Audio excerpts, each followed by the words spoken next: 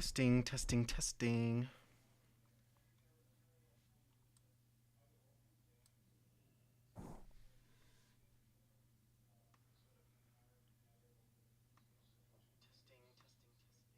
Sweet.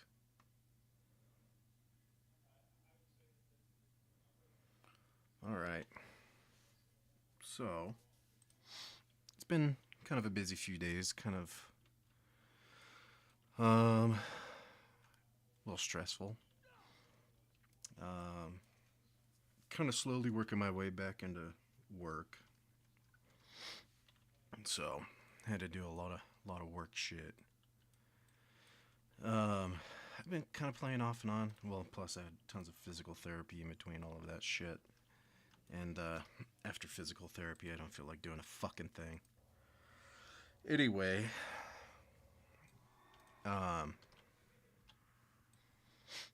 so I played a little bit since the last time I streamed. Not a whole lot. I got to 35. I think I only got to 30, maybe 29 in the last stream. I don't remember.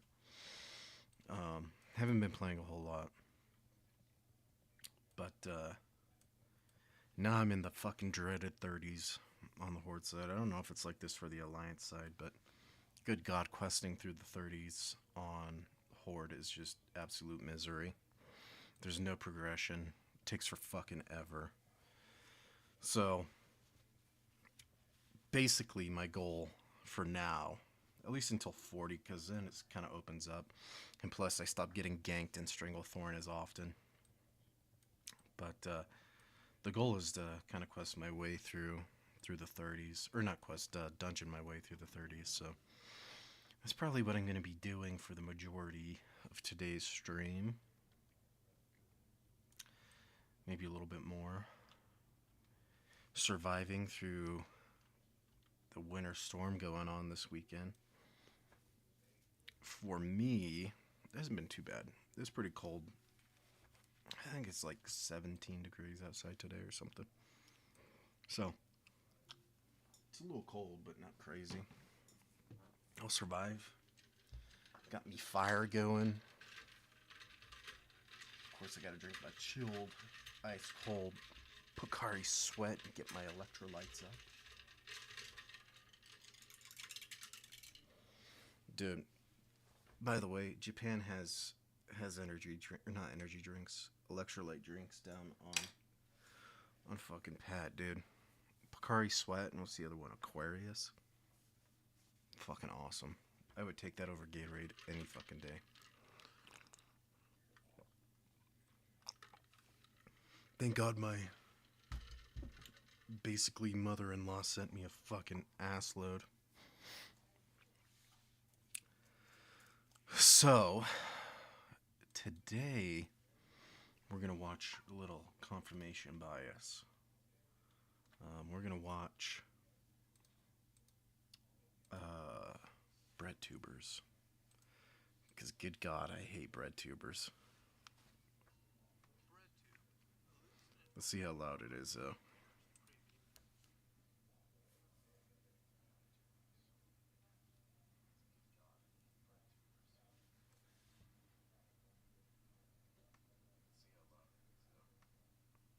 Oh, you know what? I know what the fucking problem is. Alright, let's try this again. Content, including video essays and live streams from socialist, Test, test, test.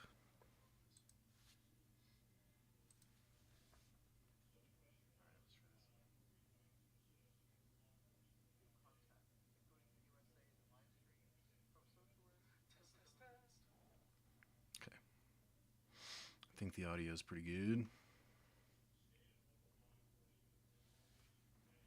democratic, communist, anarchist, and other left-wing perspectives. I've been covering some of the antics from RedTube over the past year, and I think now is the perfect time I do one big video going over my issues with these people. 6 issues to be exact, starting with 6? 1. They're fake Hell nice yeah. guys. A lot of these breadtubers build a persona revolving around them being wholesome and empathetic to those around them. However, there are many times that the mask slips, and their true colors come out. Many are just as hateful as the people they criticize. The True, only difference is very that they true. are much less self-aware and act two-faced. This also makes them morally inconsistent. which will be a common theme throughout this video. The most widespread example of this is how these creators align themselves with the body positivity movement, yet at every opportune moment, they'll make fun of someone's physical attributes. And I think it's fine.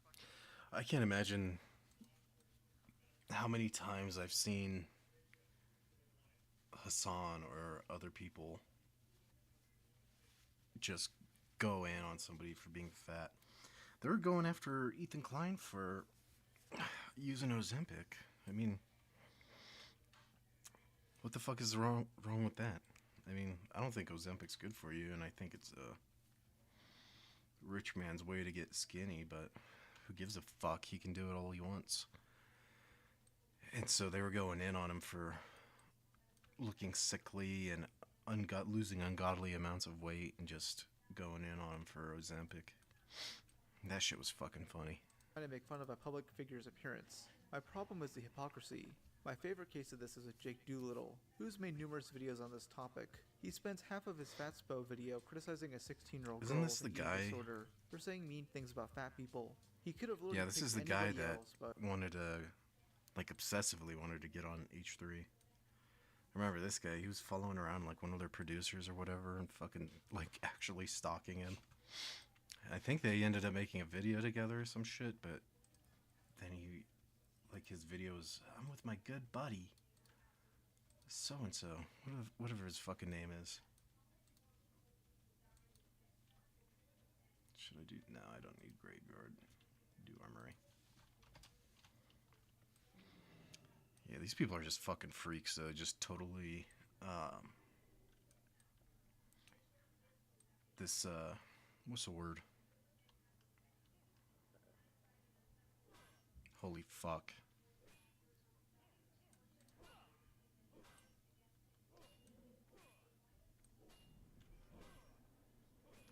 What in the fuck is a goddamn word? Parasocial. There we go. okay. He then This parasocial shit is so fucking gross. made a video on Orange Peanut, a troll YouTuber who's made numerous videos goofing on fat acceptance TikTokers. This video from Jake ruffles some feathers, because many of his criticism of Peanut is just him making fun of his appearance and his stutter. Like, I understand that this guy's accepting of his, I don't know, armpit bruises. I agree. Maybe he could tell us how he's so confident in his small build. What's it like being 5'1"? Yes, I do. I've went through a bulk and a cut cycle. When I was bulking, I got very big because I ate a lot. And when Why do you say yes they do like that? Yes, they do. Yes, they do. yes, I do. I Yes, went they through a do. bulk and a cut. You know, making fun of my speech isn't very woke of you. It's not very politically correct. This is the exact same thing that Nick is not green did. He made fun of my stutter. I don't know why, but all these people who preach like acceptance, political correctness, wokeness, they do the same things at the end of the day. It's just they only do it when it benefits them and they know their audience is gonna like it. Everybody That's is true. a piece of shit at the end of the day. It's just a matter of how. As Peanut just said, Nick is not green did the same thing, while also discussing body positivity and acceptance. I'm not forcing women to talk about anything, and as far as boobs go, we like boobs. We don't talk about them for 3 hours straight. Both of these guys will get ratioed in the comments, because their more normal fans fuck is hate it when they do Cleve? this crap. Though Jake turned off the comments and edited out part of the video that made him look bad, that being the weird consent comment. There's a possibility that you can't do certain things, like bench an unconsenting girl, right, Orange Peanut? Huh? You want to repeat that one for me, Jake? We went from nice, lighthearted roasts about appearances and background and content to all of a sudden you're accusing me of not caring about consent of girls? What the fuck is wrong with you? No, genuinely. Again, there's that mask slip. Another prominent individual you'll see in this video is Ethan is Online, Spell who cleave? does What this the shit fuck all is the spell time. cleave? He commonly mocks others' appearances, despite pushing against that. If I described to you a balding white man with a podcast who peaked in high school, you'd probably be able to perfectly capture exactly what this man looks like. Sorry to inject him into your head. Why does he look like that? Why are his eyes yellow like a Sith Lord? Why does he feel like he was built in Detroit Become Human? You're so Who funny, is dude. this man? If he shaved everything but his mustache, he would look scary. He would look frightening. Beard is giving Easter Island silhouette. Yeah, he does look like it. Someone point out he looks like from his profile, he looks like a crescent moon. Is that the same His appearance person? is criticized. He throws a hissy fit. I don't like. I'm a little overweight. I don't like how it feels. So do something about it. I am, asshole. It's really frustrating that your fucking audience keeps commenting that shit when I do. I used to be heavier, dickhead. But it's, you know, you don't fucking change overnight. Now you're the one getting mad. You literally were just like, do something about it. Fuck off. Asshole. What a baby. It's mean. You're mean. When you talk about weight shit, you're mean. And I don't like it. By the way, this dude flat out lied. Ah. He looked like this when he started YouTube. Noah Sampson is another breadtuber I've covered before, who's also made fun of people's appearances and mannerisms. But there are even bigger examples of this dude being two-faced. He definitely portrays himself as a calm, understanding individual, just sticking up for disenfranchised groups. But this moral high ground he stands on is just for show. On Twitter, he's made multiple death threats. Though if asked, he'll just explain it as This jokes guy's like awesome. they always do. First is after he lost a debate to Vosh, with him liking a tweet where someone wanted Vosh to be put down like a dog. Then, during the Super Mega drama, Noah wanted Chud Logic to be melted into a large cast iron cauldron. And by the way, the pedophile part is borderline slander. Even Keffels and Xanderhall, who both hate Chud Logic, don't think Chud is a pedo. Chud Logic and all, he is not a pedophile though. I am very familiar with the drama that happened where people tried to slander him as a pedo. I even spoke to him in private about that drama when it was going down and got like all the screenshots and info and everything. He's not. God damn it. Here's where I'll make a correction from the last time I talked about Noah. I stated that this tweet was what got him banned from Twitter. But what really got him banned was this tweet describing how he killed Elon Musk. This is the same Sweet. guy making videos of this crappy bisexual lighting, ironically wearing maid outfits, by the way.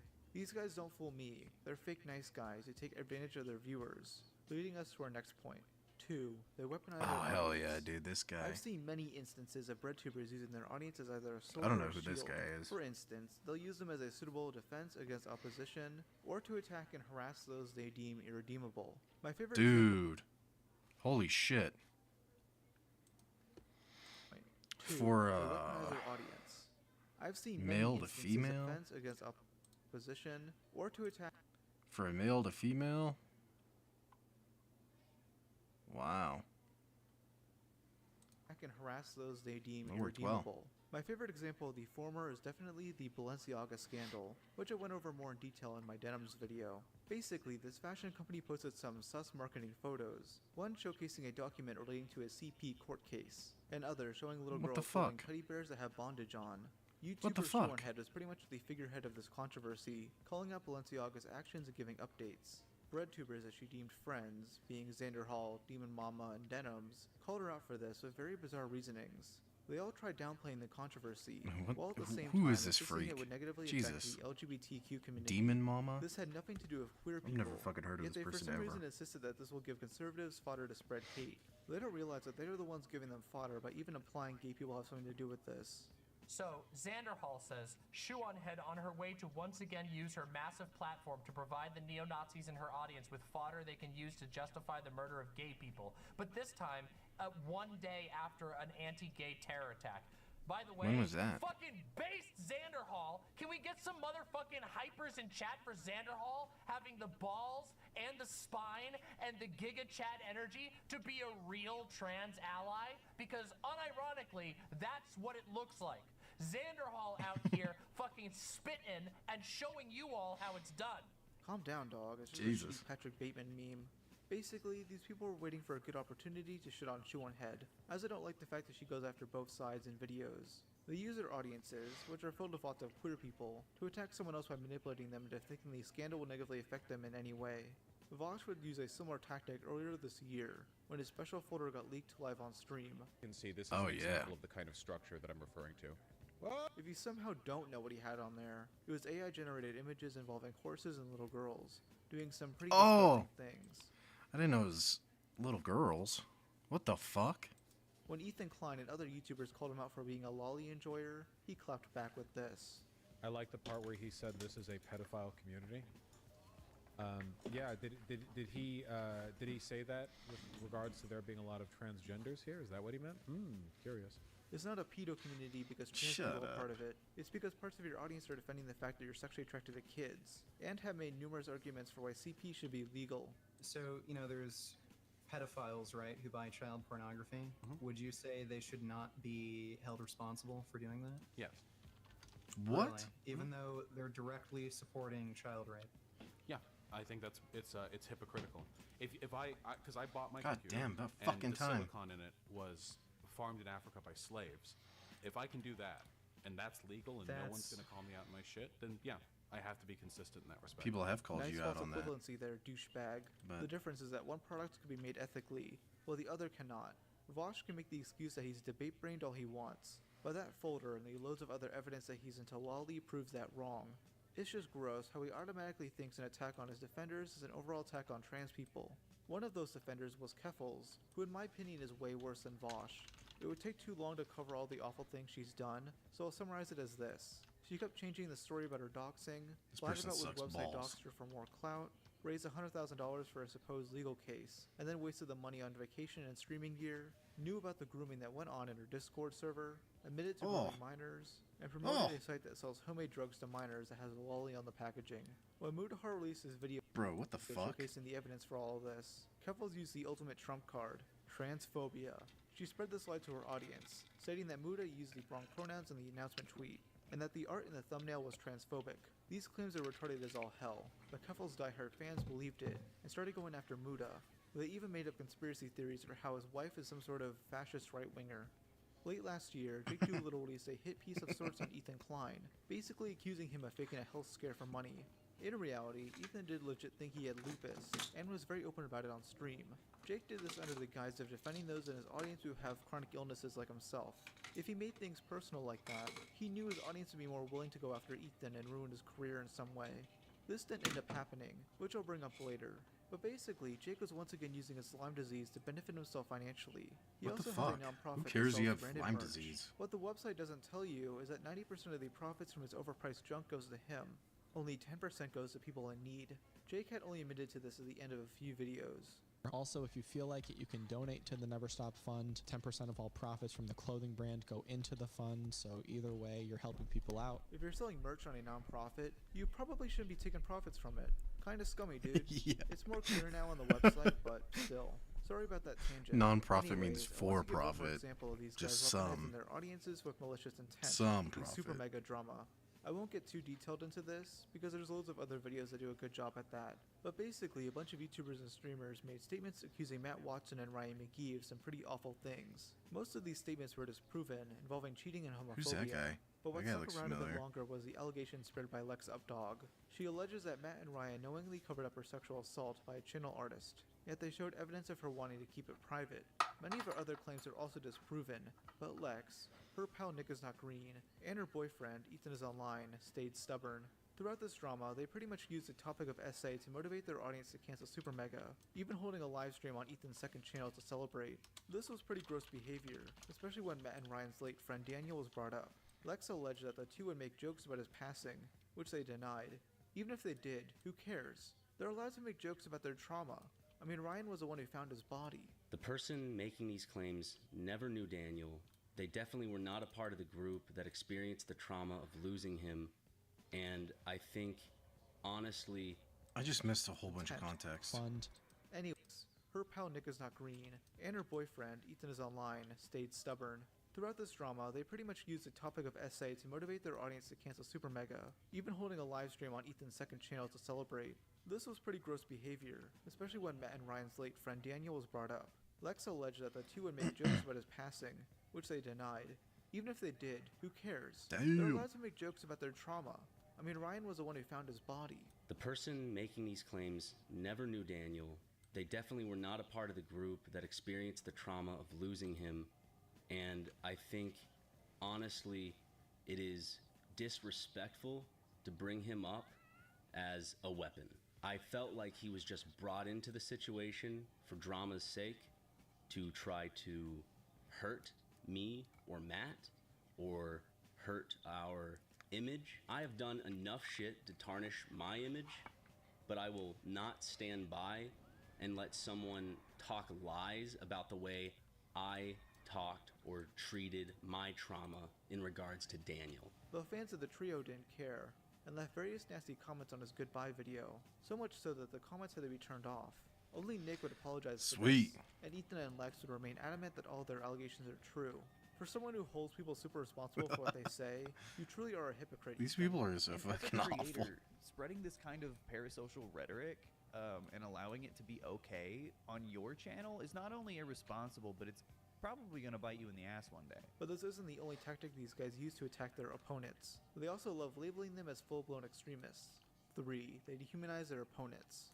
BreadTube, being filled with many on the far left, view those of opposing viewpoints as inherently bad, even those who most won't consider right-wing. Even the occasional left-wing personalities get called Nazis from time to time. They do this due to an "you're with us or against us" mentality, trying to draw a line between their side and everyone else. This instead alienates You disagree with me, you Nazi, racist, homophobic, transphobic freak? people and makes them more radical, which is not a good thing on either side of the political spectrum. I first brought this topic up in my Noah Samson video, as he loves to label his opponents as incels, red pillars, reactionaries, or fascists.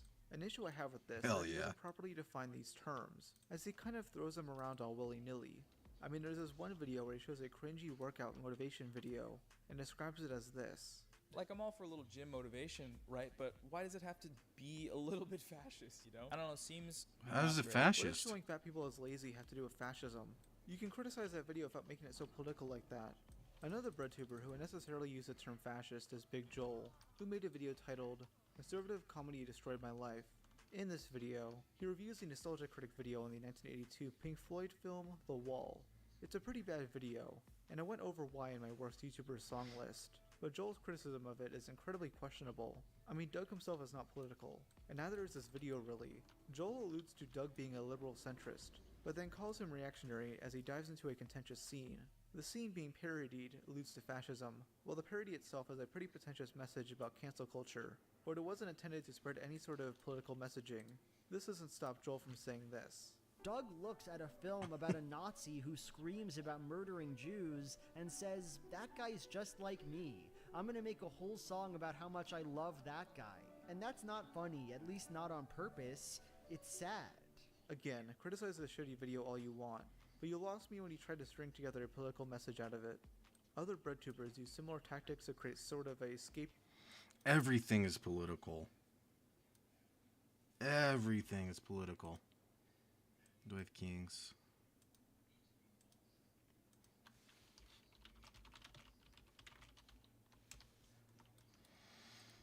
Do I have salvation? Wisdom.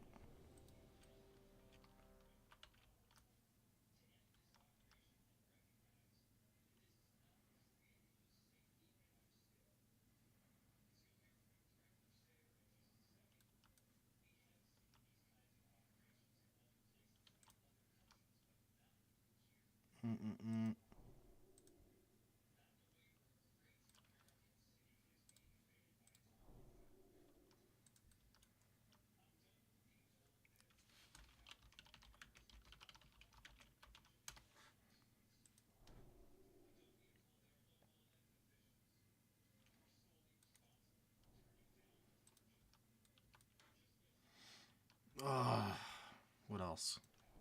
Want this? There you go. I'm still learning the ropes of fucking Paladin. So different. Goat for the opposition, in order to discuss the criticism. During the Super Mega drama, Nick would refer to his haters as Reddit debate dorks. The first time was indirectly in a separate video. Today I'm wearing my scary shirt to make me look a lot more scary. There's too many You're so Reddit funny, debate dude. bro dorks on this website trying to come after me every single day. So I thought I'd show them a little bit of what I'm made of. You know, do I look scary? Sure, buddy. No. Anyways, he says something similar in an Instagram story, very clearly referencing Destiny, who began looking into the Super Mega drama thanks to Turkey Tom. Then we come to In Praise of Shadows, who I'll call Zane for the rest of the video. Ah, hell yeah, this Surprised guy. I really haven't discussed or talked about him on the channel yet, though to be fair, a lot of channels did. I did archive the original video, so you're welcome. Basically, this dude makes horror movie videos, and made a really bad review of The Hills Have Eyes, where he compares the cannibals to American minorities. This basically sent him into a downward spiral, leading to the video, Yeah, Bad that was Conservative fucking Horror funny. Movies. Most of this video has nothing to do with the title. It is mainly a response to the hate he gets, along with being a hit piece against a bunch of YouTubers he is a hate boner for. The main one being Wendigoon, who he describes as a fascist bootlicker. claiming to be very against the government and for the rights of the people, while at the same time giving a warm embrace to one of the biggest fascist bootlickers on the internet. And the only thing that one could reasonably gather from this picture of them hugging is that he too is a fascist bootlicker himself. Sweet. Dude, Donut Operator is a former cop who occasionally criticizes other cops. What are you on about? A lot of this segment is just Zane trying to label all of Wendigoon's friends as right-wing fascists, despite most of them not being political at all. They just like guns, and Wendigoon himself is Christian. One of the only political YouTubers he mentions is Shu, who Zane refers to as this. He is publicly friends with Shoe on Head, who is a conservative masquerading as a leftist, who has built a career off of lazy anti-woke content, complaining about SJWs, who says stuff like, Yeah, you can be "Karl left and Marx still rising not from the like grave, finding out SJWs. his movement It's not has been taken exclusive. over by fat, ugly, mentally ill losers. Yeah, Shu is not a secret conservative. She voted for Bernie Sanders. Lumping these pretty average people as right-wing extremists is pretty hilarious, as this dude is an actual extremist. I mean, at one point he claims that Wendigoon shouldn't be allowed in public, due to the beliefs Zane described him. I care deeply about Harl, and everything that he does has demonstrated so far in his career that he should not be welcomed in our spaces. Damn. You know, just in public in general. He also accused Wendigoon of being racist, strictly because of the area he lives in. Deep Appalachia is very white country, and for the most part, is exceptionally racist. Genuinely in this part of the country, you have to assume that any white person you meet is racist. unless they Jesus show you Christ. otherwise. What would I call someone who judges another person based on skin color? Oh, I know. Racism. Good job, Zane. Glad it's people like you determining who's racist. Now, I really didn't see any other RedTubers defending this dude, as this video was bad, even for their standards. Though these guys produce similarly bad faith videos. Yeah, it's I just was never gonna this say. blatant. Noah Sampson recently talked about Zane, mentioning that it was just weird. So in case you couldn't tell by the footage he's showing on the screen, this guy's referencing, it seems like In Praise of Shadows video about Wendigoon, if anyone's familiar with that. My audience might not be, but pretty weird video. Pretty weird and bad video. I like At that least guy's this videos guy otherwise, came also in, it's a really weird video. I guarantee you Noah is downplaying it, Said something. because his exposed videos are just as poorly done. I mean, his Cheeto video basically painted him as a terrorist for reacting to something from libs of TikTok. He also accused Patient Xena of creating a right-wing pipeline, for not thinking racism wasn't the only reason people didn't like the Little Mermaid remake, and has made numerous attempts at dunking on Think Before You Sleep for being Jeez. far-right and doing bad research. These usually never work for him, and he even deleted It's one of the those Patient things. Xena People video don't earlier go this back and year. watch They did the this Little because at the end of the day- Mermaid remake. They watch the original, and it's been talked about for fucking decades. Nobody's talking about the fucking remake other than to dunk on it. Nobody thinks, I want to go back and watch the remake. Same with fucking Snow White. Nobody, that's been a story talked about for decades. Nobody goes back and watches the live action. Other than to laugh and also dunk on it too. Plus, they hate that stupid bitch. Whatever her fucking name was. No, I don't remember what her name is. Plus, people just like looking at her stupid face, making stupid faces. RedTubers are only really looking to make their political team look good, not having nuanced or interesting discussions. Which leads us to our next point. 4. They treat everything as team sports. A lot of the hypocrisies in this community come down to them only caring about what those on the right or censor do. If someone on their side of the aisle does something bad or questionable, they either look the other way or try to downplay it. The most recent example of this is with the Ava Chris Tyson situation, with only a few RedTubers covering it. Forgot if you about somehow that, too. don't know, Ava has been accused of grooming multiple minors. Is there just so much shit going on all the fucking time? I mean, that's kind of serious. I mean, not just kind of, that's very serious. And it's so easily forgotten about. Jesus. There's just so much shit going on. What the fuck? Can't people just chill out? On Discord and buying lolly art, among other things. Ugh. While covering it on stream, Ethan is online decided to downplay it all by saying Ava was just posting some edgy tweets 7 years ago, and that people Dude, change. He gets fuck pressed off. for seemingly defending Ava and having some level of bias. I will say that I do have I have a recency bias. I have a bias for shit that has actually happened in the last 5 fucking years. Man, fuck off. You people are so gross. It shows a bias. I can say that what Chris was doing on the internet in 2017 is fucking gross, unacceptable. But she doesn't do that anymore. She doesn't do that. It's Except not for the acceptable. stuff that I was agree proven with that you. he was doing. Okay, first off, bro, this shit is beyond gross. And second, these tweets go up to Yeah. 2019, 5 That years shit is ago. way beyond Your gross. recency bias should apply. God, he looks like a Courage the Cowardly Dog villain. Also, Ethan doesn't clearly think that way, because his most popular second channel video is over 30 minutes of him criticizing creepy things Matt Walsh said a decade ago. And he even complains about hypocrisy here. I think you should absolutely give people the benefit of the doubt that they have changed when you see them have an old take. It's a bad take. But when you dig up something from 15 years ago on Matt Walsh and it's still perfectly in line with his worldview and there's no evidence that he's ever changed and he still thinks that way, and you can reasonably assume Absolute that he hypocrites. still thinks that way, and he's publicly saying these kinds of things, it doesn't matter how old it is. He might as well have said that fucking clip yesterday because he's the same stupid incel pedophile fuck. This is despite the fact that Ethan criticized Alex Rosen for his old pedo hunting tactics, which the guys improved upon. In Ethan's video on Alex, he points out many times that Alex is conservative and tries to paint him as a creepy fuck, though at the same time, he makes weird statements like that Alex was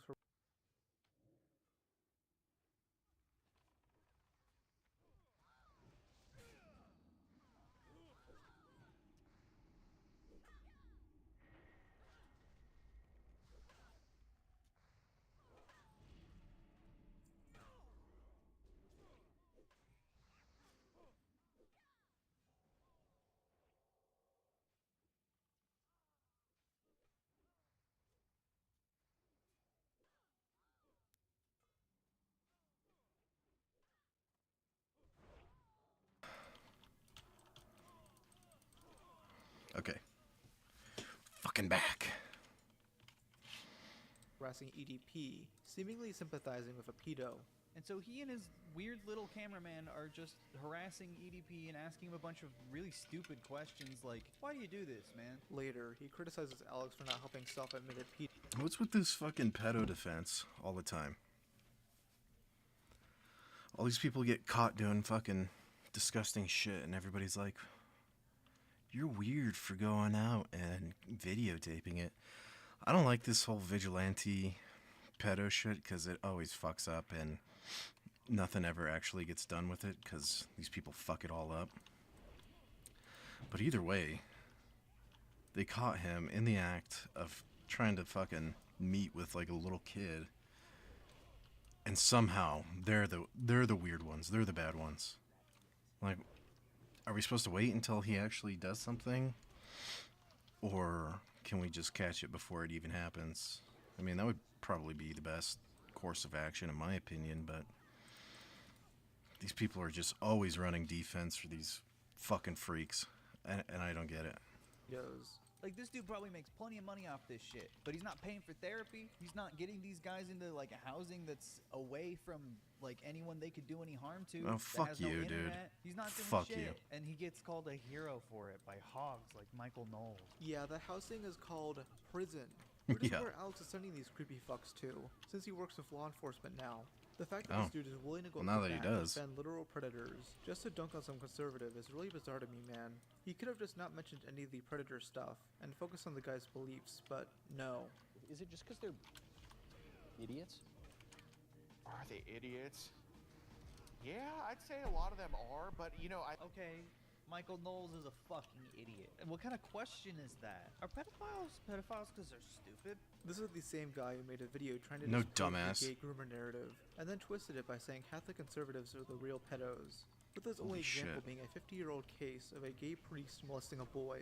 It is pretty extensively documented how much of a pedophile defender Archbishop John Roach was. He literally had the sexual assaulter cares? of multiple boys. Good job, Ethan, defending gay people by listing off one of them as an example. Another breadtuber who's been downplaying the Ava situation is Denims, and I eventually plan to talk about her takes on this in a future video. Basically, she spends 2 hours slowly reviewing the drama, and cherry-picking the lousiest evidence to show to her audience. She claims she doesn't think the art on Ava's wall was lolly, and dismisses Fuck other off. tweets she made as edgy nonsense. When called out on her hypocrisy, she reacts with hostility. Oh, you guys are so cute. One day after the former Twitch staff tweet about Doc, but now your narrative. Why did we ban him? I was responding. But now your narrative changes when the pedo is trans. Did you? I think it's cute that you want to believe that we're not consistent, but we are. It's You aren't. guys that aren't consistent. I think buying a poster from this weird pedo Nazi artist is fucking creepy and strange. I also think a 33-year-old man trying to meet up with a minor is creepy and insane.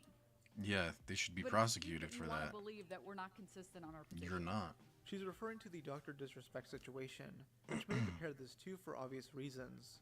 Denims doesn't think this is as bad, despite there being way more evidence against Ava. When the doc made his statements, Denims was quick to make multiple tweets calling Oops. him out. Yet with Ava, she's pretty silent and is quick to question the accusers. This is another instance where I feel like it's very bizarre that people are comparing the Dr. Disrespect situation to Ava's situation, because Dr. Disrespect was a 33-year-old man flirting with minors. Ava was a 20-year-old trying to make stupid jokes with minors. One of them is like, dude, what the fuck are you thinking? You're crazy. You're trying to commit a felony. And the other one is like, oh my god, you are cringe. Both can be bad at the same time. Casey Tron, Denim's friend, has also been downplaying this despite how aggressive she's been with the doc. This hypocrisy extends to those on the opposing side, with Sneeko and Nick Merckx downplaying what the doc did, though one side is more blatant about it. Denims has flat out admitted before that she doesn't think covering drama from her neck of the woods is worth her time, saying this in the same stream where she defends Keffels. My perspective is, Yeah. I don't like to spend my time going after other people that are on the left, right? And that's just because I think my time is better spent making fun of people on the right. You guys Right. can disagree, and I'm not saying that no one should ever do this, and I'm not saying that I think it's bad to do this. I'm saying I don't like to spend my time fighting with people who are saying that they're on the left. The fact she'll openly say this just shows how brainwashed her audience is. Noah Sampson is also guilty of this, as he'd go out of his way to accuse Think Before You Sleep of leading to Illumination's doxing. Yet only a month prior, he was called out for being publicly friends of a known doxer. This is Bad Empanada, another breadtuber who, just like Noah, hates Vosh and Xanderhall. Emp invited Noah to be part of his charity stream, with Noah making a now-deleted community post. He'd get some flack for this and not attend, with Emp mentioning this on the stream. Yeah, someone in chat's asking about Noah. What about Noah Sampson? Noah said that he can't come on. I'm not sure if he can't come on because he got yelled at by Vosh pedophile fans, or because he just actually can't come on. But it's one of those. Damn. The real reason is because he got called out by other leftists for supporting a known doxer, who sent targeted harassment campaigns against his critics. This guy also has a history of making pro-9/11 statements, and is allegedly a creep. One of the guys he doxed was someone he was trying where to is he even sue from? for alleging that he was a pedophile, which there is evidence for. Is he Australian? Though it's nothing super Wonder where he's from concrete. originally. But yeah, Noah has never made a public statement regarding Empanada, though he left up a community post regarding unrelated criticism. These two are still following each other on Instagram, so this tells me that Noah doesn't give a shit about harassment or doxing, as long as someone he likes does it. I mean, here's him initiating a targeted harassment campaign against Xanderhall. Stop it. He'll probably complain about being clipped out of context, but I mean, the full video's there. It's a full video. You can watch the whole thing. Also, if you do go there, don't say anything mean, please. Just comment Squid Gang with 6 G's. Yet he gives TBYS shit for doing the exact opposite, and discouraging his audience from leaving mean comments on Illy's video. Noah also ignored the fact that on multiple occasions, Illy sent her fans to mass report TBYS's video, despite it being pretty tame and not being considered cyberbullying under YouTube's strict rules. He even downplays it by saying TBYS is just a crybaby for even considering this could lead to deplatforming. Oh, and speaking of crybabies, 5. They're crybullies. Many of these creators make content poking fun at and criticizing others they dislike. Though what I've noticed is that when these guys get backlash themselves, they plead innocence and act the victim. This is so common that I literally have loads of examples. The first one I'll bring up being from Noah, who made a hippiest on Vosh and then debated him. Noah came across as spineless and couldn't properly debate against any of Vosh's points, and then took the video down. He then put the video back up once the hate died down and made another. Ever since then, he's declined to do another debate, still mulling over how badly Vosh whooped his ass. Jeez, imagine losing a debate to someone who jerks off to images of little girls. Now, with Jake Doolittle, he get loads of backlash on his H3 Vosh video, guy fucking- making an Instagram story after Ethan teasing. Vosh is even like a worse debater than anybody else, and you still lose to him. That's really sad. I mean, he was earlier defending cheese pizza. What? That doesn't make any sense. New podcast episode, he'd use death threats to bait sympathy, as if every big YouTuber doesn't get them. Ethan was actually debating not covering Jake's video, but Jake still kept the video up until an hour into the podcast. Oh, he just privated it. Well, it's too late, bro. Oh, Too is late. it now? That's right. No, it's too late. It's too late, Jake. Oops. Oh my You God. had all 3 fucking God. weeks to do it, man. He's watching, I'm assuming. Whoopsie. Yeah, probably. Jake, you had 3 weeks, and every comment on the video was like, this is a bad take. Social media, this is a bad take. Nobody was down with it. And it took him until now, for some reason, when I'm here actually defending myself. Like, bro, you have a public video up with like 125,000 views, and people that aren't familiar with me and my show can take away a really nasty impression of me. So, of course, I have every single right to come here and respond. And the fact that you just took it down now is not going to save you, brother. You might as well just bring it back up. Public that shit. I recommend you watch this segment. It's 3 hours of Ethan satisfyingly destroying Jake. It I took don't Jake wanna watch over a that. week to make an apology, where he gives no context and says a bunch of cliche gobbledygook. My intention was to stand up for a specific group of people, but instead I came across as an asshole. I didn't consider how my words would affect others, and for that I'm very sorry. I've also come to realize that no amount of explanation can undo the impact of that video. And so for the discomfort or hurt that it caused, I also apologize. He'd take his original down, though I managed to archive it on my second channel. He then placed a copyright takedown request, which he did have the right to do, though it's obvious he did this because he wanted the drama that he started to go away. When he took his apology video down a month ago, the same thing happened. Though when he placed the takedown request, I noticed that he put it back up. Yes, this guy was going to quietly take it down, though when I caught it, he decided to undo that. What a coward, man. These guys always make the lousiest Fucking apologies, pussies. where they try to take responsibility for as little as possible, until that gets them more hate. This happened with Zane, who made various tweets only apologizing for the most egregious points he made, like when he spread false rape threat claims made by Sneeko towards Brandon Buckingham. He is friends with Brandon Buckingham, a gun YouTuber who has been accused of threatening rape. Though he stuck by many of the other claims made, like that Mudahar is transphobic for the Keffels thumbnail. Zane would then rant on Discord about the hate, effectively getting off social media after deleting the video.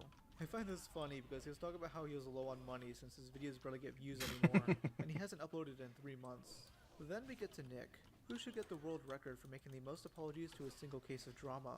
There's at least 5 I can think of, with the most concrete being the one he uploaded in January. He finally fully admits to fucking up in regards to the super mega drama, and shows regret towards the other mean-spirited videos he's made. Remember, this guy spent months avoiding responsibility, and only made this as a last-ditch effort to regain some of his audience.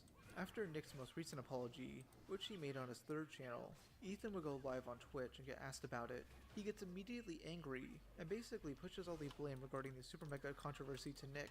People were praising the vid. Yeah, annoying commentary watchers and liars were saying this is such a good video because you apologized to the guys that I like. And apologized for, you know, hurting their feelings, I guess. He literally apologized for playing the gif of fucking Matt Watson getting punched in the face. You're really apologizing for that? He's a rape apologist. So are you people.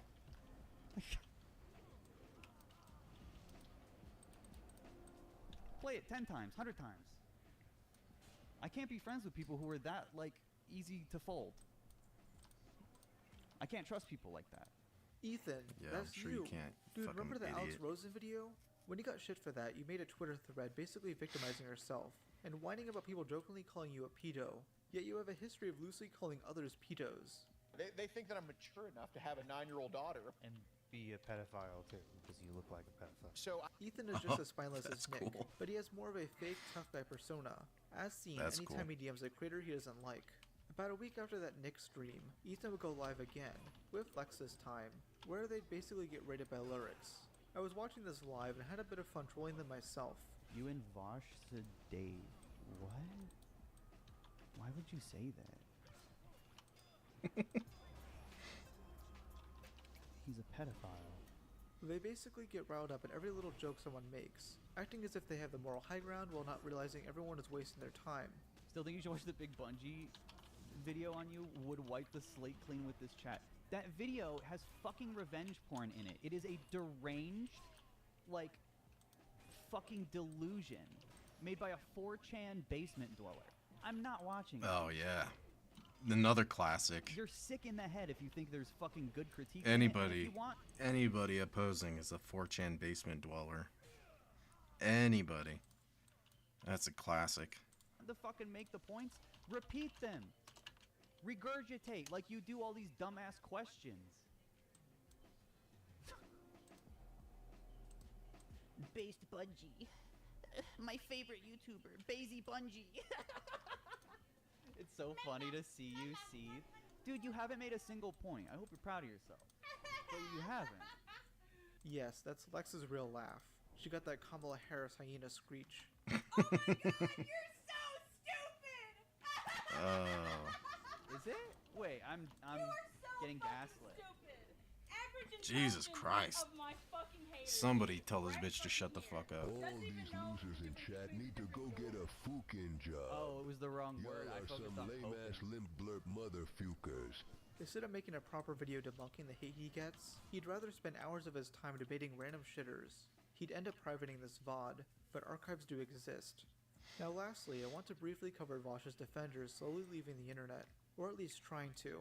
You got Keffels, who deleted her last few YouTube videos, and has been silently streaming since May.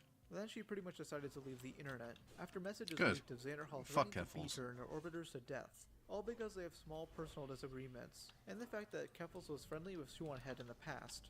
It was also revealed that Xander Hall abused his editor and didn't pay them. Sticking by Keffels, even after the Muda video, was Sick. Tipster, a former commentary streamer who's married, yet likes to hit on other women. He not only defended Keffels, but also defended Vosh's lolly obsession. He ended up removing all the videos on his channel after the backlash, but then put back up the videos he made after aligning himself with BreadTube. Finally, we get to Jalen, someone I've surprisingly never talked about on his channel. She's extensively a lolcow known for constantly getting themselves into drama, apologizing for it, threatening to leave the internet, and then coming back after a day. This has become known as the Jalen cycle, usually starting with them picking beef on a commentary channel or calling a black guy the gamer word.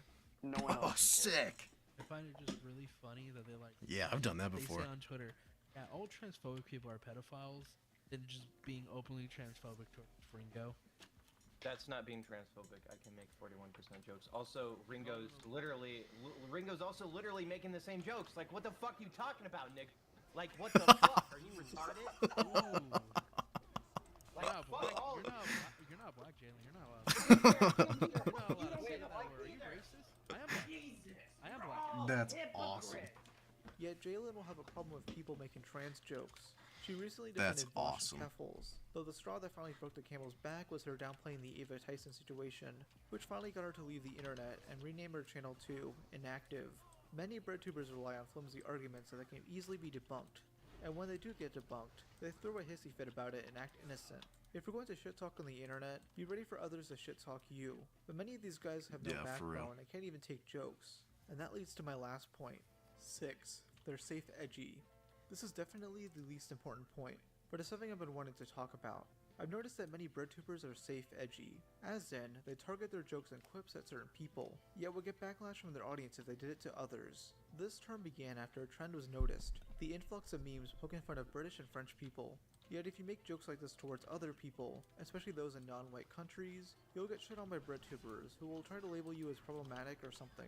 Many of these guys don't even know what safe edgy is. That being said, certain personalities do gravitate towards certain styles, like this safe sleazy kind of thing. First we had Oh, safe God, edgy, yeah.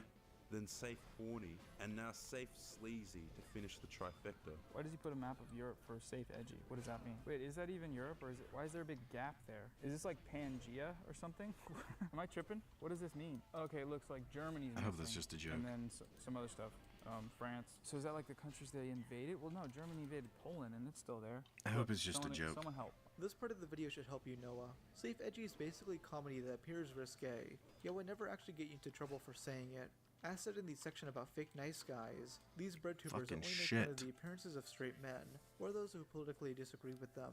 But let's say, if they were to make fun of a trans person's appearance, they get eaten alive by their own audience. They basically trap themselves into a box they can't escape.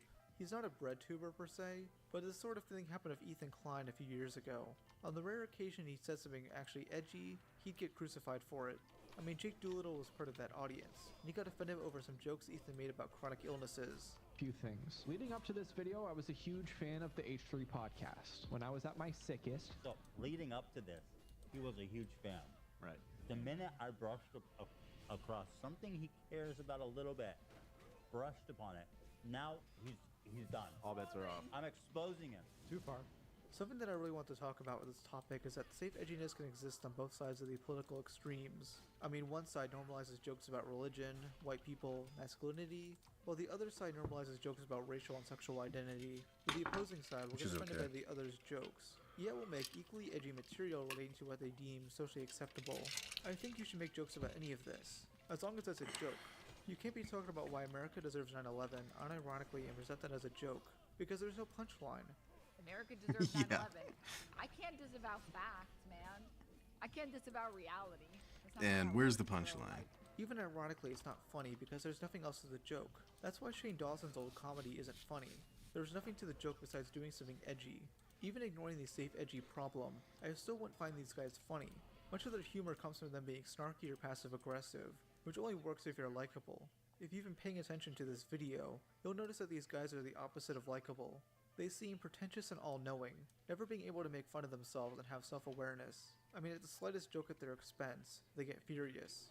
I mean, here's Nick, making multiple different tweets, raging over the most tame TikTok comment in existence. Though there is one breadtuber I do find funny, Ryan Beard. That name sounds kind of familiar. At the end there because for the past Oh, it's 8 that guy. months, I've noticed this fair criticism of many of the other breadtubers in this video. Now, I'm not a big fan of Ryan. In fact, I disagree with a few of his takes. Though at the end of the day, that's bound to happen. Not everyone is going to have the same thought process as you. What really matters is your ability to argue for what you stand for. I appreciate Ryan now because he's the only breadtuber I've seen actively call out the rash and improper behavior of his peers. In pretty respectable ways, mind you. I first noticed this with Jake Doolittle's H3 hit piece, as Ryan left a constructive comment explaining why the video was bad. Jake, being a pouty child, deleted this comment and many others. Ryan would also call out Noah Samson for working a bad empanada, seeing him as a bad look. Then he'd criticize Keffels for trying to accuse Muda of being transphobic. When Gokunaru was discussing Zane's Wendigoon video, Ryan would show up in chat and rightfully criticize the guy, strangely agreeing with a Cheeto, which I thought could never happen. See, this is the goated nature of a Gokunaru stream. We can have Ryan Beard and a Cheeto in the same fucking stream chat. Do you understand how universal this little experience is? It's like a cultural exchange, bro. During Ethan's livestream meltdown, Ryan would chat on Lyric's stream. Yo, what is this alliance? It's Mr. Beard? It's Ryan Beard. Ethan needs to log off. He's clearly spiraling, but doesn't... What happened?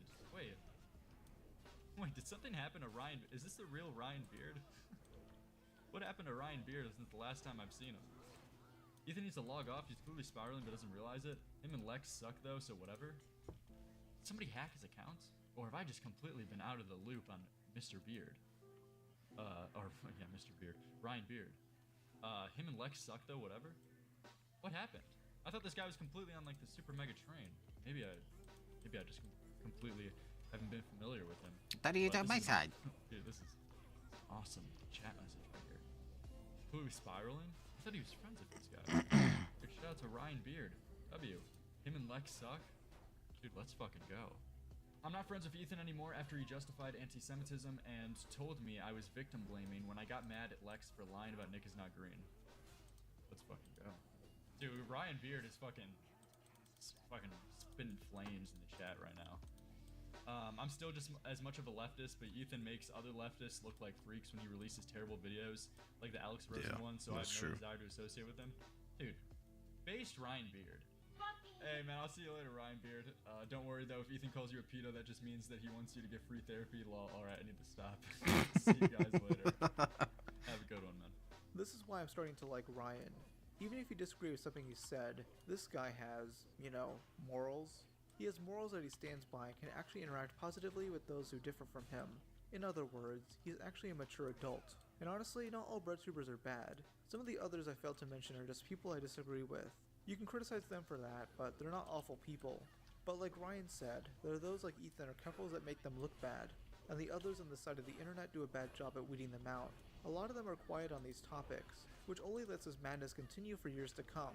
Even though many of the individuals I've discussed have had their reputations destroyed, they'll still try crawling back to regain relevance while acting like victims. They're just like the people they hate, spineless cowards that only care about their own reputation and the reputation of their political team, not realizing that they're doing harm to that team. Last thing I want to mention here is that Ryan is actually really funny. He can take risks with his comedy and is willing to embarrass himself for it, but that alone earned my respect. It's not easy to do that, and it results in some pretty entertaining content. Him filming a parody of Anime's apology is goated. Maybe this is what Nick should do for his 15th apology video. Anyways, I hope you guys really enjoyed this video, and leave suggestions below for anyone you want me to cover in the next episode. That was good. Wonder what else this guy does. Oh! Yeah.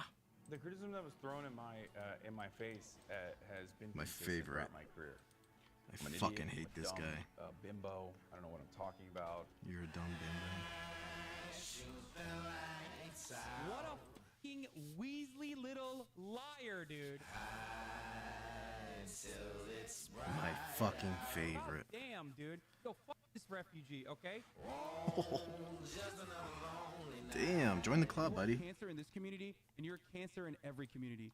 Suck my dick. Are you willing to sacrifice your life? I can't stand any of you dumb in this goddamn chat. Oh my fuck God, I hate the left. I hate liberalism. I hate everything that's going on every single day of the goddamn week. Hassan Piker, Oh, shit. arguably one of the most controversial streamers of all time. Part of that We're is gonna due to wipe. his extreme political stances. We're gonna fucking wipe. But as you can tell by recent drama involving him, it's not just due to him being a leftist. Even before he became Twitch's golden boy, Hassan has always been getting into scuffles with other online creators around him, where he doesn't always come out on top. However, he's normally able to swerve off these controversies due to his public image. One I he's don't wanna crafted loot. over the years to seem like a trustworthy figure to his audience. But today, I'll be turning that apart. Though before we get started, I'm going to address some common smear tactics used by Hassan's community. 1. I'm not some retarded Destiny fanboy. I didn't get any of these clips from DGG. In fact, me and Fuck. Destiny don't like each other, because I like making pedophile jokes about him. I wonder why Destiny's degenerate community is defending us. That's me! The same community that's currently defending Destiny for having potential CP in its possession. Yeah, she's 13 years old now. Oh, dang it! Well, I'm out of here. Goodbye, everyone. Holy shit. Second, none of these Hassan clips I'll be showing are taken out of context. About 98% of them came from the original VODs. Did I win? And I'll be putting the date of each one at the upper left-hand corner. These can be found on 3 separate VOD channels that will be linked in the description below. Third, if you're Yeah, someone who's not going we to watch wiped. this full video, don't bother leaving some inflammatory comments or try to strawman me. Actually try to engage with the arguments I'm making. With all that out of the way, I think it's best to begin with how Hassan became a streamer God in the damn first it. place. I didn't win the fucking helmet. Hassan Piker was born in New Jersey, but spent much of his childhood in Istanbul, Turkey, where he was raised Muslim.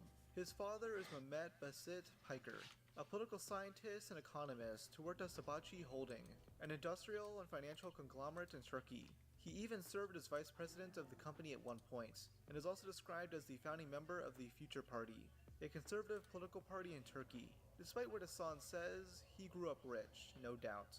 In a recent interview of Katie Drummond, 100% he mentions did. growing up fairly affluent and not having to worry about making ends meet to getting a job. Hassan's mother is Olker Sadef Piker, an architectural historian at the New Jersey Institute of Technology. In an old Facebook post, Hassan also mentions her owning commercial real estate properties, which is really bizarre because of how viciously he hates landlords. Well, my understanding is that the property owners who have properties there choose just not to rent it at all. Yeah, kill As a them. result. Kill those motherfuckers in a video game. Sorry. Holy shit. Murder those motherfuckers in the street. Let the streets soak in their fucking red capitalist bloods. You're not gonna do a Oh my thing, God, you in a video fucking game. freak. Holy shit. You're not gonna Holy do a fucking fucking shit. thing. Sorry. I meant in a video game. He only wants to kill his What a mother in a fucking video pussy. game. It's okay, guys. In his early What a adult fucking life, pussy. Hassan would have had to join the I hate Turkish this guy. military. as that country still has conscription laws put in place.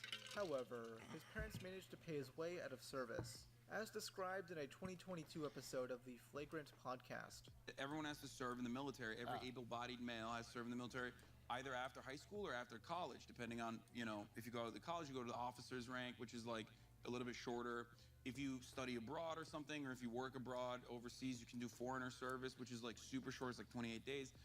And there's always like, you know, financial compensation. You can like pay your way out of it. Now Hassan says that he actually wanted to go into service, but his dad said he'd disown him if he did. Yeah, I thought it would be good. Like, I thought it would be good for, you know, I'd be even more fit. And my dad was like, I'll just...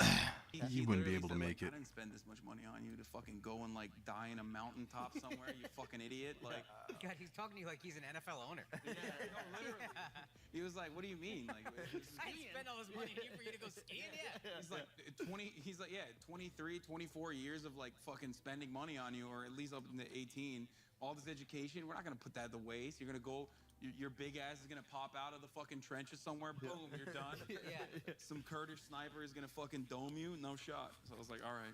Sometime around 2009, Hassan would move to America and attend the University of Miami. However, he was less focused on studying and instead spent much of his first semester partying and having sex with random girls. In a Cosmopolitan article, Hassan claims he grew up horny in a repressed culture, wanting to move because they're saying in Turkey that when you go to America, the girls ask to fuck. He also mentions working as a nightclub promoter and describes a shitty pickup line he used. I pulled the worst fucking line I've ever pulled on a girl, which still probably works to this day whenever I say it. I said, let's get out of here, because I can't do the things I want to do to you in here. They then went to a nearby apartment complex to do the deed, with Hassan's back bleeding the entire time as he tries to fuck this girl over a gravel staircase. He's not the brightest bulb in the box, I'll say that much. Because of his low GPA, his parents held an intervention, motivating him to transfer to Rutgers University in New Jersey. There, he studied communications and political science, eventually graduating in 2013. His passion for political debates would grow after this, as Hassan would have frequent discussions of his conservative-leaning fraternity brothers. I can just imagine these frat bros partying and Hassan barging into the room and spouting, "Oh my God, like, can we talk about, like, the political and economic state of the world right now?" Yeah. Hassan soon moved from New Jersey to California to work with his uncle, the one and only Cenk Uygur. Cenk is the founder of the Young Turks, a left-wing news program started in 2002. He has his own list of controversies that I won't dive into here, but he's known for his There needs to be a various video on him, inflammatory too. statements. I believe that if I were the benevolent dictator of the world, I would legalize bestiality where you are giving, where you are pleasuring the animal. You see what I'm saying? What the fuck is this dude even talking about? Now, why? Why did that happen? It's the dumbest thing I've It said. really is the dumbest thing you've said. But No, I'll tell you why. It Because, is. like, so there's, like, was the case that we covered where there was, like, a guy or a girl or something that was pleasuring a horse, and the horse came to a conclusion, right? So who got harmed? you know that people who are Fucking okay, freak. look, not to be a downer about what you're saying, because what you're saying sounds kind of funny, but a lot of people who are being raped can actually, like, have an orgasm. I know. So, like, if a guy is being raped, he can have an orgasm. Like, you can't All right, say, well, oh, number okay, one- if you come, that means you want it. That's not the right way to go. But number one, you're being an unbelievable downer. I am, but that's the truth. Number two, You they're fucking not both weirdo. humans. Number three, I mean, if you really ask the horse, did you mind? The answer's got to be. Do you see what I'm Jesus saying? Christ. No. This is such an awkward conversation. It is. All Yeah. right, I'm going to leave it be. Okay? In 2013, Hassan got hired as an intern for the Young Turks, later working in the sales department after graduating college. He obviously got the job due to his family connections, which is why many describe him as a Nepo baby. You're familiar with Maya Hawk, and she says, yeah, I'm a Nepo baby, and I accept it. I do have a specific example that kind of counters what she said there, even though I agree with what she's saying, right? And I have a specific example of someone that worked here that has said something very similar to her. Oh, interesting. Okay, it can't be your nephew because he has no self-awareness. The Young Turks was already a massive brand by the early 2010s, and Hassan wished to become part of its on-screen talent. He kept begging Fucking hell. producers to put him on camera when a fill-in was needed, finally catching a big break when the TYT University YouTube channel was launched. This acted more as a lifestyle channel aimed at college students, with its content having more in common with college humor than anything on the main TYT account. Hassan appeared as the host of Bro Tip, a weekly series where Hassan gives dating advice as this douchey frat bro persona. This week's Bro Tip is brought to you by Batman. Just kidding. This week's Bro Tip is still brought to you by me, Hassan Piker, because Mark Register failed to assassinate me. This was during the era of YouTube where shock value was king, and most jokes were meant to inflame people by being as over the top as possible. Leave your comments and ideas and opinions that I really truly care about in the section below, and if you don't, I'm gonna come to your house and I'm gonna have sex with your dog. Like uncle, like nephew. It's so Based funny. on these archive pages, it's clear that the series was poorly received by viewers, especially due to the amount of pedophile jokes. In one episode, he makes reference to Hannah Montana, a character who was underage for most of her series run. I want to say thank you to Miley Cyrus for showing off her camel toe at the VMAs the other night. If the 15-year-old Hassan Piker from high school watching Miley Cyrus on the Disney Channel, yes, I used to do that, would fucking see where she is now, he would give me a mental high five across time and land and space. I always knew Hannah Montana was a little fucking slut. Don't even try to hide it. Oh, and then there's this infamous moment. Come back again next week when we discuss the legendary question of all time. Old enough to count, old enough to mount? Question mark? I'm glad your editors added that text in there, Hassan, because you would have been fucked. Now, I'm not going to pretend to be morally outraged by this. They're just shitty jokes from 12 years ago. Though that doesn't stop Hassan from doing that to people he doesn't like. Oh, Ethan Klein had a Reddit account called Pedo Troll where he makes shitty pedo jokes? Well, I'm gonna morally grandstand about it, even though they're from 12 years ago. I don't know what compels someone to make like pedo jokes like this, especially with this frequency. Ask yourself. Most of the fucking greatest hits are what you expect. Talking about eating shit. Just like fetishizing poop for some fucking weird reason. And also simultaneously making a lot of really gross statements about pedophilia and being a pedophile. And yeah, it's shock humor. I mean, it's clearly like a troll account. I just don't understand why you would troll that way. Like, I don't understand who it's for. Ask yourself. Old enough to mount? Question mark? In 2016, Hassan would be given another shot at being an on-camera talent. He appeared as the main host of The Breakdown, a series where Hassan discusses various political and cultural topics. Back then, the Washington, D.C. consensus was that entitlement programs, including Social Security, simply had to be cut to balance the nation's books. Tough luck, old people, but all these pointless foreign wars are not going to pay for themselves. The series had a much better reception than Bro Tip, though if you read the comments, many jokingly refer to him as Shank's nephew, as really, that's all he is. Hassan probably saw this as well, motivating him to escape the shadow of the Young Turks. He began uploading to YouTube in 2018, Out of mana! while also streaming on Twitch, playing video games. During these streams, Hassan would occasionally discuss politics, clearly inspired by his favorite content creator at the time, Destiny. Destiny became aware of Hassan after his debate with right-wing influencer Charlie Kirk, which he was able to do through his connections with the Young Turks. Destiny was critical of Hassan's performance, though the two hashed things out on stream. I wonder what games he played. Tactics. Well, let's see what happens with fucking Sam Cedar in like half an hour. But in any case, all right, I gotta go. I have to pee so bad. I'm just gonna raid Destiny because you guys all have expressed how much you fucking love Destiny, and a lot of you probably came here from Destiny stream anyway. So that's what I'm gonna go do right now. No, seriously, like everyone originally was like, "Oh, Destiny's a suck, damn, he sucks," blah. And like now, after this like 3-hour conversation, everyone's in love with you. They're like, "Oh my god, he sounds so great. He sounds so awesome." Fuck them both. Hassan clearly saw Destiny as a sort of mentor to him, someone to help guide him through the newly evolving world of political Twitch streaming. Though if you ask Hassan nowadays, he'll claim he paved this path all on his own. I just made my own choices. He always does. And he was never a rich Nepo baby. He made this all on his own. He was always poor. Fuck this guy. Total fucking liar. And he's either white or brown. Depends on the day. Fuck him. Fuck him. built my own business model, I guess, if I were to use a term like that. You did I it. paved it on my own because I thought, like, this is a concept that I think is cool, gaming. This is a concept that I think you can marry with gaming. The two would become great friends and even hang out with each other in person, with the first instance of this being a 2018 Halloween stream. Okay. Oh, I was gonna say, do you want to go out later, or are you into like going out and shit? You need a Halloween costume. Are you into going out and shit? Streamer, because I play video games inside my house all day, okay? Yeah. I'm not much for the going out type. No.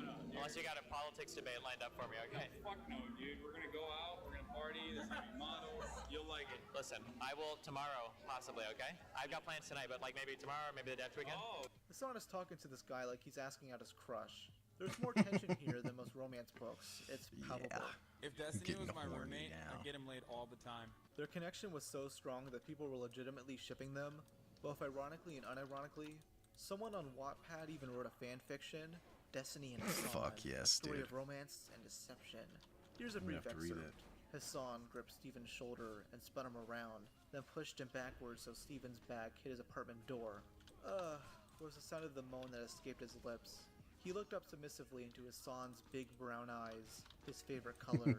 You want this? Destiny gulped. He looked off to the side, exposing his cheek, his reluctance to give himself to passion apparent to Hassan. Hassan leaned in slowly, his soft, warm breath pulsing over Destiny's cheek. Jesse was right. Destiny is a feminine name. He placed a gentle kiss on his cheek. Destiny felt his... Okay, fuck, I'm stopping right there. No! While their friendship started out strong, they'd soon grow divided over their political differences. While both were on the left, Hassan had more radical positions on various topics. I think he was a little bit more, he was farther left than he let on. So like, I was a social democrat, he was a social democrat, but back in those days, like 2018, when people said they were a social democrat, they really meant socialist, but they just didn't want to say it. So he was farther left than me, and we had a lot of deep divides. That's where a lot of in the our hate comes approach to from. politics. There wasn't one... It's because all these people Trojan horse their way into the lefties. I'm a sock them, I swear. But being a fucking total socialist. Or being a communist. One singular incident that tore apart their friendship. It was a slow decay that only escalated in the summer of 2019. Hassan would put out a video criticizing Kamala Harris. Destiny heavily disagreed with this video and began reviewing it on stream. About 50 minutes in, Hassan calls in and begins lambasting Destiny, criticizing the toxicity of his chats. Okay, but the school itself... Also, God, it's so fucking frustrating. Oh, God, I can't read your fucking chat. Oh, my God. Like, instead of... it, like, this is genuinely a problem where we're having a semantics argument over something that I admit is probably could have been worded better. And then that is enough for so many people to be like, oh, Hassan is a fucking incel. Like, there's people in your chat saying, like, Hassan... How about you stop reading the chat then, you fucking idiot? It's fucking annoying that you guys are supposed to be my fucking allies, that you would be so critical and so uncharitable in this circumstance. Absolute pussy. Just because Destiny is like... I can't wait for this to come back in the fucking future, because that's all Hassan's chat is. It's just totally violent, fucking vitriolic.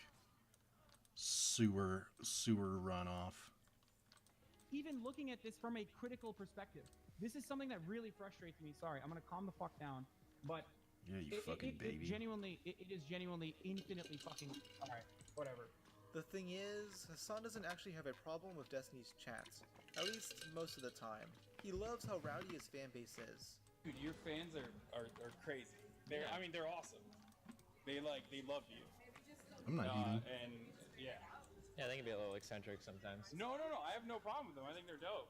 Okay. I'm jealous of how you've cultivated such a rabid fan base. Oh, I mean, it took like 9 years to do it, so. Yeah, no, it makes sense. I think like live streaming is a good format for that, I guess. The problem is that they're now critical of Hassan. Think so, buddy? Something he can't stand. Something you'll quickly learn about Hassan is that he responds poorly to criticism, despite trying to portray himself as a tough guy who seeks it out. I've gotten numb to the criticism. Like, it's not.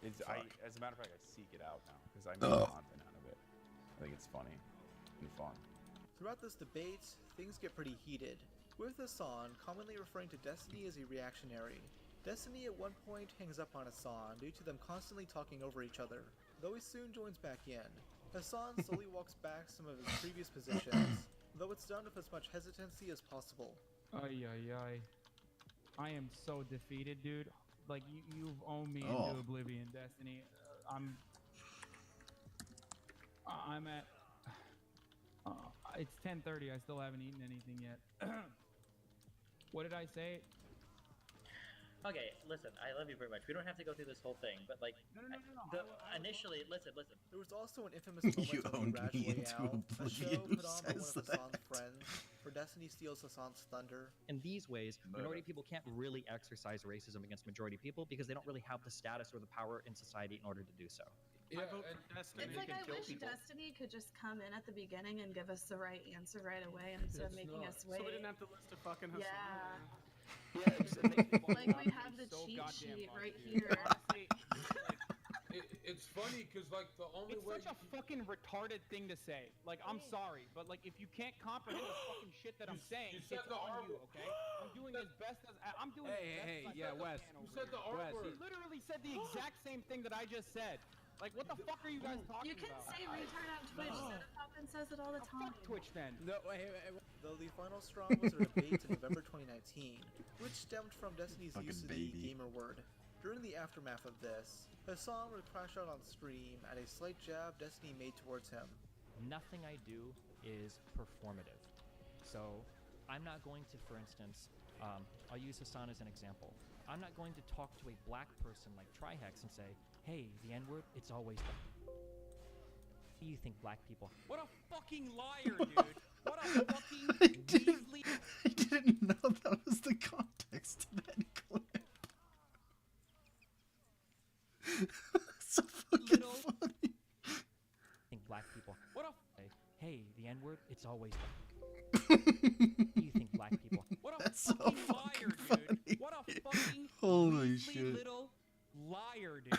What a fucking weaselly little liar, dude! Oh my god, Holy that's so shit, fucking dude. funny. Holy fucking shit, dude! Ever since 2019, Hassan has attempted to rewrite history, moving Destiny from it like Stalin did to Trotsky. Though fans who remember are quick to remind him. We allowed in here, y'all? Destiny made you good. Fucking loser. Probably Hell the most yeah. famous Hassan controversy was his statements regarding September 11th, 2001. In August 2019, Hassan was reacting to episode 1337 of the Joe Rogan Experience, featuring Dan Crenshaw, current U.S. representative. Fuck Dan Crenshaw, though. Oh, shit. Fuck Dan Crenshaw, though. On board with that. Except for what he said. What he said was kind of stupid. What Hassan said was fucking stupid. But still, fuck Dan Crenshaw. We're there to partner with them. We're not there doing our own thing. We're there partnering and training In a video and game. equipping and enhancing their capabilities. Oh, shit. Missed it. Trotsky. Though fans who remember are quick to remind him. We allowed in here, y'all? Destiny made There we go.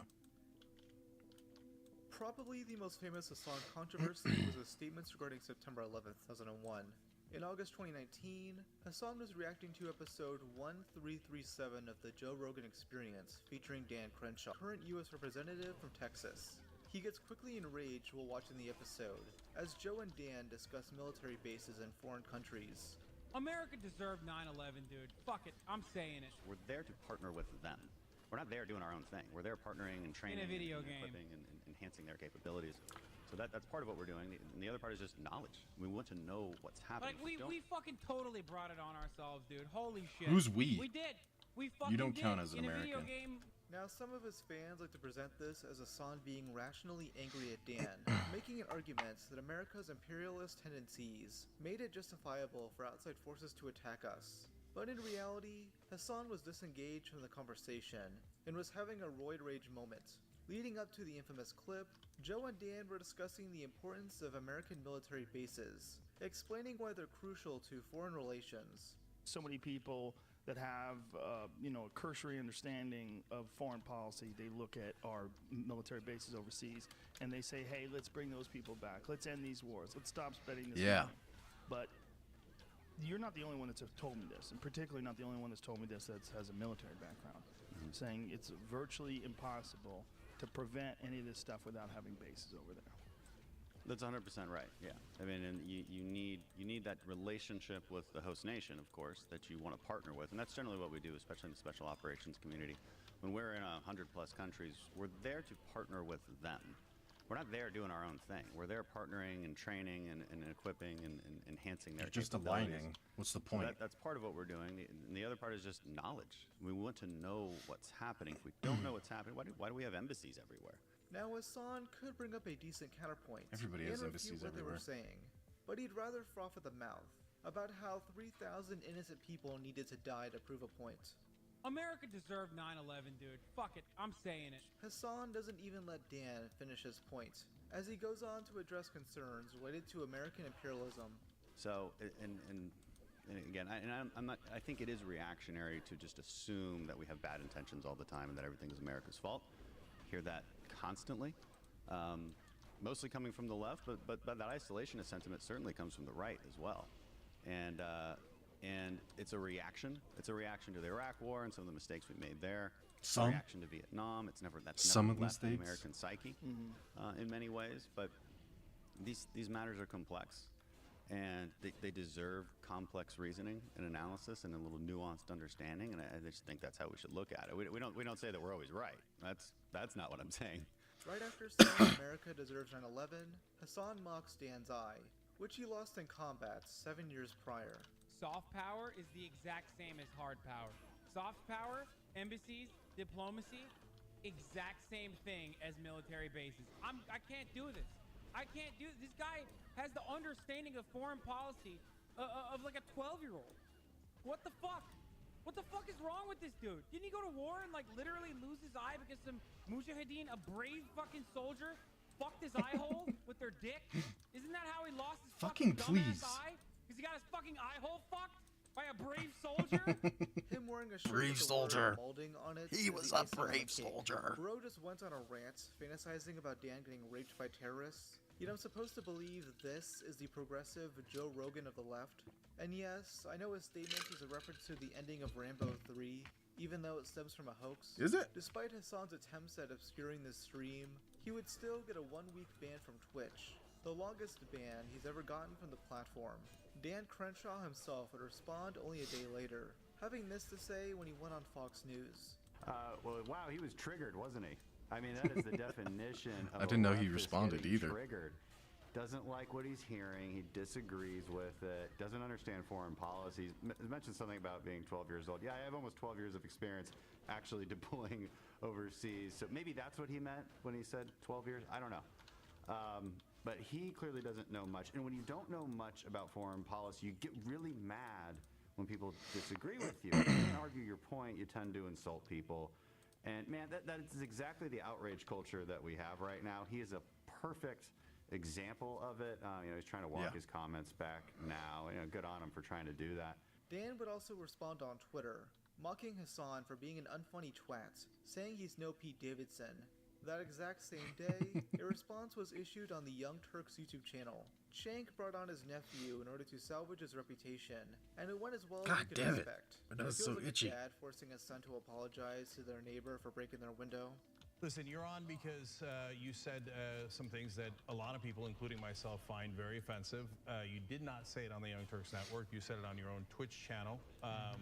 So we're going to take him one at a time and have a conversation about it. Throughout, Shank gives Hassan enough time to explain his critiques of Dan's foreign policy positions, to which Hassan explains that he was egregiously taken out of context. Yeah, you of said course America you were. deserved 9/11. Did you mean Again, the same tactic for every single one of them. Get criticism. Well, it's not in context.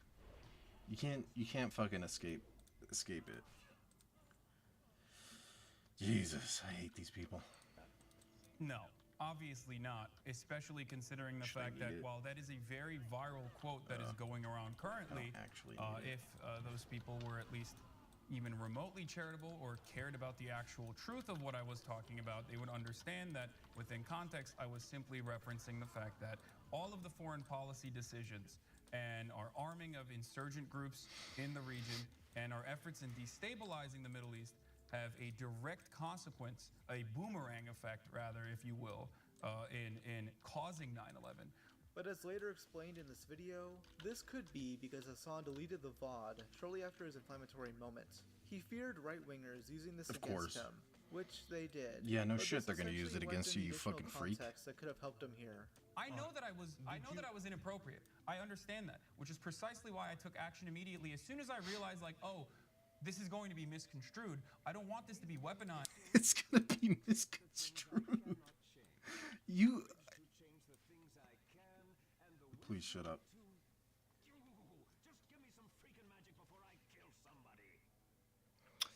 Misconstrued? How can it be misconstrued when you blatantly said it in context? There's no other context. What the fuck is this guy talking about? I don't want this to be. I don't want this to offend Stop people. itching. I immediately stopped the stream. I deleted the VOD, the video on demand, and I continued after that to. So you deleted it before any right winger wrote an article about it or not? Of course. Because look, I talk about Nazis, crypto fascists, and the alt-right quite frequently. What the fuck is a crypto fascist? Vocally in defense of a lot of the things that they oppose. Okay, anti-fascism being the primary thing, which is precisely why I have a lot of people who are waiting, sniping, like looking to snipe comments out of context in exactly the same fashion that they did last night, and take it up the chain of command as quickly as possible and escalate it into a situation where I have thousands of people very publicly talking about how they want to brutally torture me and execute me. All right. Yeah. Which is weird, but whatever. I mean, that's not good, but how are you any better, Hassan? Or is it different because the comments about Dan's eye were a joke? Because after rewatching the clip, it's clear that Hassan didn't say it to be funny. He said it because he was legitimately mad. Chang tries to give Hassan optics lessons, convincing him that his behavior is counterproductive to his overall goals. Making statements like that aren't going to bring people to his side. It will only cause vitriol. Hassan ignores this, as he believes focusing on optics is a waste of time.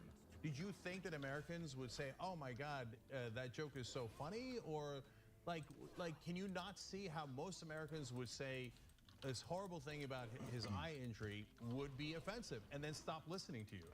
If I considered what the popular thing to say was going to be every time I said something, I probably wouldn't be advocating for the things I believe in. He then goes. There's good ways to say things. You fucking moron. God damn it. Hard on his nephew in order to salvage his reputation, and it went as well as you could expect. It feels like a dad forcing his son to apologize of Dan's foreign policy positions, to which Hassan explains that he was egregiously taken out of context. You said America deserved 9/11. Did you mean that? No, obviously not, especially considering the fact that while that is a very viral quote that is going around currently, if those people were at least even remotely charitable or cared about the actual truth of what I was talking about, they would understand that within context, I was simply referencing the fact that all of the foreign policy decisions and our arming of insurgent groups in the region and our efforts in destabilizing Which you support, by the Middle way. East have a You support these insurgent groups that we've armed and made brave soldiers, the Mujahideen. Yeah, that was us, buddy. And you love them. direct consequence, a boomerang effect, rather, if you will, in causing 9/11. But as later explained in this video, this could be because Hassan deleted the VOD shortly after his inflammatory moment. He feared right-wingers using this against him, which they did. I don't want this to offend people. I immediately stopped the stream. I deleted the VOD. Of course, because look, I talk about Nazis, crypto fascists, and the alt-right quite frequently. I am vocally in defense of a lot of the things that they oppose. Okay, anti-fascism being the primary thing, which is precisely why I have a lot of people who are waiting, sniping, like looking to snipe comments out of context in exactly the same fashion that they did last night. And they did it in context. Take it up the chain of command as quickly as possible and escalate it into a situation where I have thousands of people very publicly talking about how they want to brutally torture me and execute me. Yeah. Which is weird, but whatever. I mean, that's not good, but how are you any better, Hassan? Or is it different because the comments about Dan's eye were a joke? Because after rewatching the clip, it's clear that Hassan didn't say it to be funny. He said it because he was legitimately mad. Chang tries to give Hassan optics lessons, convincing him that his behavior is counterproductive to his overall goals. Making statements like that aren't going to bring people to his side. It will only cause vitriol. Hassan ignores this, as he believes focusing on optics is a waste of time. Did you think that Americans would say, "Oh my God, that joke is so funny," or like, can you not see how most Americans would say this horrible thing about his eye injury would be offensive, and then stop listening to you? If I considered what the popular thing to say was going to be every I don't care about Dan's eye injury one bit, so. time I said something, I probably wouldn't be advocating for the things I believe in. He then goes on to explain that he'd fucking rather be does? uncivil and advocate for a morally righteous cause than attempt to be civil with someone he believes to be evil. All of this feels like an excuse for him to say inflammatory shit on stream without consequence. But it's not even the dumbest excuse he gives. But you understand now, and not just now, but you understood fairly soon after you said it, that saying Americans deserve 9/11 is a completely different statement and one that's wrong. No, I didn't say Americans deserve 9/11. I said America deserves 9/11. Right, but that's and still in that wrong. Moment, well, maybe you can chalk it up to English being my second language or whatever you want to chalk it up to. The classic English is my second language excuse. When put in a corner, make yourself look like a dumbass to own the haters. It totally works, even when it's clear that you knew exactly what you were saying. Even if you agree with Hassan's overall position, how does this not look completely cowardly to you? Come on. This completely debunks the current narrative surrounding the 9/11 clip, that Hassan was being base and epic and saying what everyone else was thinking. It's still become a meme in his community, with Hassan constantly doubling down on it to It's a pretty piss good off his meme. critics. The Young Turks and their many employees would receive loads of death threats, which might have been a factor in Hassan separating himself from them. Though the reason cited was Hassan wishing to focus more on his streaming career, which began to take off going into 2020. He would stream frequently, and took advantage of that year's presidential election by covering it extensively, earning him higher viewership. Though with this increase in attention, other controversies would occur more often.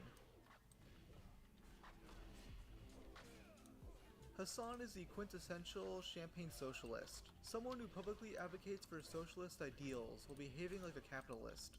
Hassan is way too open about his consumerist habits, which has drawn criticism from multiple corners of the internet. His status as a millionaire has come up multiple different times on stream, with him hand-waving it away by bringing up the amount of money he donates to charity. The how much does a person need really is not even You a will conversation consume. that we should literally be having at any stage, okay? But especially not this stage. And I'm not fucking saying that because I'm rich, okay? I don't give a fuck. I already give a fuckload to charity. I already give a fuckload to the government. Way more than any fucking wealthy person ever does. I'm sure and I you don't do, care. buddy. I live on a basic necessity budget for the most part anyway, okay? A basic necessities budget? Basic Yeah, necessities none of the of fucking pink hope. Gucci Hassan has bags. been mocked for the sentiment since 2017, with the infamous "Make the Rich Pay" shirt.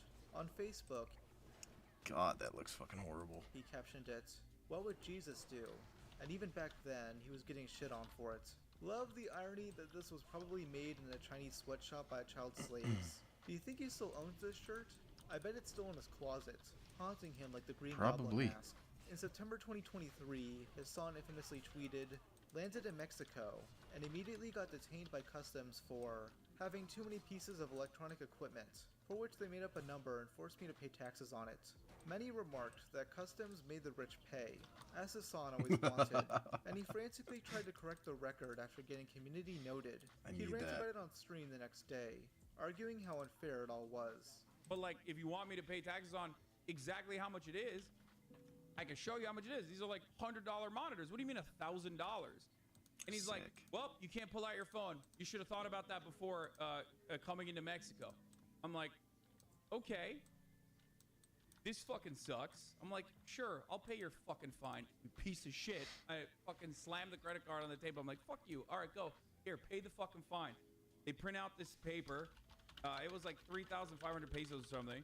They fucking stamp it. And then there was another white guy in there that they were holding. And he came up to me afterwards, and they were like apparently fucking making fun of me afterwards. They were like, "Oh yeah, welcome to Mexico." He only ended up having to pay $190. Good. Poor Hassan. These millionaires have it hard. All of this would have been avoided if you just Googled the procedure for bringing a shitload of streaming equipment with you on vacation. Hassan has also been called out for his absurd luxury spending thousands of dollars on props for his room, though there's two specific purchases that get brought up to this day. One is his Porsche Taycan Turbo S luxury sports car, which he Nice. bought in February 2022 for around $250,000. Hassan did a whole stream, going through the process of purchasing the car, showing it off like a kid, presenting his binder of Pokemon cards. Get a little post up. Oh shit. La la la la. Wait till I get my money right.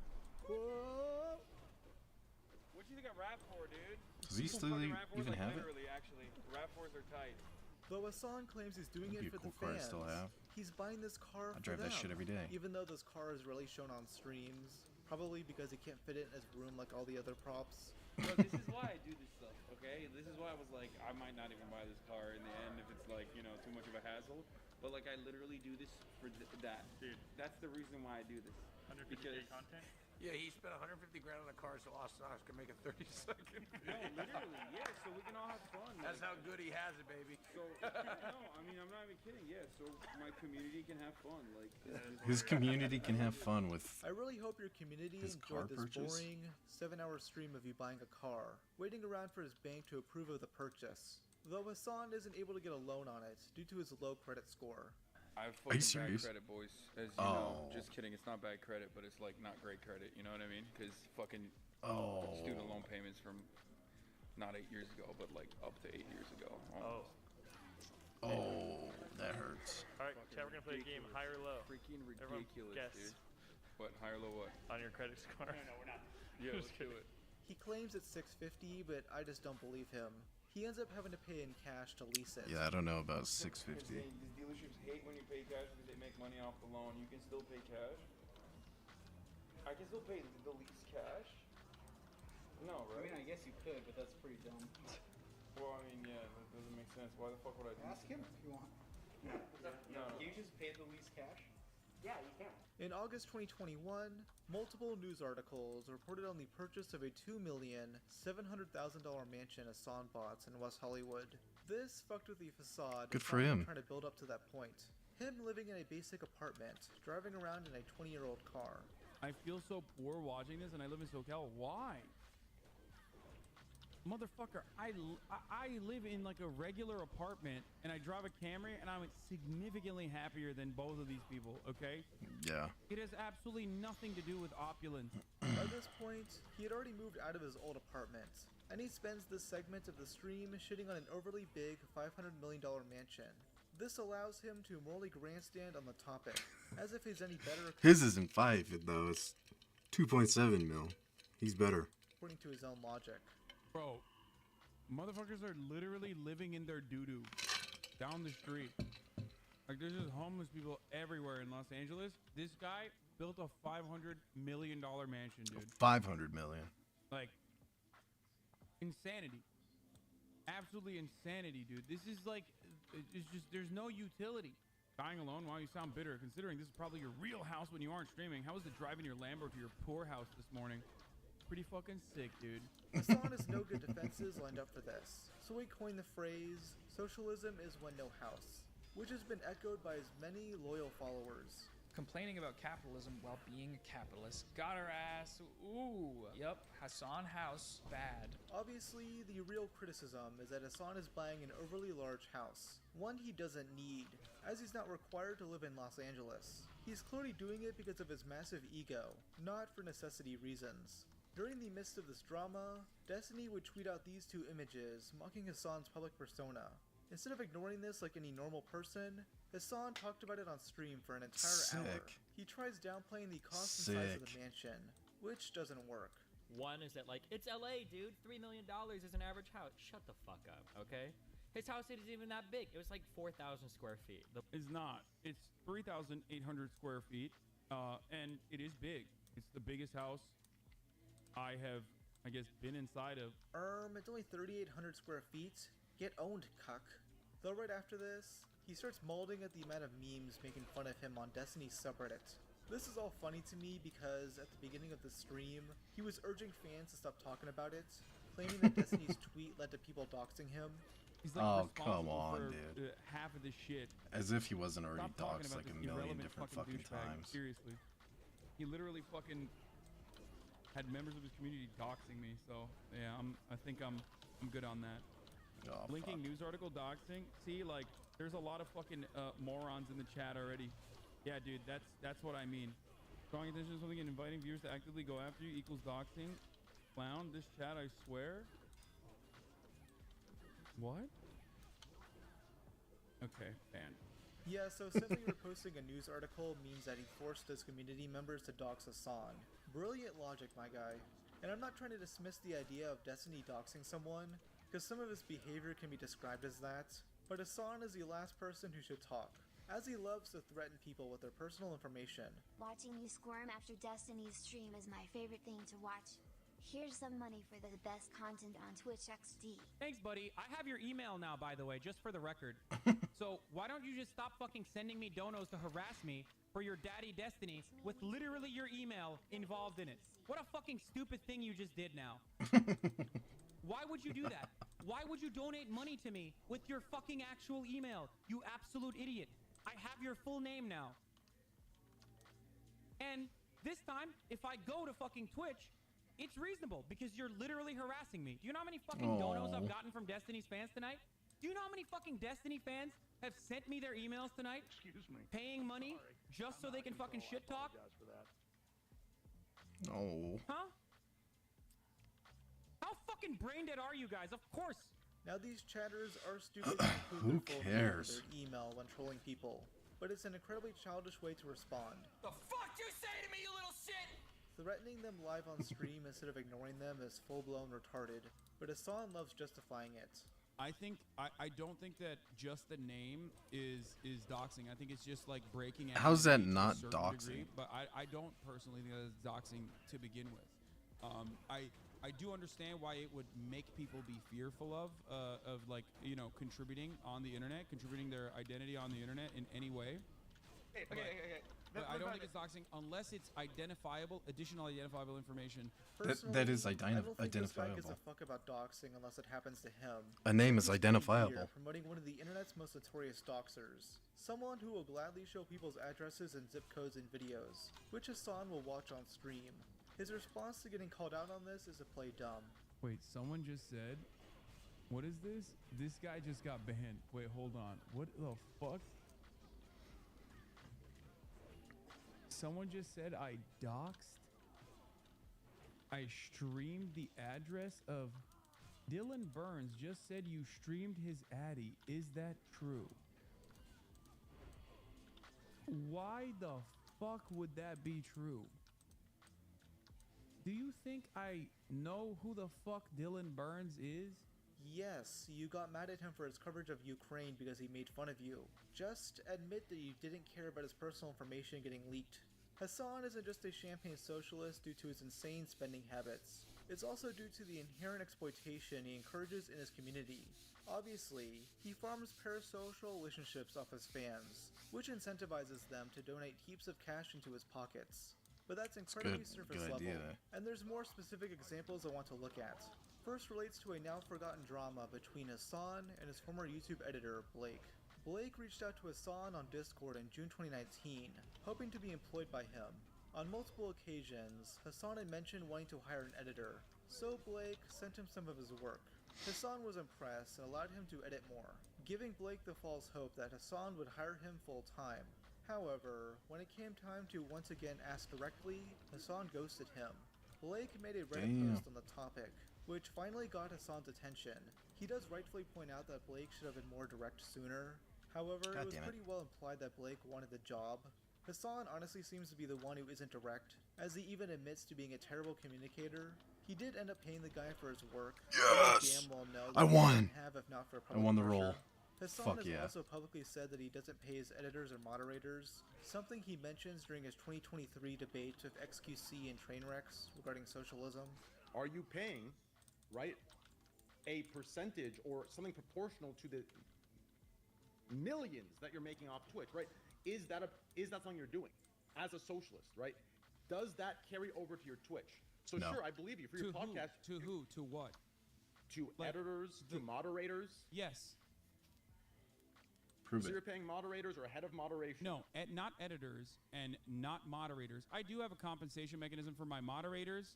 It Okay. is not one that I often publicize, specifically because I don't want moderators to come on board exclusively because they want to, use this as a job opportunity. There is a compensation mechanism. Why not? But I don't like talking about it specifically because, like I said, I want moderators to be a part of the community and not necessarily working. He does mention Why not? paying some of his editors of Twitch revenue, but I totally believe this guy not paying moderators. I mean, his head mod is begging for rent money on stream with, at most, 100 viewers. I don't know what she's getting out of this besides a parasocial attachment to Hassan. It sounds exploitative to me, though then again, this is Frogan, so who cares? I will never have any fucking pity for any fucking soldiers. The U.S. military? Who fucking who? I hope you get PTSD. For most streamers, these controversies would be nothing burgers, but the issue is how they correlate to Hassan's own beliefs. When you put yourself up on a pedestal and morally grandstand over your political positions, people are obviously going to poke some holes. They're going to see if you actually hold those I gotta beliefs. piss so bad. This is one of I the need reasons water, why too. he hates being publicly known as a socialist. Both Do you in-game think and you would have IRL. less haters if you never said you were a socialist? Fuck yeah. I've often talked about this before. It's like one of my biggest failures in my entire career was openly saying that I'm a fucking socialist. Like, obviously, cat's out of the bag. Okay? I know some Bordegites that hate your guts. That's what I mean. These are like 8 people in a fucking Discord server. Like, these people greatly think that their opinions are more relevant and like in a good way, and perhaps not even a good way, but like the best way to fucking reach a broader market. That's it.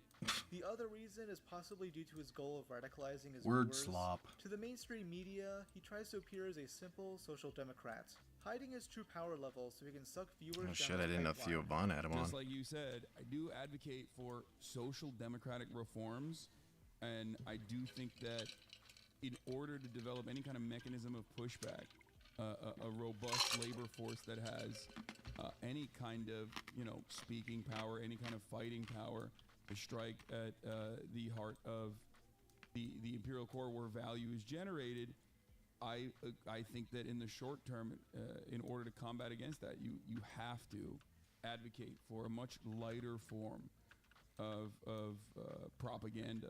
This is Hassan on the program, where they discuss how Hassan is doing a good job at radicalizing social democrats into their cause. One thing you have to do is advocate for a lighter form, while simultaneously he's still doing agitated propaganda radicalizing the opposite. that goes beyond, Right, social yeah. democratic ideas. I just wanted to put emphasis on the exact point of the so-called radicalization funnel, where, for example, Hassan and JT catch them while they're young, as they say, and then they start looking into this new idea, etc., and then move forwards through the funnel, get more and more informed, get more and more radicalized, and so on, can only work and can absolutely utilize, for example, the stuff that Hassan does, because Hassan does one very particular thing that social democrats that, for example, we would never call to this podcast or we would give a lot of shit to, because they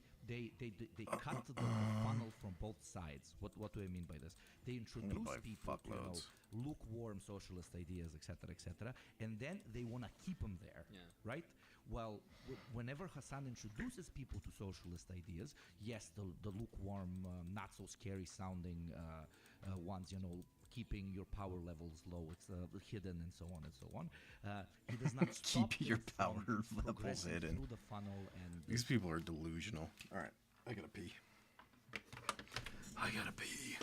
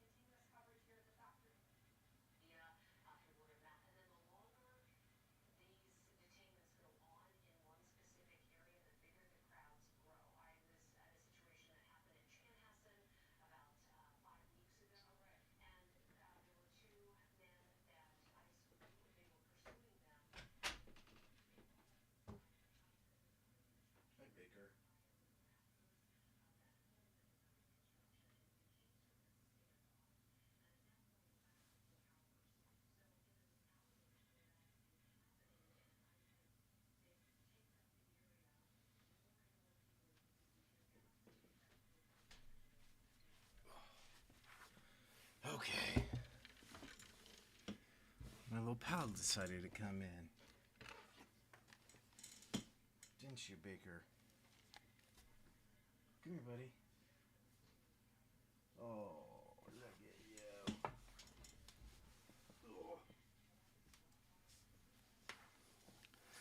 Oh my goodness. You gonna snort at me? Look at you.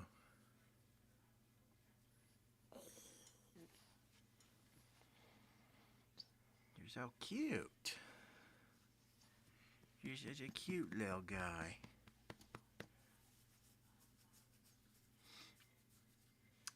I'm gonna fucking hide that real quick. Ooh.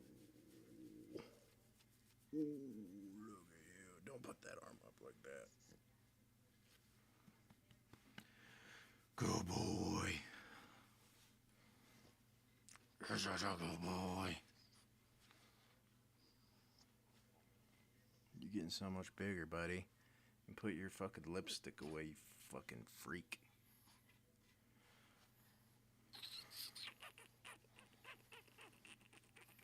Oh. Yeah.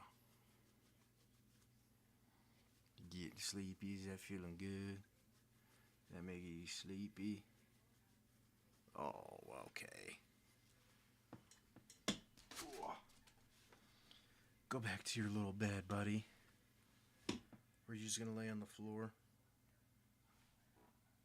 Okay. I thought you'd go get comfortable. Alright. Getting additional information. My shit's all And I fucked don't up. think Hassan's goal with this is to build up the revolution or whatever the fuck.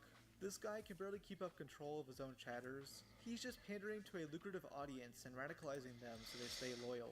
Hassan just says what these people want to hear, which is why many like myself have referred to him as a grifter.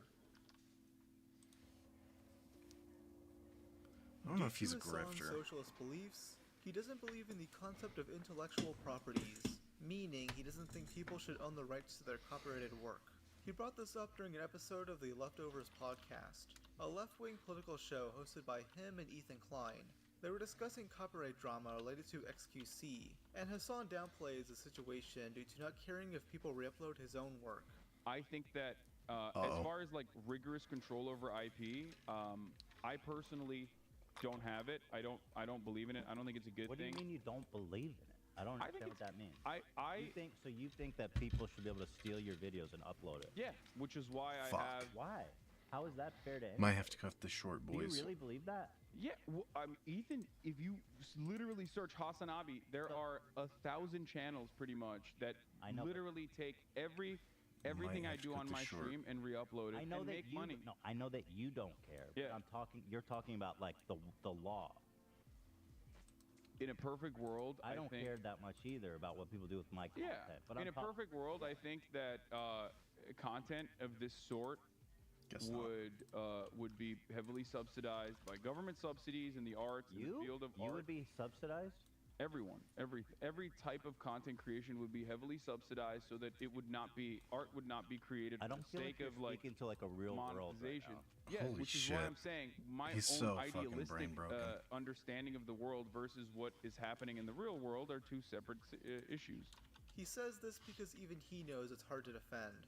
It's a very selfish mindset because he's only looking at it from his point of view, not from the perspectives of others. I have been a React streamer from the jump, okay? A React streamer literally from the jump. I've always reacted.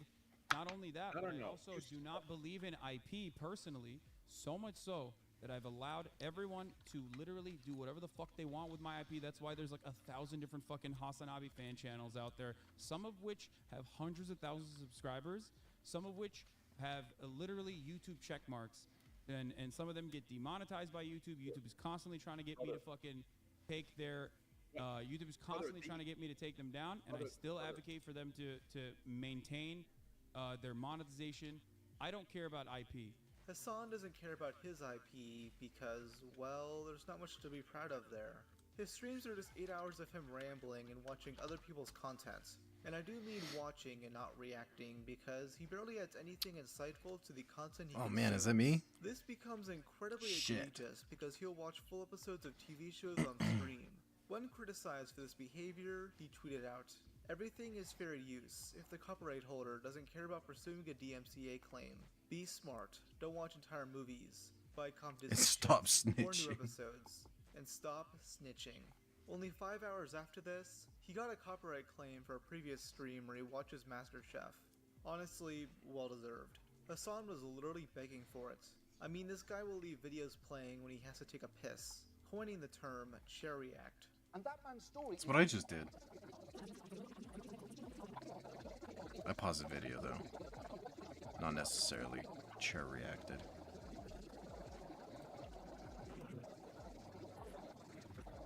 In late 2020, YouTube video essayist JXE released a video titled "The Most Bizarre House You've Ever Seen," which garnered 500,000 views. Half a year later, a chatter recommended Hassan react to it on stream, but instead he decides to leave it on in the background as he cooks dinner. No, I'm good. You know, they say you don't really know someone until you've held hands while taking a dump. This digital property viewing is one of those things where the longer you stare at the image, the more bizarre things you notice. So today I'm going to take you on a sightseeing tour of the oddities This is literally Steak HQ. Hold on, I'm gonna be back in 1 second.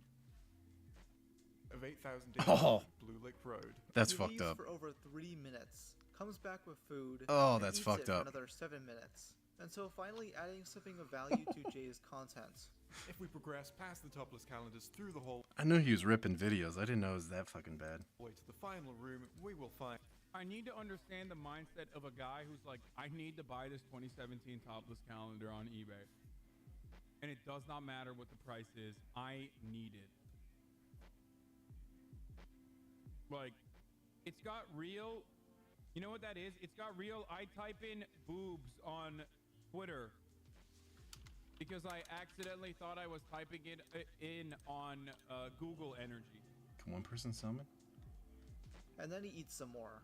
It's truly hard being a Twitch React streamer. I can totally empathize with this guy for receiving a copyright claim. Jay quickly found out about this and responded the next day with a live stream. Well, respond isn't the best way to describe it, as it's more so just Jay mimicking a song as a subtle diss. Though they take it up a notch by leaving to take a massive shit and eating a piece of cardboard. Hassan quickly responded at the start of his next stream, insisting he doesn't care about this at all.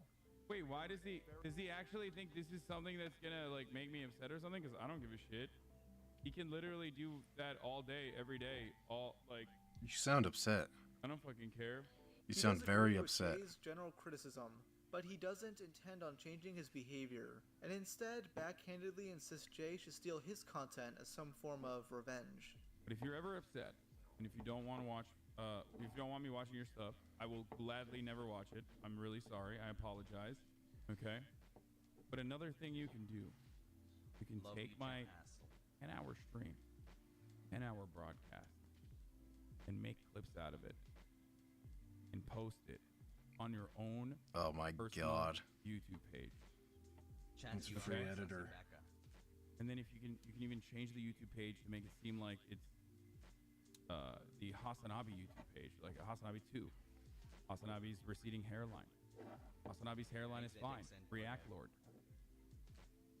That would really upset me. Let me monetize it, motherfucker. How about you do the work yourself? Yes, You fucking Jay, lazy bastard. Become part of the Hassan industrial complex. Ignore the idea of giving me rightful backlash and transform into one of my retarded Stan accounts. One of Hassan's main defenses is that due to him streaming for over 8 hours a day, he just has to take breaks and eat food. That's not what Jay is calling him out for. It's that Hassan reboots content instead of maybe, I don't know, replaying his own content or putting up some copyright-free music. It just feels like Hassan wanted to not be streaming anymore, but didn't want to lose those stream dollars, like outside of the camera being on him. How is it any different than him just watching a YouTube video off stream? It just rubs me the wrong way. Like, how do you think of your viewers to just stream your break? Dude, what am I supposed to do? Die? Like, I don't understand. Yes, Hassan, die.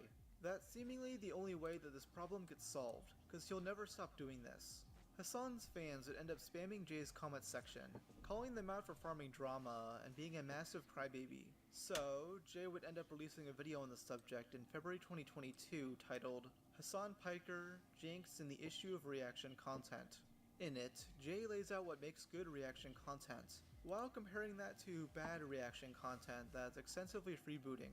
If a reactor hasn't added anything and watching their reaction is basically just the same experience as watching whatever they're reacting to, then essentially they're just reposting something someone else made to their audience, reaping the rewards of someone else's work under the guise of reacting to it. Jay brings up true. the classic example of Jinx, a reaction channel who mainly just sat there, letting entire videos play, barely adding... Is this guy even a thing anymore? What was it, Jinx? Jinx React, or it was Jinx R something. I can't fucking remember.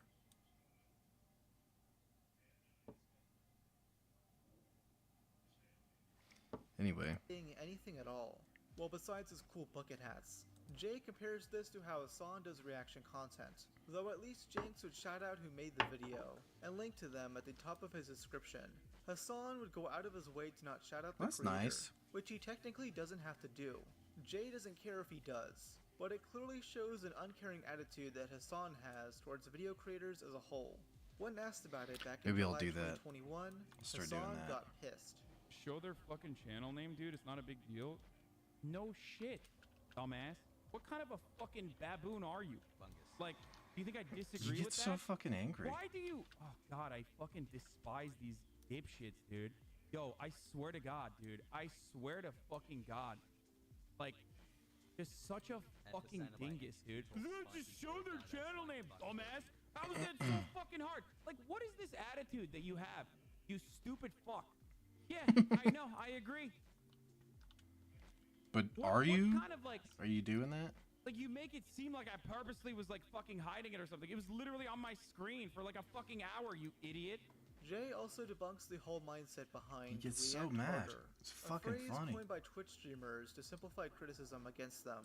It's used to imply that the content being reacted to isn't engaging in the first place, and that the reactor would have to fake their reaction in order to comply with the criticism. You know who reacted hard?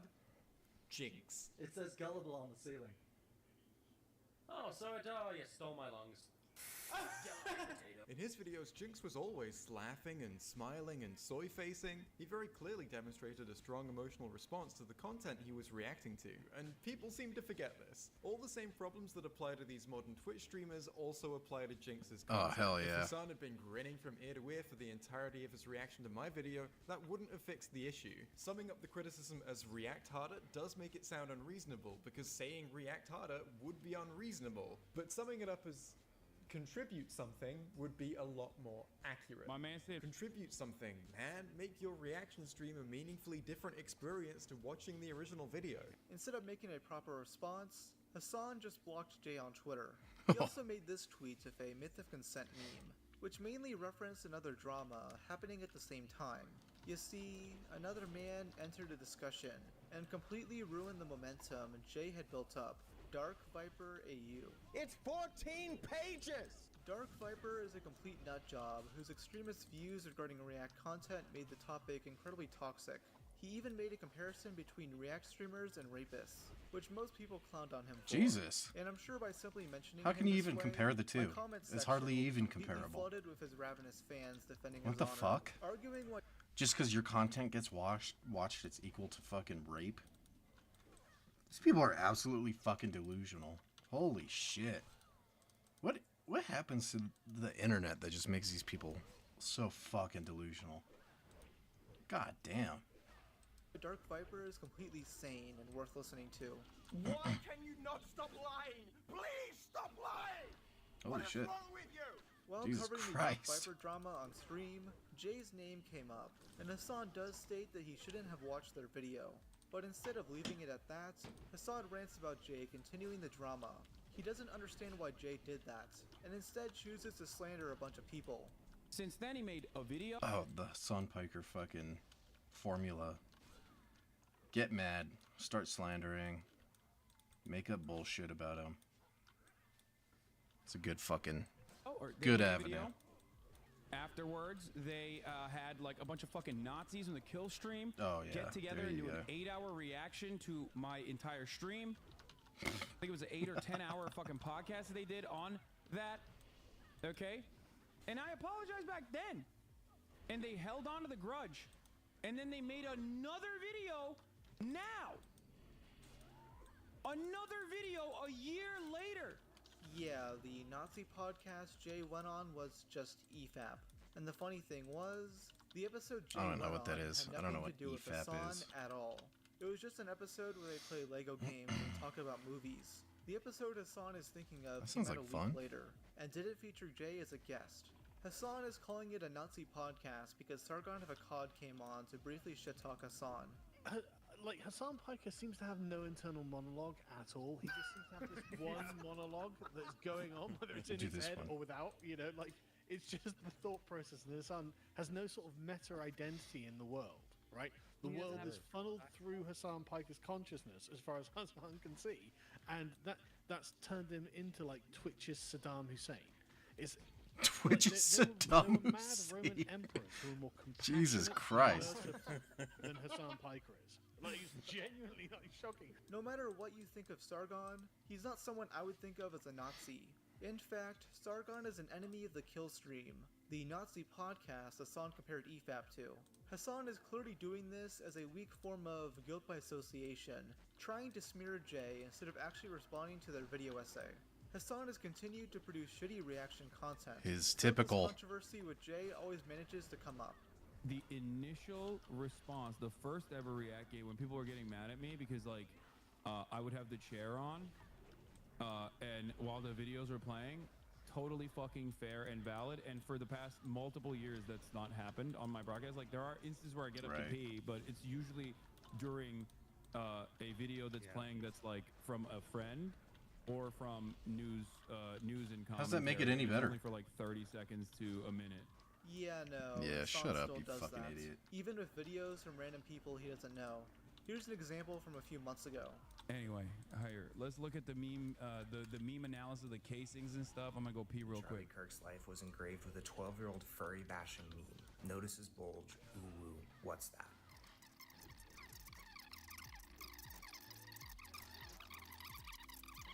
How does he get any information Also, if he gotta just love the gets up and stream fucking Hassan leaves? appeared on.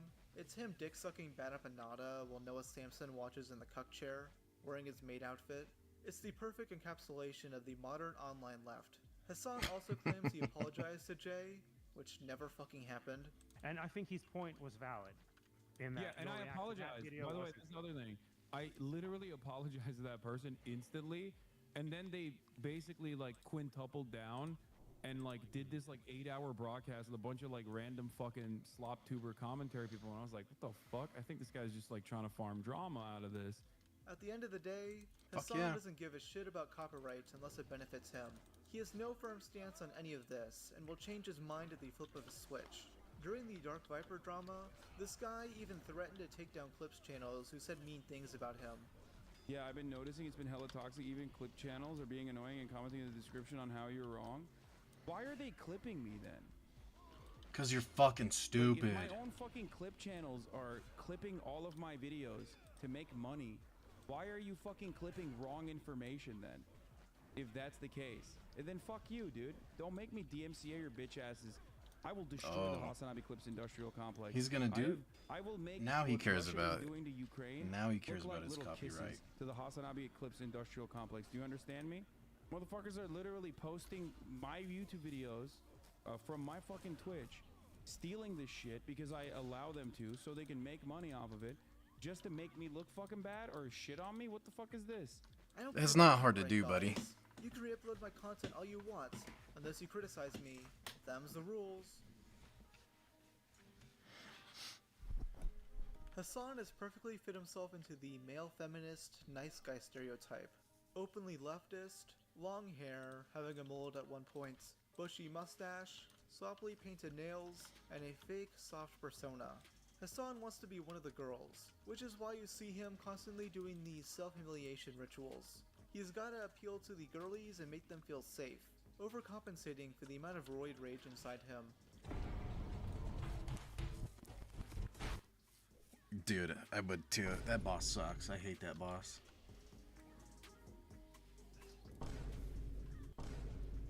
Damn, Oh that my poor God. couch. Haven't they had enough after the suffering they've been through with Mike from PA?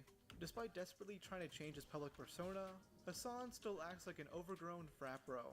His behavior has remained pretty consistent over the past decade, leading me to believe that the character he played on Bro Tip was more of an exaggerated version of his actual self. Back in 2014, I'm sure you'll remember Celebgate, better known as The Fappening. Yeah! A group of hackers It was gained awesome. access to lewd photographs of various celebrities through their iCloud. This includes Kate Upton, Ariana Grande, Kirsten Dunst, Scarlett Johansson, and Jennifer Lawrence. Upon hearing the news, Hassan and his work buddies decided to gawk at the photos like they were a bunch of little school children. What's your favorite type of porn? Wrap it in toilet paper to keep the tip from touching the toilet. This is why this is a sick website. Who the fuck is that? The next time I need people who care about your safety. That was a good time, though. It lasted me a few times. Hassan also tweeted, OMG, I got to see Jennifer Lawrence naked. The year prior, on the Bro Tip website, and yes, it's still up, Hassan posted censored revenge porn. Don't know why shit. he had to do that. I guess for journalism. In 2010, That's fucked Hassan up. infamously went to the Artemis brothel in Berlin. In 2016, the place was raided for claims related to tax fraud and withholding social security contributions. It was further investigated for claims related to sex trafficking, though the criminal case against Artemis was thrown out by the Berlin Regional Court. Despite this, many like myself would argue that prostitution is intrinsically exploitative regardless. It There's no absolutely certain way is, to verify if 100%. the prostitute you're sleeping with is doing it on their own volition, or is being pressured into it. Recently, Destiny tried to claim that Hassan slept with a 15-year-old at Artemis, though he has no proof of this. Knowing Destiny, this is clear Probably projection not. on his part. Never mind. The reason this became a controversy in the first place is due to Hassan himself. Like many leftists, he has the tendency to overshare details regarding his sex life. I cannot tell you, it's confidential. I don't know why they come care so on, much why about not? it. No, I can't. Anyway, how is your sex And then life? shame A you clip of on it. Hassan, which I can't find the origins of, was shared around Twitter, Virgin where he incel. brags about sleeping with escorts. I get lots of Ever had an pussy. escort, no shame on. Imagine being a male feminist, but then putting value on pussy, making it a currency of manlyhood. Fucking loser. Busy sex work is real work. I've had sex with not even escorts, but also like straight. I've gone to a brothel, Artemis in Berlin, and had sex with the workers there. Yes. I don't hide it. I don't give a shit. He brags about it like it's a cool thing, but I'll never So view cool, paying dude. for sex as anything other than pathetic. This is how Chris Chan lost his virginity. Suffice to say, I don't think Hassan cares about sex work due to selfless reasons. Based on what I've seen, Hassan is a sex addict who obsesses over porn stars. One of these actresses is Mia Malkova, someone he's had on stream multiple times. He even won a date with her on The Bachelor back in September 2019, though Hassan had another rage moment after Austin kept joking about Mia cucking Hassan with Lil Neff. What we did talk about while we were just by ourselves. Come on, dude. What? What? Come on, bro. What do you do? What a fucking baby. She's even laughing at him.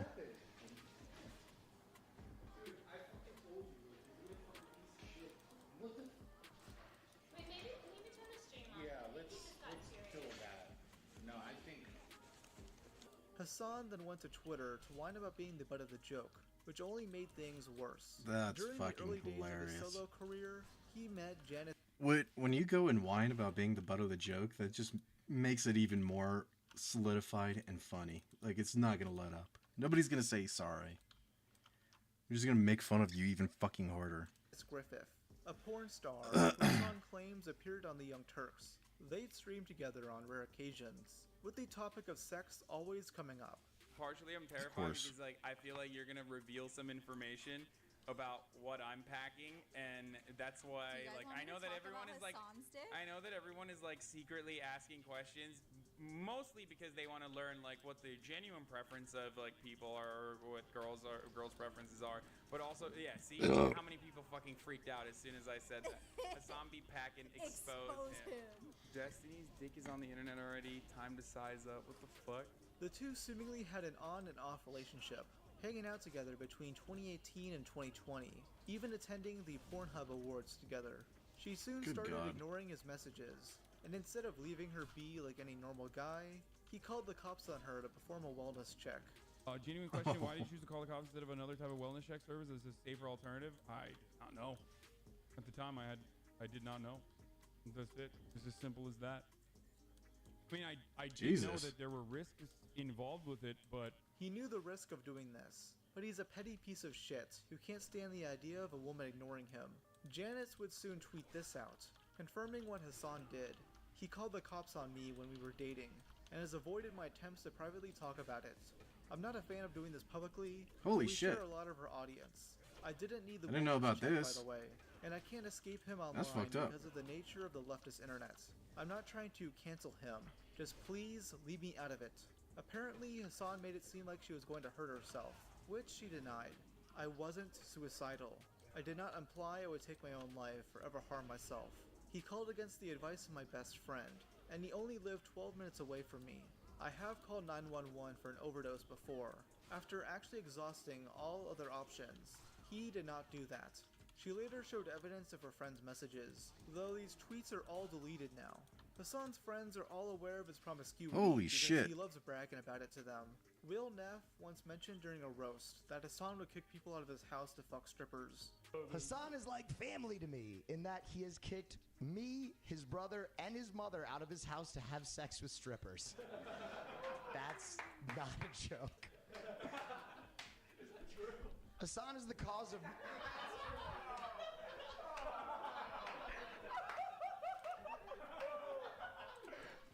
So fucking gross.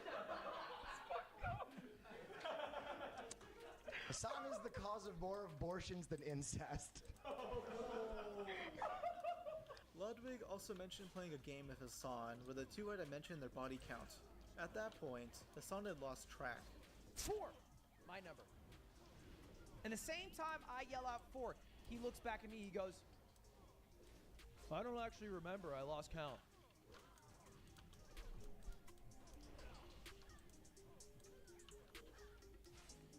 Ancient Egyptians could count to thousands. Yet 2,000 years later, Chad Son literally lost count. On multiple occasions, Hassan will pull up nudes on his phone, parading them around. I have so seen friends this. can That's see. gross. The first occurrence comes from a stream he did with Pokimane and Ariasaki in late 2021. Hassan is setting up a dating profile on Raya and hands Poki his phone. She quickly finds what seems to be nude images. Oh, you have like nothing to hide, huh, Hassan? What? You can just so confidently give her your phone. Oh no, I saw some shit I should not have seen and I feel very bad, but it's okay. Wait, what did you see? Stuff. Oh, from, yeah. I know what you're What talking is about. that?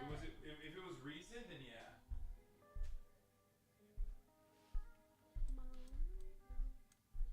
All I'm Wait, gonna you were say- there for the first part of that. The first part of what? If I'm thinking what you're thinking. Oh no, I'm thinking this stuff that What? stuff that people shared with you that I didn't have permission to see, so I just scrolled past very quickly. A few months earlier, during a stream Jesus. of QT Cinderella, he pulls up his phone to take a picture of himself, and she seemingly notices a nude image someone sent him. Oh, interesting. Are you serious right now? Are you really? Are you serious? You're gonna look over? I looked over to see if you were sending the same picture. How dare you? Stop looking at my phone. Dude. What the These fuck people are are you deranged. Are you serious? Yeah, I'm serious. Why is it all of them are just like absolute sex pests? Hassan, Destiny, Vaush. Who else? I'm sure there's fucking more people to come. That was funny. That's insane that you're doing this. I was seeing if you were sending the same picture that I saw. It's a sacred bond of trust that you are violating right now. I'm not looking now. I'm just saying. I need one of those fucking privacy. Wait, what did Miz say? During Shit Camp 2021, Ludwig flat out confirmed that he was looking at nudes on his phone, with Hassan having to awkwardly sit there and be jokingly berated. Whoa, is that a nude?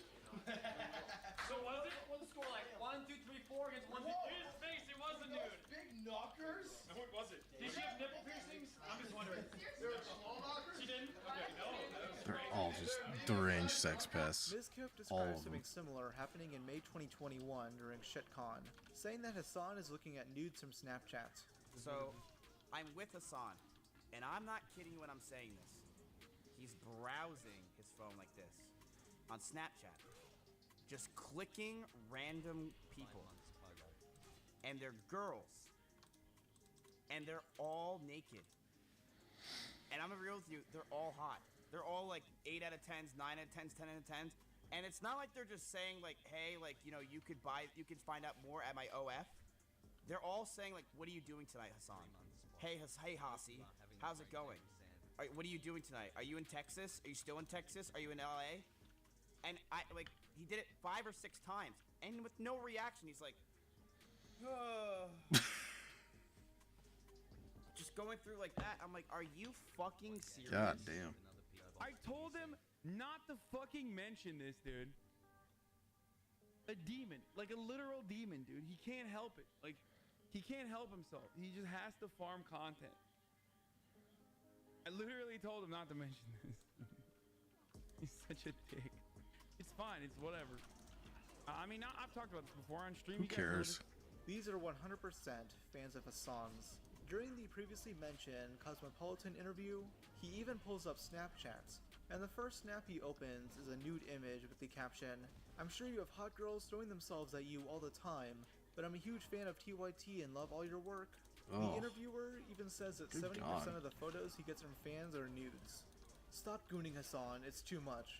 In response to this article recirculating, Hassan has downplayed this behavior as him simply receiving unsolicited nudes, and that this is bound to happen. It is It unsolicited. was because I was getting unsolicited nudes while being interviewed by a journalist on fucking, I think, Snapchat or Instagram or some shit like that. And I was like, oops, that's an unsolicited nude that was sent to me. The problem I is wonder that why you're Hassan getting clearly those. encourages this behavior. He always mentions it as a good thing, and not an inconvenience. During an old interview of Trainwreck, he mentions his Snapchat username, and says he opens every single snap he gets. Mine is Big Hoss, by the way, everybody. I every now and then I post snaps on there, but I look at all the snaps. Oh shit, someone sent me a titty pic. What? Are you fucking serious? Thank you, Alexandra. And that's not even, that's from 5 hours ago, dude. As in like, Oh, as in, come like, on, it's dude. not even Shut the from, like, fuck today when up. we were talking. 8 minutes later, Hassan complains about more dudes following him on Snapchat now, insisting he wants more women so he gets to see titties. Okay, all of these are dudes now. I used to exclusively get fucking like titty pics and shit on my Snapchat. Oh. And now it's just dudes. Fuck. This is terrible. What happened? I ruined it. I should have never mentioned my Snapchat. Aw man, now I have to jerk Oh, off to unsolicited shit. dick pics? Thanks guys, ruining my next wanking sesh. During a stream of X2C and Soda Poppin', God the damn it. latter complains about getting sent unsolicited pics, to which Hassan reacts accordingly. Wait, she's calling you the Lord? Yeah, she's calling me like God. That's like mental illness, right? Yeah, I don't think you should be. Yeah, exactly. So we agree on something. Huh? How good are the news? Dude, they're real. You want to come look? I shouldn't show. She's I can't. I It's feel gross. weird. But like, she's like. Yeah, we did not. It's gross as shit. What the fuck is wrong with people? Yeah. Like one of those. That's like more ethical, you know what I mean? Yeah. No, Like I feel you're you. directly showing it to me, it's unethical. Damn, XQC really wanted to see some mentally ill titties. Probably explains why he got with Adept. But Hassan is explaining a strategy here. It's unethical to directly show someone a nude you got, but if it's seemingly by accident, then it's okay. In late 2020, Hassan did an interview of Code Mika, where he once again brags about getting pics from unhinged fans. But over social media, yeah. Wait, do random girls send you nudes? Yeah. Wait, really? Yeah. That's surprising. Why would they do that? Why is that surprising? You are physically attractive. Maybe they like my personality too. Right. Yeah, you're kind of reaching there, but you know. And then Hassan makes things creepy when he jokingly suggests that Mika send him nudes as well. Do you have a Snapchat? do. Why? Are you gonna send me lewds? No, Why are you asking then? because I'm just curious. Okay. Yeah, I do. I have a Snapchat. Okay. Please do fine. not send me dick pics. I will block you. Do you want me to send you dick pics? No. Do you want me to send you lewds? Maybe. You really like video game character girl lewds. I mean, I wouldn't say no to it. Hassan, stop. You're turning into Nuxtaku. Ethan Klein would bring a few of these clips up on stream. To which Hassan strawmanned the criticism as coming from retarded Destiny fans. He thinks he's being called out for revenge porn, when really, it's for subtly suggesting his female fans send him nudes. Even during his response stream, he doesn't fully condemn it, and suggests it's okay to do. There was nudes. It's not okay to do, people. Unsolicited nudes that I was the recipient of. It's okay. It happens. This is a problem, even if many will present all of this as a massive nothing burger. Hassan is on an app primarily used by teenagers, and cold opening messages sent by random fans. Instead of ignoring these people, he views these nudes, which the fans can see, incentivizing them to do it again for Hassan's Fuck, is attention. this guy already getting It's into a incredibly fight? God damn it. irresponsible, especially because of the Nobody's high ready. probability that some of these fans are underage. And honestly, why the fuck is a 30-year-old man still using Snapchat? That alone is a massive red flag. Can I expose you real quick? What? I just saw you have Snapchat. That's crazy. Wait, why is that crazy? I have it under my fucking thing too. I don't really use it though. I don't really do anything with it. Right, It's just bizarre to me that people will look the other way when he's subtly showing his fans nudes to his streamer buddies, using it 'cause as he's a way attractive. to brag about how everyone wants to fuck him. This Everybody's is the okay with it 'cause he's behavior of an attractive. insecure high schooler, not a massive Twitch streamer. Fuck, dude. Nobody has mana. Hassan isn't just a fake male feminist, but he's also a grifter when it comes to other aspects of progressivism. When it comes to topics such as race, this guy doesn't really seem to give a shit, and will only discuss things in a way that make him look good, though many times this has failed, as demonstrated during his drama with the YouTuber What the fuck is this Gideon. guy doing? In May 2022, Gideon made a video titled, "I went to the most racist town in America." In it, he investigates the town of Harrison, Arkansas, which became the subject of a viral video back in 2020. Many have deemed it the most racist town in America, as this video shows a man holding a Black Lives Matter sign being harassed and being called slurs. Gideon, as a black man, wanted to check out this town for himself, and see if this video was an accurate representation of it. It's a very nuanced video, where he discovers that the town gets its reputation unfairly, due to the leader of the KKK living in a nearby town called Zinc. Here's him talking to the mayor of Harrison. What do you think about that connotation of Harrison being the most racist town in America? You know, it just boils my blood because I know the truth. You know what's crazy? Since I got here, I feel like it was very evident. Like everybody here that I've met, they made a distinction. They said it's not Harrison. They're all over at Zinc. It's not Zinc either. Oh, okay. They're not racist people. You have one family up there. Oh. He happens to live there. Hassan, being the normal person that he is, expects Gideon to whitewash the situation. So I thought to myself, not only as a content creator, but also as a black man, I have to go to this town and find out firsthand the truth about the most racist town in America. All right, so Please tell me he's not gonna whitewash this shit, right? Oh, Please. fuck you, Since dude. Hassan isn't able to compute with a nuanced narrative, That's he fucking tries painting Gideon as an Uncle Tom. Someone who acts subservient to white people for admiration. What In the this specific fuck? instance, he suspects Why would you do that? I thought we were supposed to listen to black voices. And then a black voice just doesn't fit your narrative, so you get pissed and call him Uncle Tom? What the fuck? What's wrong with these people? Gideon is acting this way for YouTube clicks. So one thing that we need to always establish is that, like, just because a fucking town is racist, one doesn't mean that they're going to be like literally fucking running around and doing hate crimes to every black person they see. I don't know why Americans have such a twisted and broken fucking understanding of what racism is, which is weird. I mean, I know Gideon doesn't give a shit because he's like, you know, he's a content creator first. Like, that's what he's always worried about is you know, making fucking clickbait stuff and doing comedy or whatever. It doesn't really matter what the like message is overall. If Gideon This was dude's doing this fucking for purely racist. content reasons, Jesus. wouldn't he want to lean into the idea of this town being racist? Clickbait himself getting lynched, Photoshop himself as Black Mr. Beast, challenging 100 black people to spend 24 hours in the most racist town in America. What Gideon is trying to prove is that not everyone in this town is racist, but Hassan doesn't care, and assumes everyone who likes this video must be an ignorant white person. All the comments are eating it up. Yeah, bro, if you're a fucking racist little white zoomer and you're watching Gideon, of course you're gonna fucking love it when your favorite black comedian is, you know, feeding into your Oh my worldview. God. You know, being racist in an Xbox lobby is just This guy mean, is and racist. Also, like, even the fucking clan is like just a little misguided, but overall they're not like racist. That's like, this is the best thing, you know? Hassan, that's not what the person is trying to say. Gideon wasn't trying to bridge a gap with the KKK. He was doing it with the normal people from that town and trying to get their perspective. That's real journalism. But according to Hassan, testimony isn't enough to prove anything, only raw data. Ultimately, that's the reason why I look to not like what the mayor is saying or not what like these videos are showcasing, but instead I look to systemic problems in a town, I look to demographic data, and I look to voting patterns, but more importantly, what people like that in positions of power have to say.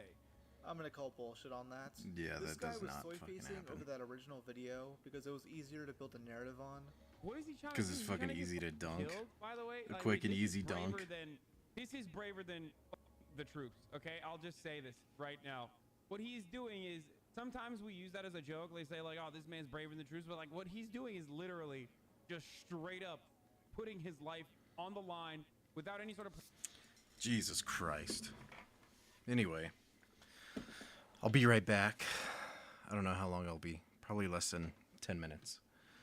But I'll be right back.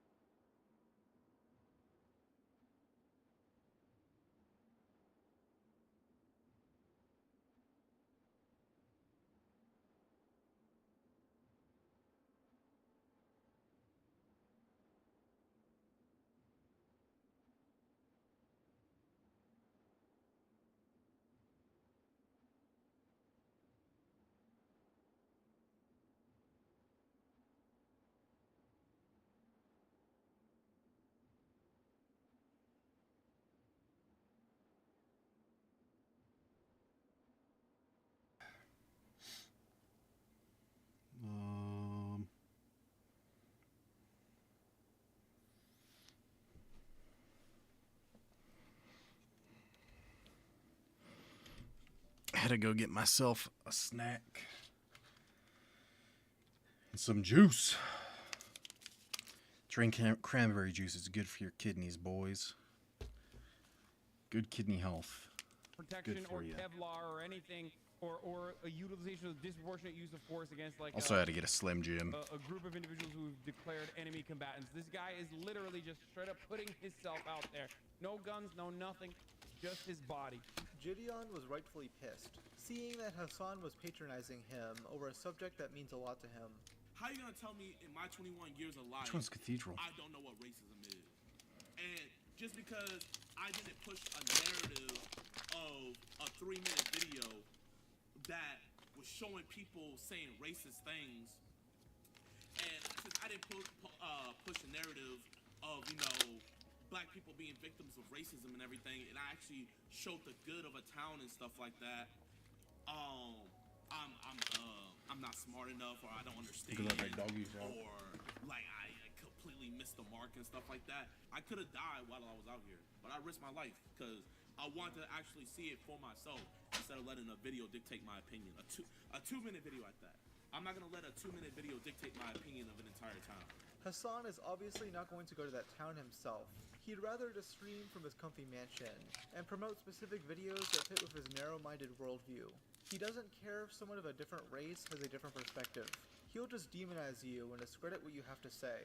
In response to being called a white savior, Hassan claims Gideon is whitewashing for the KKK, despite not showing that. Damn. He's clearly just mad that Gideon is apolitical. It's way more politically palatable for like apolitical people for him to like dunk on, for him to fucking dunk on like a white guy who's being a white savior. Bro, I don't need what I'm hearing. So he's like feeling very patronized. I'm feeling very totally patronized and atheist, stuff like right? that. Like, and I'm not gonna lie, what do the girls say? None of It's history giving or anything. like In August 2023, Fucking the racist. streamer Kaisa Nat announced a giveaway event in New York City. In it, he'd give away PS5s and other gaming-related items. The event was poorly planned, as Kai failed to secure a permit for it. The large crowd soon turned into a riot, with the crowd of mostly young adults looting and attacking police officers. Hassan began covering the event live and downplayed its severity.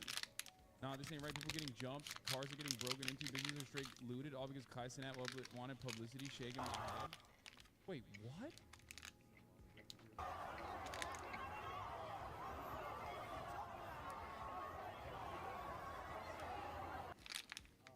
Okay, businesses are starting to get looted. What the fuck? Bro, this is just, okay, you know what this is? This is racist, okay? Straight up. Fuck you. Like, yeah, they're rowdy teenagers. Like, they're making it seem like this is an organized crime ring. The one time you see, like, a bunch of black teenagers around, you're like, oh my God, guys, businesses are being looted. Like, what the fuck are you talking about? That's not happening. Hassan sees a bunch of people being violent and stealing shit, and automatically ties it to them being black. Yeah, someone here is being racist, and it's not the Twitter user for simply pointing out what's happening. And this claim isn't baseless. Hassan sees a news report about a shopkeeper getting robbed and assaulted, and he sides with the offenders. We did on the walk up stop by and see a gentleman who runs one of those kiosks that, you know, you see him on the sidewalk all the time that have like snacks, like little mini bodega kiosks, and his whole kiosk was ransacked. All the chips were broken and pulled apart. Things were taken off of it. And he was saying that he was injured because he was trying to stop the kids, and they hit his head, his neck, his back. The gentleman is in his 60s. It's very fucked He up. was talking to EMTs that were there and talking to the police that were there, giving them a report of what happened. But, you know, a totally just innocent victim in all this, that he was just doing his job, going about his day, and his business got ransacked there. I fucking despise local media, dude. There you go. There is no better representation of how dog water local media is, and how much they exacerbate like narratives that you see on Fox News. Fuck you, what dude. role they play in the boomer reactionary pipeline. Local media talking about $3 worth of fucking Doritos, like, you know, there was a bank run. Yeah, that guy could have fucking bought Hassan thinks his his local family news dinner with channel is that. trying to push an agenda here, when really he's the one doing that. If he saw a Kaisa Nat fan raping a woman, he'd still try to find a way to justify it. Violence Yeah. and degeneracy is cool when people he likes do it. Though shouldn't Hassan be in support of this working class guy? He is a socialist, right? But nah, he'd rather minimize what's happening by saying only $3 worth of chips are stolen. Very telling, coming from a guy who lives in a mansion. You had people walking around with shovels, axes, and other tools from the construction Dude, trade. shut the fuck up! Individuals were also lighting fireworks, and they were throwing them towards the police. They were throwing them towards each other. Yeah, dude, the teenagers had axes. They wanted to chop police heads off. And our leadership team working in tandem I with died. department attorneys. I died. A teenager killed me. I'm actually a ghost. Yeah, there's no way these rioters could be violent. It's not like they were throwing shit at police officers, who were de-escalating the situation.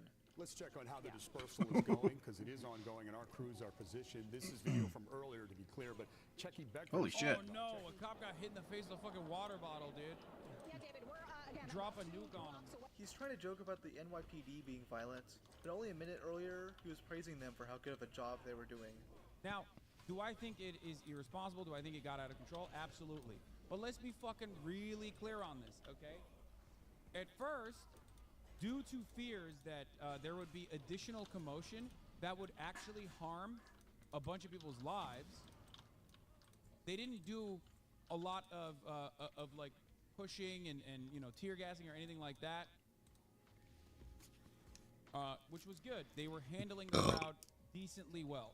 I think that I hate to hand it to the NYPD in any capacity, but Of course they you were would. doing- Of course you would. I alright. absolutely hate to admit it. Surprisingly, there are more moments where the mask slips. With Hassan acting like a lot of the right-wing reactionaries he criticizes all the time. During his coverage of XQC's debates with Andrew Tate, he gets pissed at a chatter for calling him little bro, referring to him as a shit-skin incel. Oh, She hates little bro. Jesus. Dude, if Shitskin another is one of these racist. 14-year-old pasty little shit skin dumb motherfuckers or shit dick dumb motherfuckers calls me little bro, Uh-oh. I'm gonna whip you like a fucking towel. Do you understand? That's a racist term. I can snap you in fucking half, you dumb little bitch. What is this little bro bullshit? No, you can't. He then permabans this Too fucking chatter, pussy. and his fans call him out for his use of the word. Shit skin is racist? Yeah, I was trying to say shit dick or dick skin, and I mixed it up. Did you just Right. use a slur? Yeah, bro, fucking cancel me. Obviously, pasty is what I said. Now that clip alone isn't really damning or anything, it's his response after. Hassan then went to Discord and told his fans to brigade the livestream fails post. Janny cunts think they have something because they have no life. Literally Janny 8 cunts. seconds away from roping. Brigade it, boys. Uh-oh. LSF is basically just a hate form for streamers. I asked to be banned and brigaded so I'd be banned off it. Mods saw a dip in active users and unbanned everyone. It's just a way for cyberstalkers to try and shit. post hate threads under the guise of accountability. Mods also participate on this fun. This is an out of Holy context shit, clip where I he is totally misspoke and fucking corrected myself. And yet, instead fuming. of taking it down, they participate on the fun. So brigade all the posts. Fuck that subreddit. Hopefully they ban me for good this time. There's Yeah. also been multiple occasions where Hassan Be will good chew out for you. members of his audience for not having his approved voting preferences, typically calling them out based on their race. Like it or not, black people care about the border. Man, shut the fuck up. Black people care about the border. I don't give a fuck what black people care about or what you think black people care about, okay? At least he's talking honest. across the board. The Democratic Party... At least he's literally honest that is he's going to racist. fucking lose. And even if they don't lose, move the country to a significantly more right-wing position. Clown take. Can you shut the fuck up when it comes to black folks? You really don't want to talk about us unless it comes from voting. When is the last time you spoke about Sudan? I'm gonna fucking ether you. Any other black folk want to engage in radical activist language in this fucking chat? Oh Suck my my God. fucking cock. Okay? You He is stupid fucking fucking radlib. Get the fuming. fuck out of here. Get the fuck out of my chat. Fucking stupid, moronic, fucking radlib nonsense. Suck Holy my shit. fucking dick. Fuck you. Hey Hassan, can you talk about another genocide other than Gaza? Suck my dick, you fucking Nazi. Look at Kanye West over here, trying to input his opinion. Hassan doesn't just have this attitude towards black people, but other minority groups as well that fail to meet his political expectations. As Yippee. Vietnamese Thank you. refugee, we have endured suffering under the communist regime, and we believe that. Okay, fuck you, dude. I mean, seriously. Going to town fuck on that you, thing, buddy. Old lady. Shut the fuck up, you stupid fucking idiotic old lady with your stupid fucking gamer headset. Who is fuck you harder? America or fucking Ho Chi Minh? Suck my dick, old lady. God damn, dude. Yo, fuck this refugee, okay? Seriously. Fuck this South Oh my Vietnamese motherfucking whatever, like Christian supremacist, psychotic fucking refugee. Christian living supremacist, in huh? America now and able to talk that shit. Why don't you go back and live in fucking South Vietnam in the same conditions, if that's your perspective? Jesus Christ. Be God careful, be forbid. careful. No, I fucking hate these people, dude. A minority They're has so a different insane. opinion. Like, they No. feed in to the American propaganda hook, line, and sinker. Like, it's bullshit. Motherfuckers were self-immolating because of our actions over in fucking Vietnam, and this lady's like, oh no, it's the communists. Like, fuck you. My favorite example of this is during the aftermath of his conversation with Christian Walker. The two had a debate in a previous stream regarding transphobia, and many trans viewers in Hassan's audience felt like he did a terrible job at arguing for them. As you'd expect at this point, Hassan freaks the fuck out and mocks their identity. My issue as a trans person is the fact that you, a guy that isn't super well versed on trans shit, brought on a known transphobe knowing he might bring up transphobic shit. You aren't exactly a Vosh at trans debates. I hope that the rest of your life is as horrible as it is every single day, okay? There you go. Damn. That's so Suck fucking my dick. funny. I Holy despise shit. you. I despise you more than anything else on the planet. You are fucking cancer, okay? You are cancer He's such in this an community, ally. and you're cancer in every community. Suck my dick. For the past 15 months, you've been able to fucking hide in these ranks. You catboy fuck. Such an ally. Move your Ooh. catboy ass out of here. You are never welcome. You are never going to be unbanned. No matter how difficult it is, no matter how much you want to get unbanned, I will never unban you. You are now banished into the fucking shadow realm, okay? This notion that I am not fucking like I should not be having transphobes on or ever talk about transphobia or the transphobic people is such a pathetic and stupid fucking argument when Vosh himself has probably said that the debate was fine. That's not what they're arguing. This person is pointing out how Hassan shouldn't debate that topic of his limited knowledge on it. Instead of realizing this, he continues ranting about this chatter for another 5 minutes, proclaiming that he knows more about trans issues than a trans person. You are just a trans person. Yeah. Sorry, you don't know what the fuck you're talking about. You know more than me about, like, what the trans existence looks like. I will never understand that, okay? But I know better than you about changing fucking cis people's minds. That's just, you're coming to me, okay? And you're telling me that, like, you know better. You don't know better. You just don't. How do you know? You didn't finish reading their comments before your head erupted like a fucking volcano. This guy had steam coming out of his ears like a Tom and Jerry cartoon. It's just insane hearing this shit from the so-called Joe Rogan of the left. A woke bae to some. Who even made that term for him? Joe Rogan of the left. Who came up with that? Did he come up with that? If he came up with that, that's fucking hilarious. On some of the most unhinged rants and make statements you'd expect to hear from groypers. Like there's this one stream from June 2023 where Hassan is watching a PragerU documentary on anti-wokeness, and he gets immediately ticked off at the idea of Patrick Henry College. This motherfucker literally went and made a liberal arts university, but like even more filled to the brim with like fucking nepotist failed children. Huh. That's I wonder you. if we know anyone like that. At least Patrick Henry College is like doing one good thing, which is that like if you have these fucking millionaire, billionaire, wasp fail sons, at least taking them out of other colleges so they can only do date rape to other billionaire, millionaire failed daughters is like in some respects, you know, from a utilitarian perspective, of course. Utilitarian. Better, you know That's what I very mean? Like, utilitarian Yeah, of from a you. utilitarian perspective, I'm glad you clarified, Hassan. Seeing that this guy went to Rutgers University, who's to say that this recollection doesn't come from personal experience? Taking these guys and putting them in a pen with one another is ultimately getting them away from the broader society. Think about it. Think about it. I'm thinking. about it. I'm thinking. It sounds very I completely stupid. understand what you're saying. We need to build a wall and keep all the white frat kids out of our country.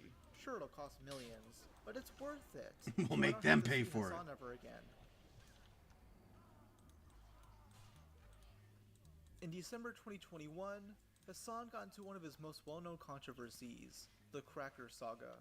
Hassan got banned on Twitch for a day due to his use of the term cracker, a derogatory term used to describe white people. Now most crackers Why does like he keep only myself getting don't 1 give a day shit about bans? the word, but because this is Twitch, Hassan got a ban. Not surprising because this is the platform that bans you for breathing the wrong way. The criticism came from Hassan's use of the word, as he'd say it with a lot of genuine anger. Did I say, oh my god, saltine cracker, like people are just bitter because it's saltine cracker? That's not what I said, you dumb cracker bitch. Okay? Obviously, this is not the same as other slurs, which is exactly why Hassan uses it. He's socially pressured to not say certain naughty words, but he still wants to come across as an edgy boy. He wants to be seen as a street wigger. Oh, here it is. Cracker is not a slur. Cracker is not a slur. Cracker is not a slur. Cracker is not a slur. Sussy. Is it? Is it not? It's not. No, of course not. Cracker is... The way you said it so loud. Cracker is, has, even in its etymology, it's something I've talked about so many times too, because it's like, white boys love fucking saying like, cracker is the same as the N-word, cracker is the same as the N-word, right? It's really stupid. It's not like, the etymology of the word is different. Like, cracker means literally whip cracker. It comes from whip cracker. So the power still is in the hands of the white person in that situation, whereas the N-word is dehumanizing.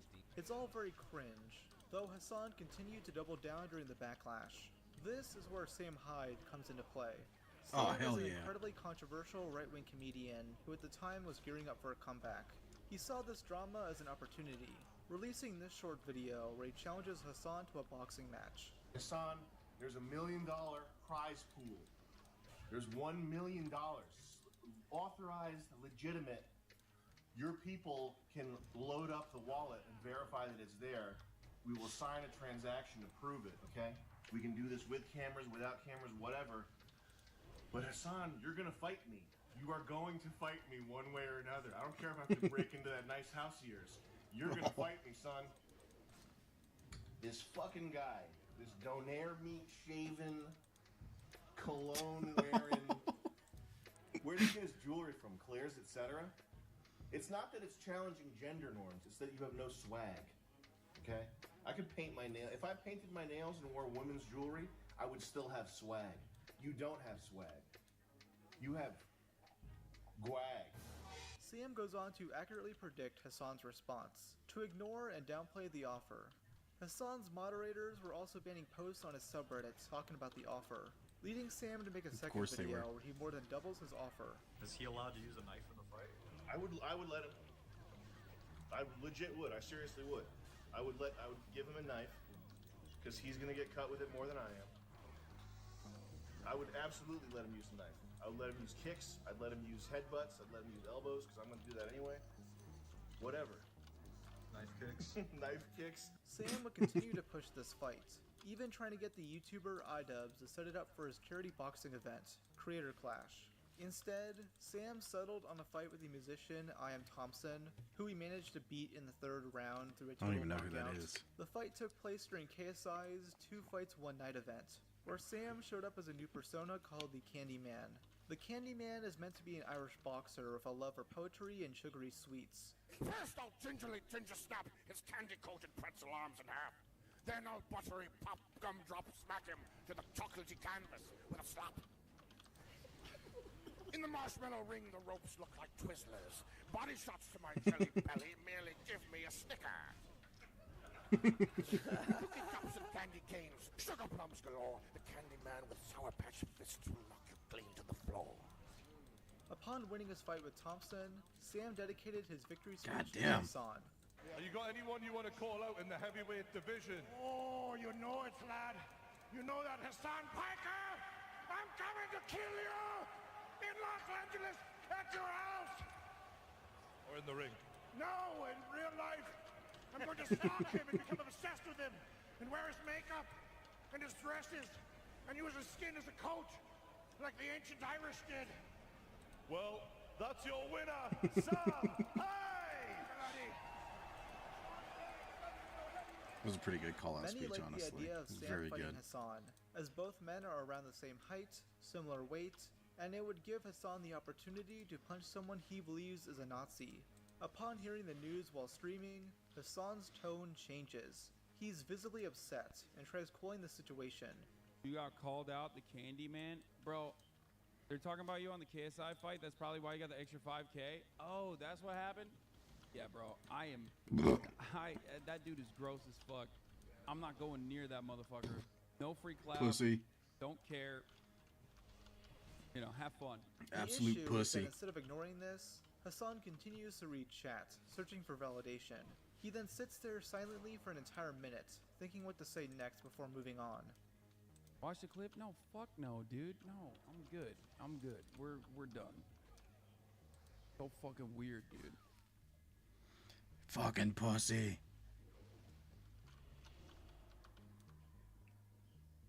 Alright, let's move on. 10 minutes later, someone posts a link to Sam's callout, leading Hassan to ban them and go on another rant. What is this?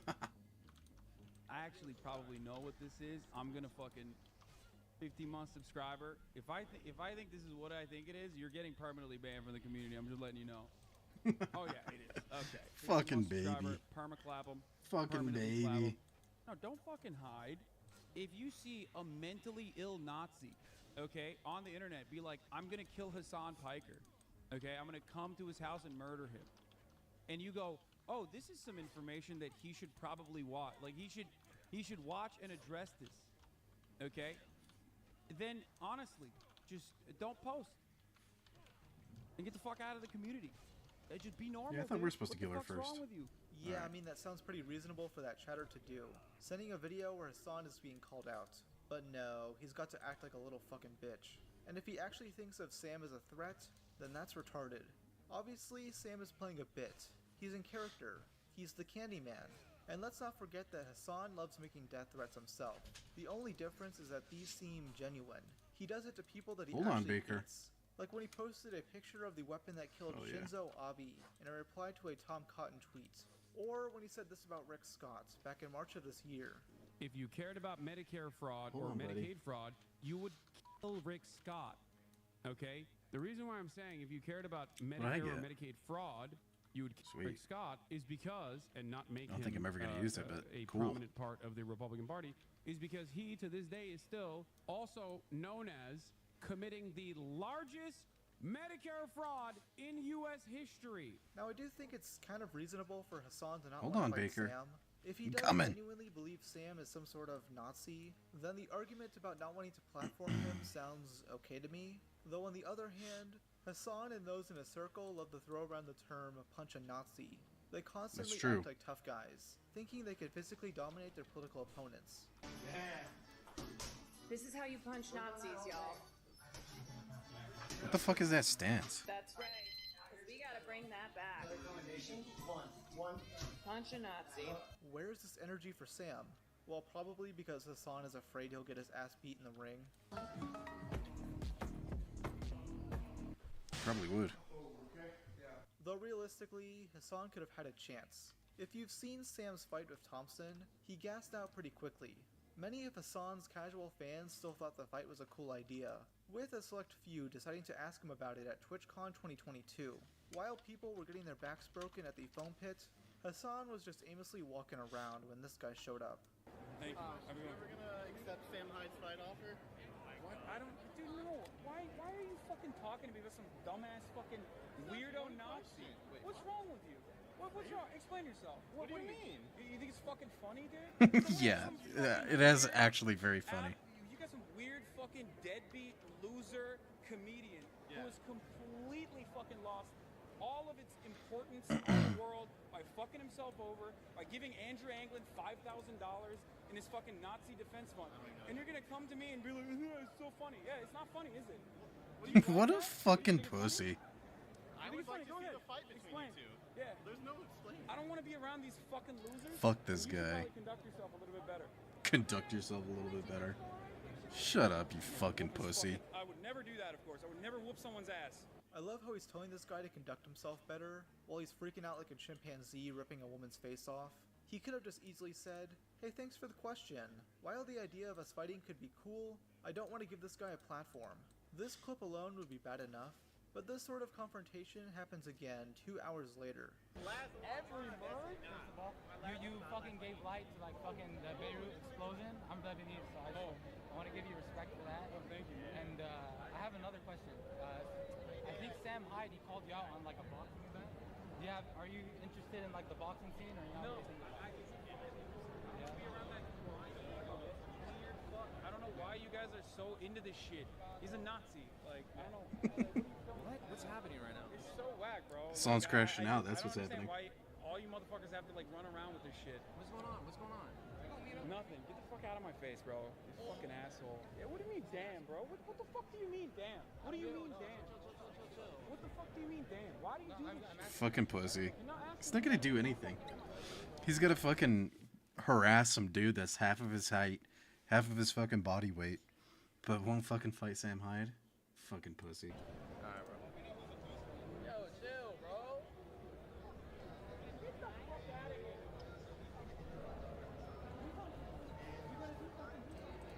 Pussy.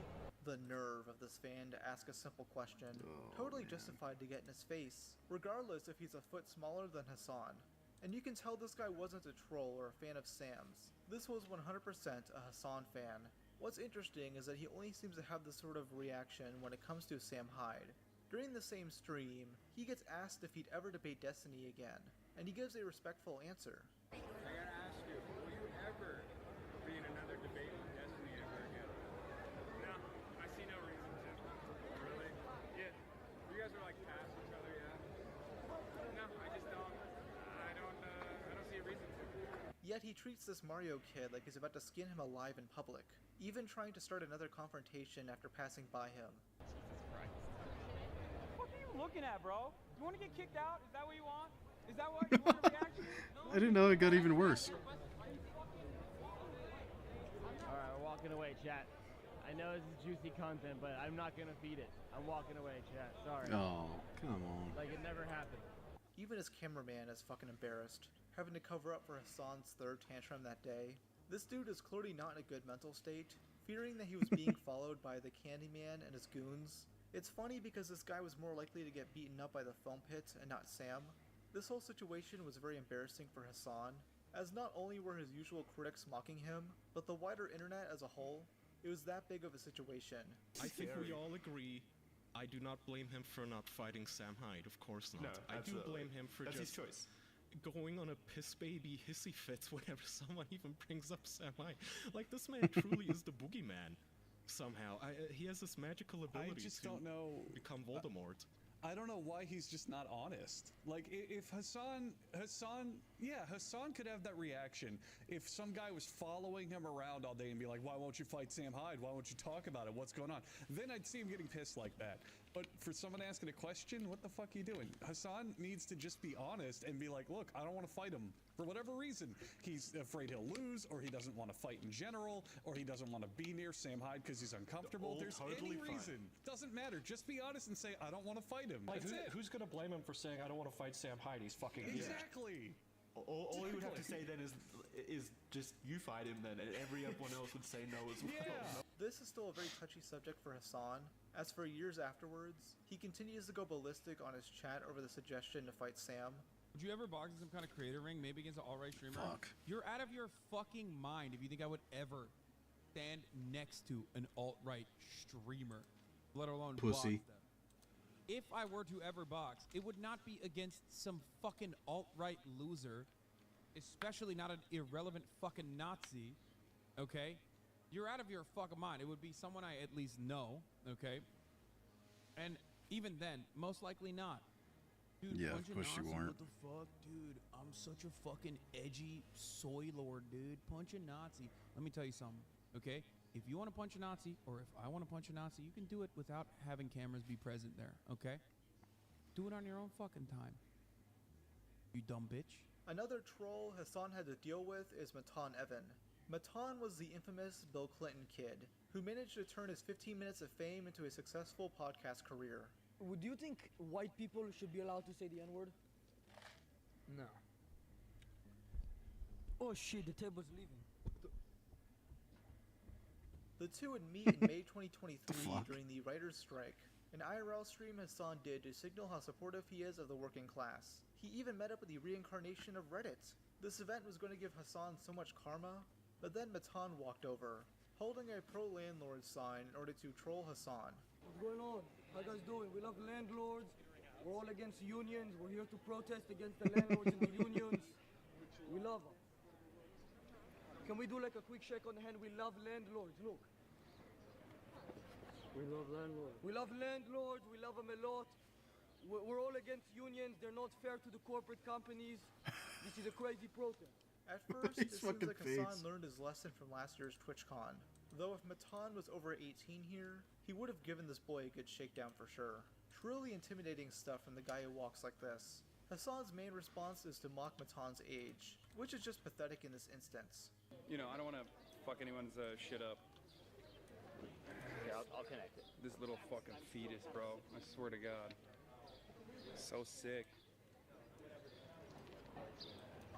Dumbass parents, obviously, didn't smack him around enough when he was fucking born and bred.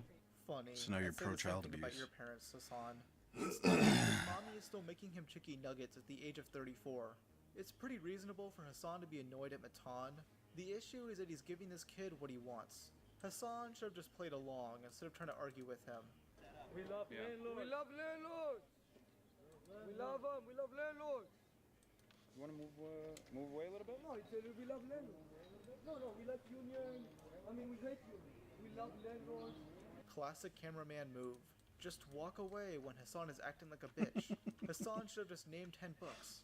Matan would post some clips from this interaction on Twitter, leading Hassan to tweet out, never mind. Maybe children do deserve the coal mines. Matan replies back, you should have told me that to my face instead of standing there frozen. I asked you to step aside politely for the adults to picket, and you said I was threatening you.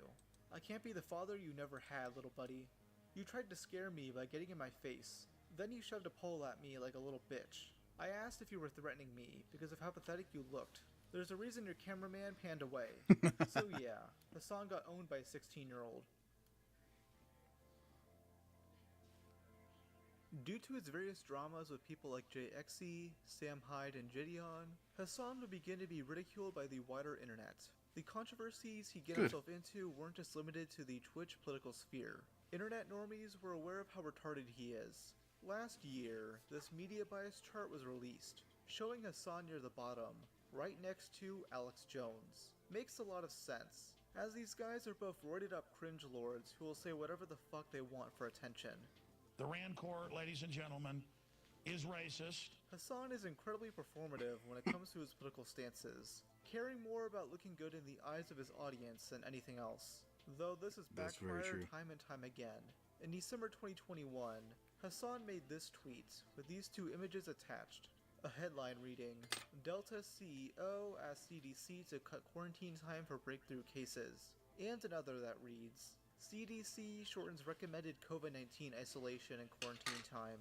So obviously, Hassan is speculating that the Delta CEO forced the CDC to do this, which caught the attention of 2Mad of all people. Oh, shit. Yes, the guy from the Goodnight Girl meme. Oh, hey, I'm just about to go to bed.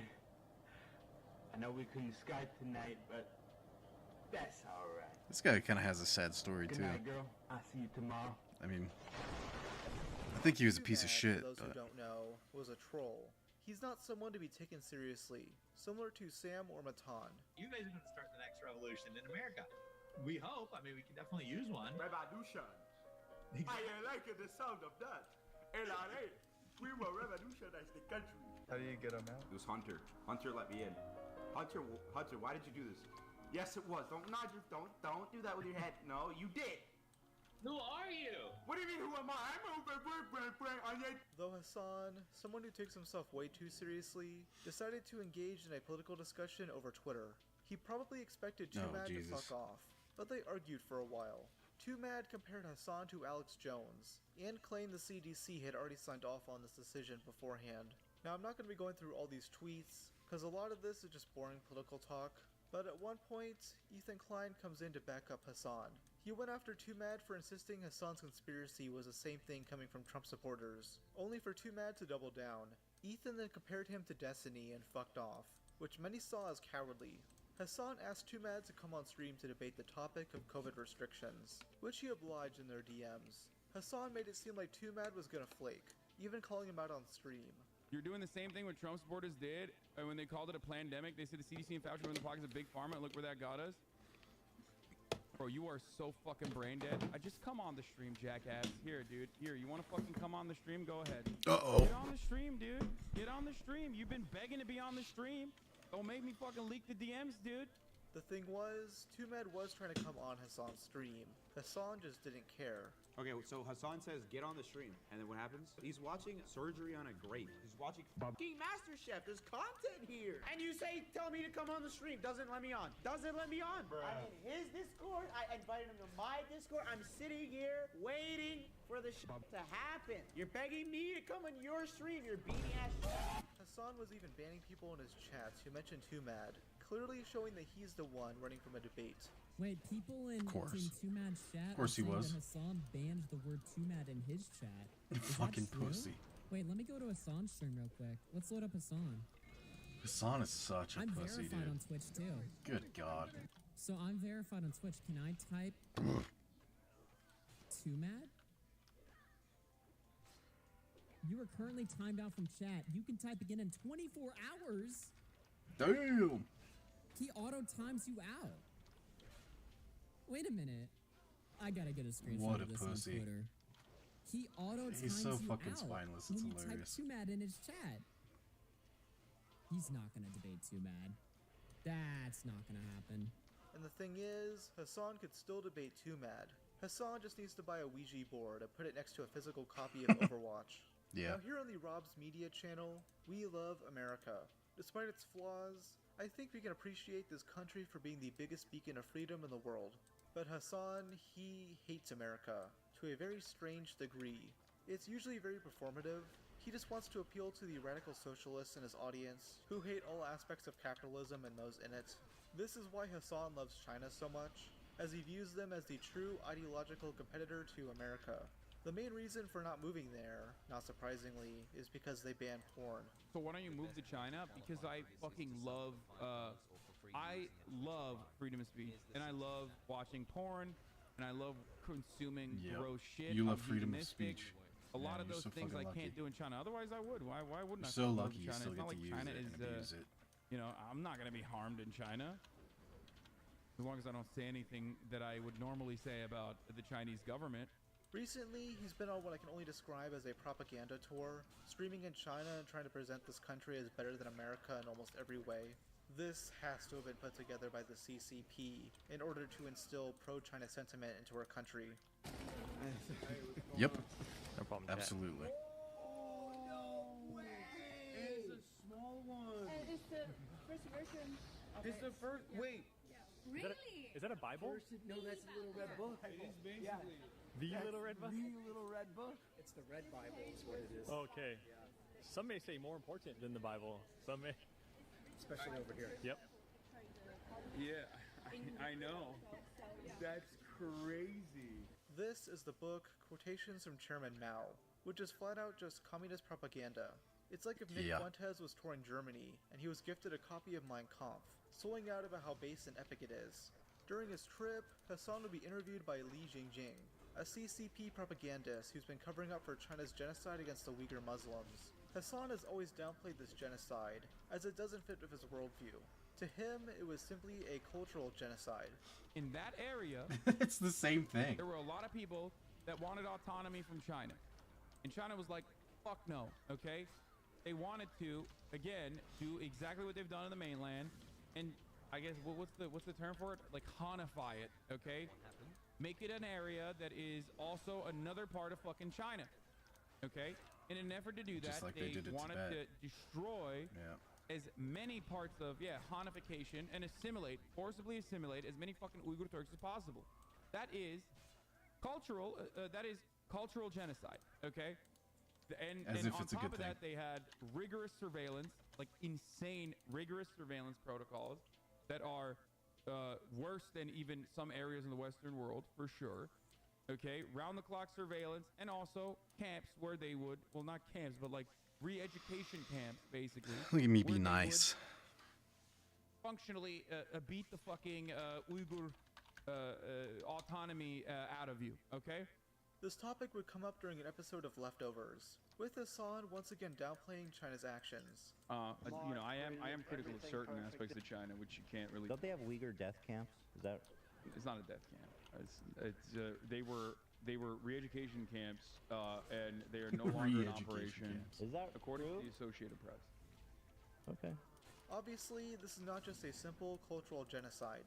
There's reports of human rights violations, forced sterilization, and even deaths happening to the Uyghurs.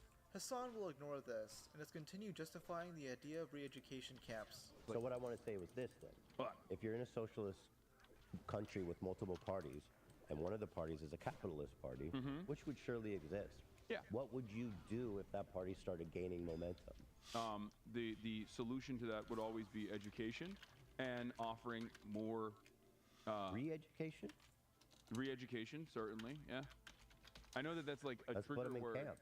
No, not like that. I know there's a trigger word because everyone goes, "Oh, re-education." What do you mean? Like immediately people think like, "Are Well, you China talking does about? that. Are you talking about like resident schools? Are you talking about China has Xinjiang?" Yeah, re-education 100%. They yeah. do. They do it. They did it in Xinjiang, Which I isn't think good, was, right? No, I don't. It's agree. totally Yeah, okay. I don't think it was good. There are no death camps in Ba Sing Se. Hassan keeps saying that he doesn't agree with China's I've never sentiment watched of other Avatar, I don't know minorities, the but in the reference. same episode, he justifies China annexing Tibet and erasing their culture. Tibet was literally a fucking feudal slave mandate, like So autonomous zone. China did them a favor. That was one. I mean, in America, when I say something like this, people get very upset. You know, we talk about the Dalai Lama saying "suck my tongue" or whatever, but like, that's not far from the norm in fucking normal Tibetan existence before the Communist Party came in and So took over. China unilaterally took over Tibet, Like squelched these are. their culture. They basically are trying to, homogenize the culture. If your culture, They're trying to swell the religion and the identity. the part of and they did them feudal a favor. warlords and slavery, abolishing that, yes, I do think that is good. No, China did them a favor. I think that yes, I will be on the record Just to like state America did it. that Nah, while I'm the not gonna Chinese say it. government, wait, I'm not going to say it. Ethan Just almost brings like up a good America point. did to This the sounds like African logic Americans. people used to justify the treatment of Native Americans during the 19th century. a lot of the early justifications of settler colonial violence was met with, well, the natives are barbaric. The indigenous population is killing one another. They're practicing bloodletting. They're cannibals and whatnot. Some of which was not true at all, and others that might have been true. Now, well, there's a lot of it that was true. I mean, they did some crazy shit down there. So ultimately, it still does not justify the inhumane and horrific practice of full-scale genocide, which is infinitely more barbaric than anything that you could basically say about the indigenous population. That clip is from Hassan's debate with Jesus Asmongold Christ. regarding Israel and Palestine. That week, Asmon had said this regarding Palestinian culture. If you want to consider a genocide as a systematic killing of a group of people, they have genocide built into Sharia law right now. So no, I'm not going to cry a fucking river when people who have genocide that's baked into their laws are getting genocided. I don't give a fuck. They're terrible people. Well, pretty reasonable for Hassan to be upset by that. But he doesn't have the same energy with China. Hassan's main bread and butter course since not. late 2023 has been covering the Israel and Palestine conflict. It's something he's been going all in on, as I'm sure it's a topic Milking he's it. been super passionate about. Milking it. But only a few months prior, Those Hassan dead was Palestinian debating quitting kids political are content fucking altogether. On his fueling account, him. he said this: "Numbers have been down a lot lately. Need to do more gimmicky, fun content. I do think I do way too much politics lately, like it's 6 to 8 hours of news coverage. That's all you Shit's fucking breaking do. my brain. Covering this conflict brought him more viewers, though most of his new viewers aren't interested in watching his other content. Whenever he does a stream unrelated to politics, his viewers dip. He even complained about this on Discord during his March 2024 trip to Australia. Twitch streaming isn't about the actual content. It's about whether people want to pay attention to you or not, and clout. All that shit was a banger, and 13k watched, like I'm fucking gaming at 8 p.m. I'm going to kill myself. He then gets mad that people are suggesting stream ideas, saying that he hates his job and doesn't want to stream that day. I hate what my community is becoming. I hate how much people literally despise any type of fun content. We killed You all fostered normies. this. You Everyone fostered is like this. brain broken and only wants politics. You did This this. was a space to convert normies to our politics and people who could enjoy shit. And many of you Convert became like normies to weirdos politics. who don't see that as Yeah, an you're important part of the extreme- project because you extreme associate genre of leftism with being an politics. annoying douchebag who hates fun. This is Hassan's own doing. He bred this audience to be annoying sacks of shit who don't actually care about the cause, instead teaching them to be as performative as possible in virtue signal. Who taught you how to do this stuff? You, alright? I learned it by watching you. Parents who use drugs have children who use drugs. During that trip to Australia, Hassan was IRL streaming and took photos of fans. One of these fans ran back to chew him out Holy for drinking shit, Coke please products. stop. I'm sorry, I forgot to say you need to stop drinking Coke Zero on stream. It's boycott. This stupid bitch. You're preaching pro-Palestine and you're drinking all this boycott stuff. Please, Hassan, at least pretend. Do it off stream. At least pretend. I'll put it in a glass. Is Pepsi okay? No.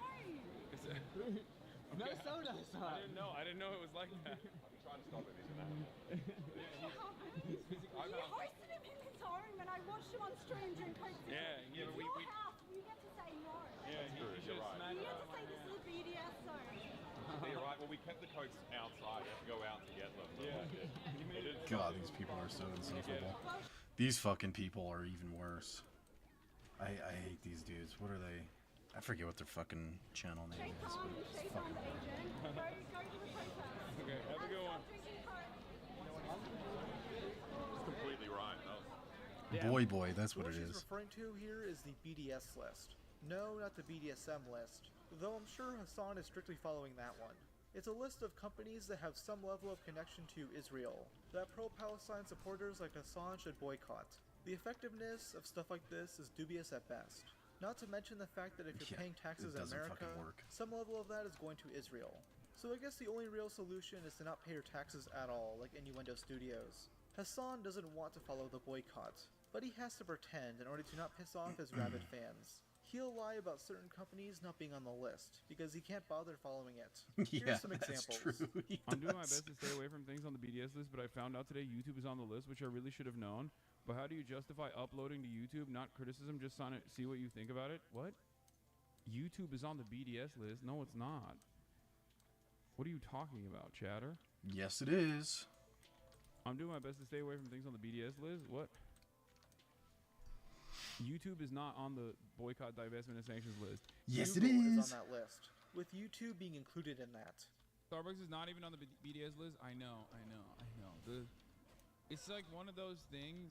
It's like one of those things, like the Starbucks boycott or whatever.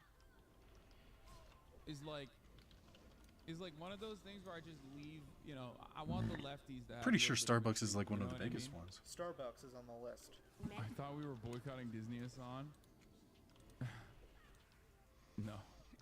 I mean, with the exception of last night, I've been boycotting Disney, but no, that's not on the BDS list. Disney is on the list, and Hassan did realize that, but it doesn't stop him from watching shows on Disney+. I've been boycotting Disney, but it's not on the list. Then why are you boycotting Disney? What was your reason? I mean, it's not really relevant, but I just want to know what kind of dumb reason he has. Because it's exploiting Chinese children, or why? I finished Andor last night.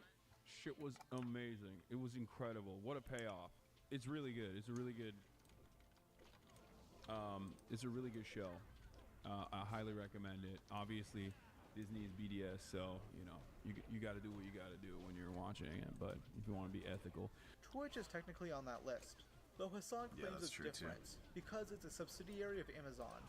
Amazon is on that list, but Amazon is not on that list for Twitch, and it's not on that list for a permanent fucking blockade of Amazon and all Amazon-related products. That's what a boycott because is. Palestinian National Committee understands that half of the websites that we are on and that we use AWS as its backend, okay?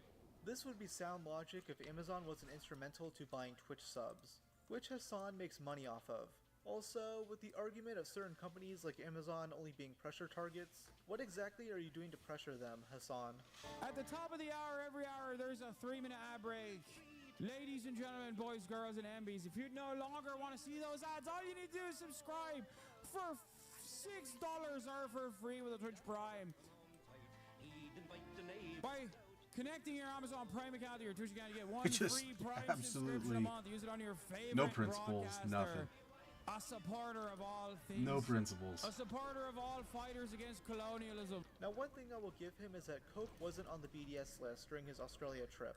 It only went on the list in late 2024, and Hassan made that clear with his audience. I'm cooked. No more Diet Cokes. I know. Coca-Cola is now officially on the BDS list. I am fucking devastated. Actually devastated. Yet despite Coke now being on the list, he still drinks it off stream, like a fat guy cheating on his diet by eating a Big Mac. You can clearly see it in his fridge. This is a photo taken for a New York Times article released in April this year. It's clear Hassan doesn't give a shit. It's all a performance to quell his angry, irrational fans who hold him up in such high regard. Because of this, Hassan is mostly focused on giving political takes his audience will enjoy, playing it safe for the most part. It's very rare to see him reacting to content critical of him, and when he does debate someone over Israel and Palestine, it'll be someone like a 16-year-old kid, though at least he found someone with the same IQ. Hassan likes to claim that he's done with drama, which is a fucking lie. He only says that when it's drama he's afraid to give a take on. Here's his reaction to That's a when his chatter content's asking running to low, cover the too. Chris Tyson allegations. Has Hassan talked about Mr. Beast Chris? Think about this. This is no different than the Cody Ko shit where people were just like, hey, I know that the current sitting president Oh shit. Oh shit. out of the re-election campaign in the most historic thing that has happened God in damn this it. election cycle, in a sea of historic things that have happened so far. Has Hassan talked about Mr. Beast Chris? Oh no, don't ban me, just a question. I'm not gonna ban you. I do want you to really think about it though. As a political commentator, do you think personally that right now I'm gonna be talking about YouTubers? I mean, yeah. Yeah. You're doing a Why 2-hour not? stream segment talking about the Taylor Swift drama, an hour segment talking about the Mudahar drama, not to mention 3 hours worth of coverage on the woman who fell in love with her psychiatrist. This guy is just a coward who doesn't want to cover a risque controversy. I'm sure he would have downplayed Chris Tyson's actions like his orbiter Denims did.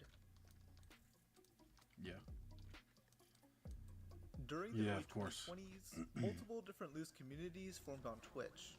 One of the most prominent ones was the Poggers community, which featured a lot of the more brand-safe streamers like Ludwig, XQC, Pokimane, Jay Schlatt, QT Cinderella, Moist Critical, and more.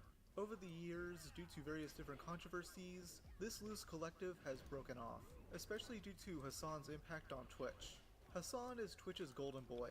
He gets special treatment from the platform despite his controversial nature, which makes it more does. jarring how he was able to network with these All of brand-safe his fucking- creators. Well, part of that is due to his podcast. If it was anybody else, they would be gone in like fucking minutes. But for some reason, maybe he draws in a lot of money or something. I don't know, but he's definitely fucking protected. Fear and, which he hosts with QT Cinderella, Will Neff, Austin Show, and Or maybe Hassan's they all just share the producer, same Marsh. opinions. QTC also hosts the Streamer Awards, which is basically the Oscars for egotistical streamers, where these losers give each other awards and suck each other off. In 2023, Hassan would host the red carpet event alongside Ludwig, QTC's boyfriend. Hassan is also dating Valkyrae, a popular Twitch streamer who's good friends with Pokimane. Their relationship has basically been an open secret for years, though Hassan seemingly doesn't want to reveal it so she doesn't get harassed. Though it's probably so Hassan's parasocial audience thinks he's single, so he can continue getting nudes from them. And he's the type of guy that keeps his girlfriend a secret. Right. You know why, shit. right? And I know this. I'll just spill the beans. Fucking all about it. wiped. That's his decision. I asked. I said, why do you keep your relationship with Valkyrie a secret? Who cares? Just you guys are dating, be together. Because let me guess. And it was his decision, because he says he doesn't want people harassing her. It's like I'm like, she's already like a huge I can guess. internet personality. He likes everybody dreaming of being with him. That's obviously why, and that's why women do it too. I don't know. Most of these streamers are left-leaning, and either don't It's pretty know cold or here, don't though. care how radical Hassan's positions are on certain topics. The one streamer that Hassan would always have issues with is XQC, especially after a tier list he made in June 2022. He was ranking different streamers and had the goal to put Hassan at B tier. Hassan is B. I like Hassan a lot. He doesn't play a lot of games, so it cuts his versatility a little bit. I feel he's not as outgoing enough for fucking collabs too. It could be more fun though. It's a good thing though. Hassan chose to mold on Twitter, deciding to take shots at XQC over his gambling habits. XQC probably ranked me a B-list streamer because I won't fucking have him on when a trending political thing is happening, where he has to act like he cares to farm the last ounce of the Twitch directory, before he goes back to promoting crypto gambling to teens for multiple millions. He then went to Discord to rant about it, as you'd expect from Hassan at this point. He tries referring to XQC as a clout demon for his coverage of the Johnny Depp Amber Heard trial, as if Hassan hasn't been milking the shit out of Israel-Palestine for the past 2 years. I've only been nice to XQC. I've defended him when people attack him for things he's done, despite how much he goes on the whims of chats and shits on me regularly. It's okay. I think he's spineless. I will defend him if people are attacking him over bullshit. I don't think crypto gambling is bullshit, however. No other streamers will defend me, LMAO. Twitch is XQC's website. Hassan would then bring this up on stream, and make this whole drama about gambling on Twitch, even though what got him upset in the first place is XQC's criticism of him. It's not even the fucking B tier thing. That's just the straw that broke the camel's back, because like it's irrelevant. Like I've fucking tier listed people all the time. I've done it before. I don't give a shit about that ultimately. I do give a shit about, and this is something I talked about last week, I believe, and I actually criticized XQC pretty openly last week when I was talking about Moon and Asmongold and numerous other content creators constantly fucking pushing back when they don't need to, when their audience randomly brings me up and shits on me. And this is something that happens all the fucking time on Twitch. It is like a very easy meta. It's a very easy meme to be like, yeah, Hassan sucks. Oh, house? Rich man? Oh, just like Hassan, who's a fake socialist. He's a hypocrite. I guarantee you Hassan wouldn't care about them gambling on stream if he wasn't being made fun of. Like, this is XQC we're talking about. Should we really be taking this guy seriously? Come on! I said the N-word while talking about him because I wanted to. It adds style to my dialogue, so I said it. What about it? It adds some character to my vocabulary. So I did it. I ripped it. Yep, I did that. What about it? Also, it's important to note that XQC put Destiny in A tier, which definitely got under Hassan's skin. I kind of hate Destiny. I'm not a fanboy. I personally dislike him. Okay, but I hate to say, guys, he's a high A. Okay. He's given up. I think over the years, to the point where being a right is more important than anything. But I think in terms of actual content, he can dish out some content that literally nobody else can. I don't even know what this guy's saying. Is that even fucking English? He also put Hassan in B tier, but Destiny was below him in C tier. That might not be why he's mad, but Hassan is childish, so I'm just going to assume it is. As you can tell, Hassan's friendship with these guys is highly transactional. If you don't shit on him, he won't shit on you. He'll adamantly defend you, even over the stupidest shit, as long as you suck him off. But if you go against groupthink, you're ostracized. Another streamer Hassan has gotten pissed at over the years is Moist Critical, which I first noticed during the 2023 iDubbbz drama. Charlie thought Ian's apology was way too over the top, but Hassan loves it when people are politically performative, so he hated Charlie's take. He wasn't happy with the content he made or the person he was, and now he's trying to apologize for the videos he made. And I, once again, have to completely disagree with the way he looks at it. I feel like his perspective on it is very warped by the way the internet has evolved over the years. The way he talks about this content makes it sound like he used to fucking murder puppies for these videos, which it was never that extreme. I very much would consider... Bro, come on, Charlie. He was fucking screaming the N-word at people, dude. Who cares? Okay, I take it back. Charlie's not the normie barometer on this, okay? Nope. He's the barometer for what, like, the internet center is. but no shot, dude. Then, in November 2023, Charlie would criticize Pokemon's handling of the cookie drama. If you're a normal, functioning person, then you'll have no clue what the fuck I'm talking about. It had to do with Pokemon selling repackaged cookies for 28 bucks. Turns out it was 4 packets for that amount, but many still considered these overpriced. There were also concerns of false advertising due to the low amount of vitamin D in each serving. Pokemon chose the worst possible way to respond. I gotta say this one last time. It makes my brain go boom when people are like, oh my god, $28 for cookies? It's 4 bags. That's $7 a bag. I know math is hard when you're an idiot, but look, if you're a broke boy, just say so. Anyway, Damn! Of course, more Chinese shit. These people love China. If you want to pay $8 for Twitter Blue for some pictures, that's okay. That's fine. You spend your money how you want. I'll spend mine how I want.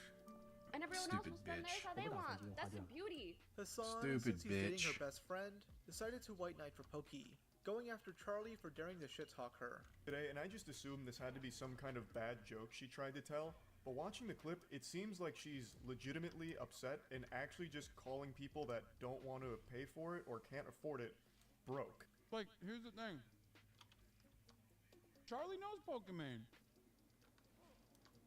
What's that got to do with Charlie's got anything? Pokemon. Like, I think. What do you think? You think really she's like anti-fucking poor? Like that's what's going on? Even if she was joking, you can tell she's legitimately pissed off. It's something she said at the heat of the moment that she later apologized for. Hassan also claims that people are only going after her because she's a woman. The big mistake, the big mistake here part of is it. that she thought that she could be a woman online and then also That is her come mistake, across actually. as not super serious in this very important moment. He blames the hate on incels and says male streamers don't get the same level of hate. If this is a joke that Charlie made, nobody would say shit. If this is a joke Ludwig made, nobody would say shit. Because those guys are not exactly considered offensive targets by incels that will take something and then go, that's the most serious thing anyone's ever said. It's a joke that XQC gets away with on a daily basis. Dude, whenever XQC flexes his wealth, he gets relentlessly shit on for it. It's also not behavior I've seen from Charlie or Ludwig. So, why bring them up?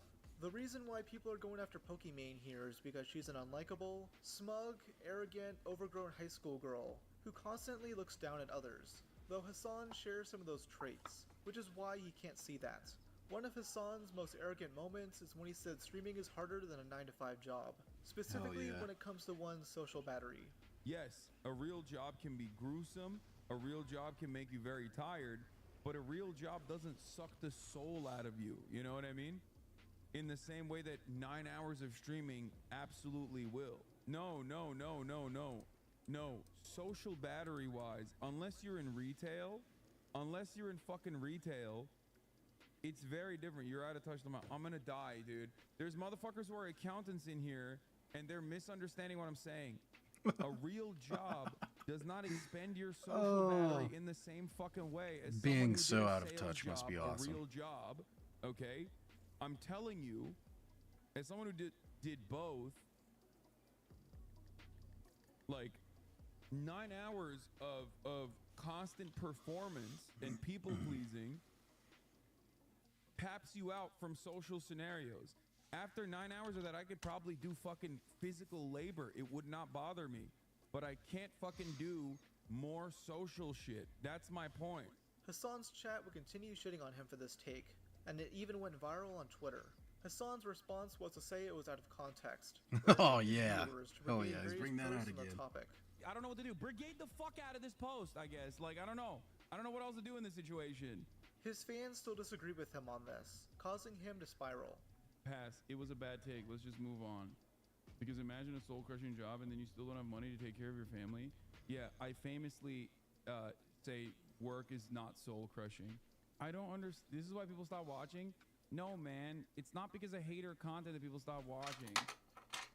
Your chat is not even on your side. What the fuck? The real reason why people stop watching is because shit like this pops, dude. It bangs. Yeah, because you're a piece of shit. Now Ludwig, Hassan's friend, decided to cover the story on his Mogul Mail channel. He shows the full context and then jokes about the situation, which was a grave error. You see, one of Ludwig's jokes targeted Hassan himself, something he takes deep offense to. But I wanted to talk about this, as a streamer myself for almost 6 years now, on how hard it really is. I'm kidding. I would look. I just. Oh God, it's just like he's so upset. What's funny is you haven't even addressed this again since then. I know. It's just an opportunity What a for pussy. every single person to be like, look, guys, I'm a content creator. I'm really privileged. Like, yeah, dog, we all are. We all talk about it all the fucking time. It just annoys me because like it's such a fake fucking thing to do. It's just literally. Look at him and his stupid fucking nails, whining like a baby.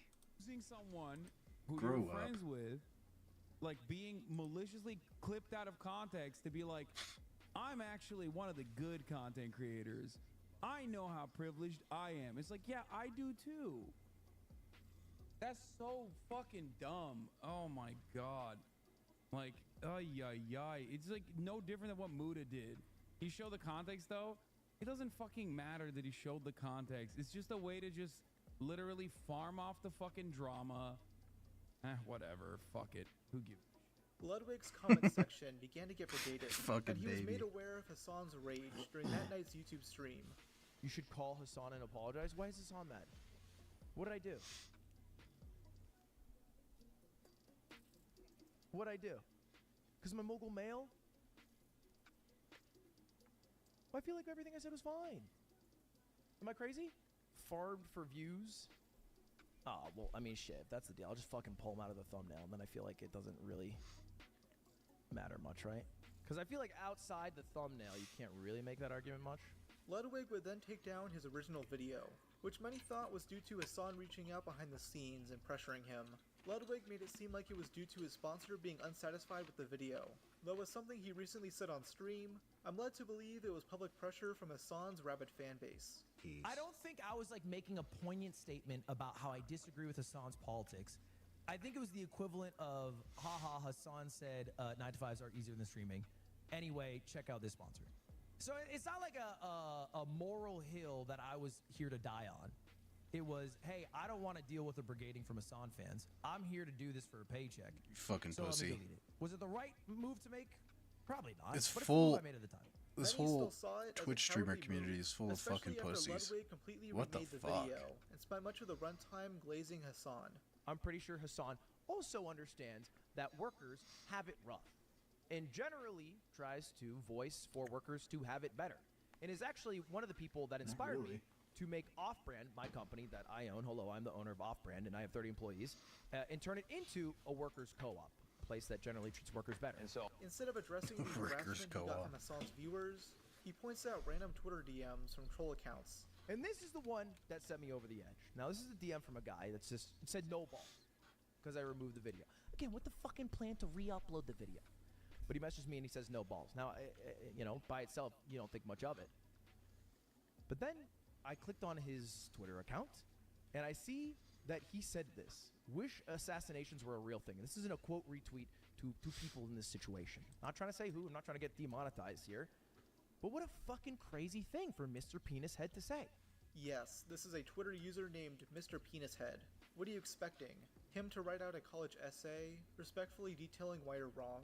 It's just pointless for him to engage with this. It's like when Eden Riley began arguing with a chatter named I Get Blacked. This whole drama created a very popular narrative that Ludwig is Hassan's lapdog, his spin doctor, his bitch. And I legitimately believe this. Yeah. Though that's mainly due to another drama Ludwig got himself into in November 2024. Around that time, Twitch was under heavy scrutiny for platforming Hassan, leading to an adpocalypse where streamers were making less money. Good. Ludwig decided to cover this, but for the most part, he declined to mention Hassan's crucial role in this. There's currently, in Twitch world, a piss match, right? Hassan is blaming Asmongold for the apocalypse for teaming up with people who he says started it. Mizkif is blaming Hassan, saying that everyone who does politics should be outright banned. And Asmon is looking at me and blaming me. I want to say you're welcome. Taking blame himself. and probably talk about DEI again for the 100th time. The reason why I'm having to show that clip from Destiny's stream is because he quickly cut that part out. Again, people suspected that he removed this due to pressure from Hassan or his audience, though it was actually due to his inclusion of Mizkif. Mizkif's statement regarding Twitch was taken out of context by Ludwig, so he cut that part out. This video felt incredibly rushed and poorly researched, leading to both sides of the discussion getting pissed at him, though it seems like he was more worried about pissing off Hassan's side, as he's clearly motivated by fear.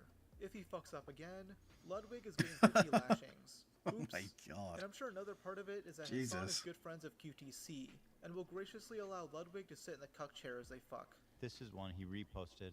I genuinely feel every time Hassan flirts with QT Cinderella. Oh! He retweeted this one of a fan obsessing over his supposed on-screen romance with his friend Cutie Cinderella. Yeah, it's totally normal for Hassan to repost that. Not creepy at all. I hope this further makes you understand why I call Hassan a fake male feminist. One particular situation that kickstarted Twitch's adpocalypse was a stream Hassan did with Nick Pullum, aka NMP LOL. This was jarring for multiple reasons, mainly due to how brand safe this guy is, but I bet he was told by other streamers that Hassan was just a social democrat. He streamed with the guy for an entire day, and quickly learned how radical his positions are. Are we gonna learn a lot today? Maybe. Hassan Nasrallah was assassinated. Wait, what'd you say? Hassan Nasrallah. Who's that? He's the leader of Hezbollah, the general secretary of Hezbollah. What's Hezbollah? Hezbollah is that small guy? Hezbollah is this is the same name. Okay. Hezbollah is a paramilitary organization that is also a part of the Lebanese parliament. Do we like them or no? I think as a resistance group, they're pretty successful against Israel. But everybody hates them. Like everybody in the region, a lot of people don't like them. Like I like what you. Yeah, I wonder why. Wonder why I Hassan. don't have an issue with them. Let's just say. Hezbollah is designated as a terrorist organization by 26 different countries, including the United States. Hassan likes them because America bad, glazing them up as an outstanding organization. I'm gonna be honest with Hassan. But they are a terrorist organization. Like they're designated. They are designated by the American state as a terrorist organization. I do not like them then. Well, I mean, we also called Nelson Mandela a terrorist until 2008. Do you know who that is? He was in prison for a while. Yeah, for terrorism. Okay, just because someone was unjustly designated as a terrorist doesn't mean Hezbollah is innocent. I mean, they've killed hundreds of civilians. Just because Nelson Mandela was designated as a terrorist, it means Hamas is okay. Hezbollah is okay. Though since Hassan couldn't convince Fucking Nick idiot. of how awesome Islamic terrorism is, he decided to play what he calls a Houthi musical. The Houthis being another US designated terrorist organization. Oh, you want to see a Houthi musical? Sure. These were the people that the Saudis were killing, by the way. Just so you know, these fucking musically gifted individuals. Yeah. Okay, I'm sorry, I need the money, guys. I'm gonna grab my food.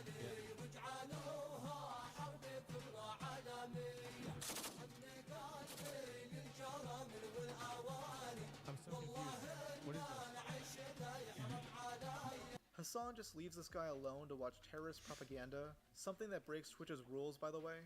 Nick is completely flabbergasted, like any normal person would. Did he leave me alone in a room with like a propaganda video playing? What is going on?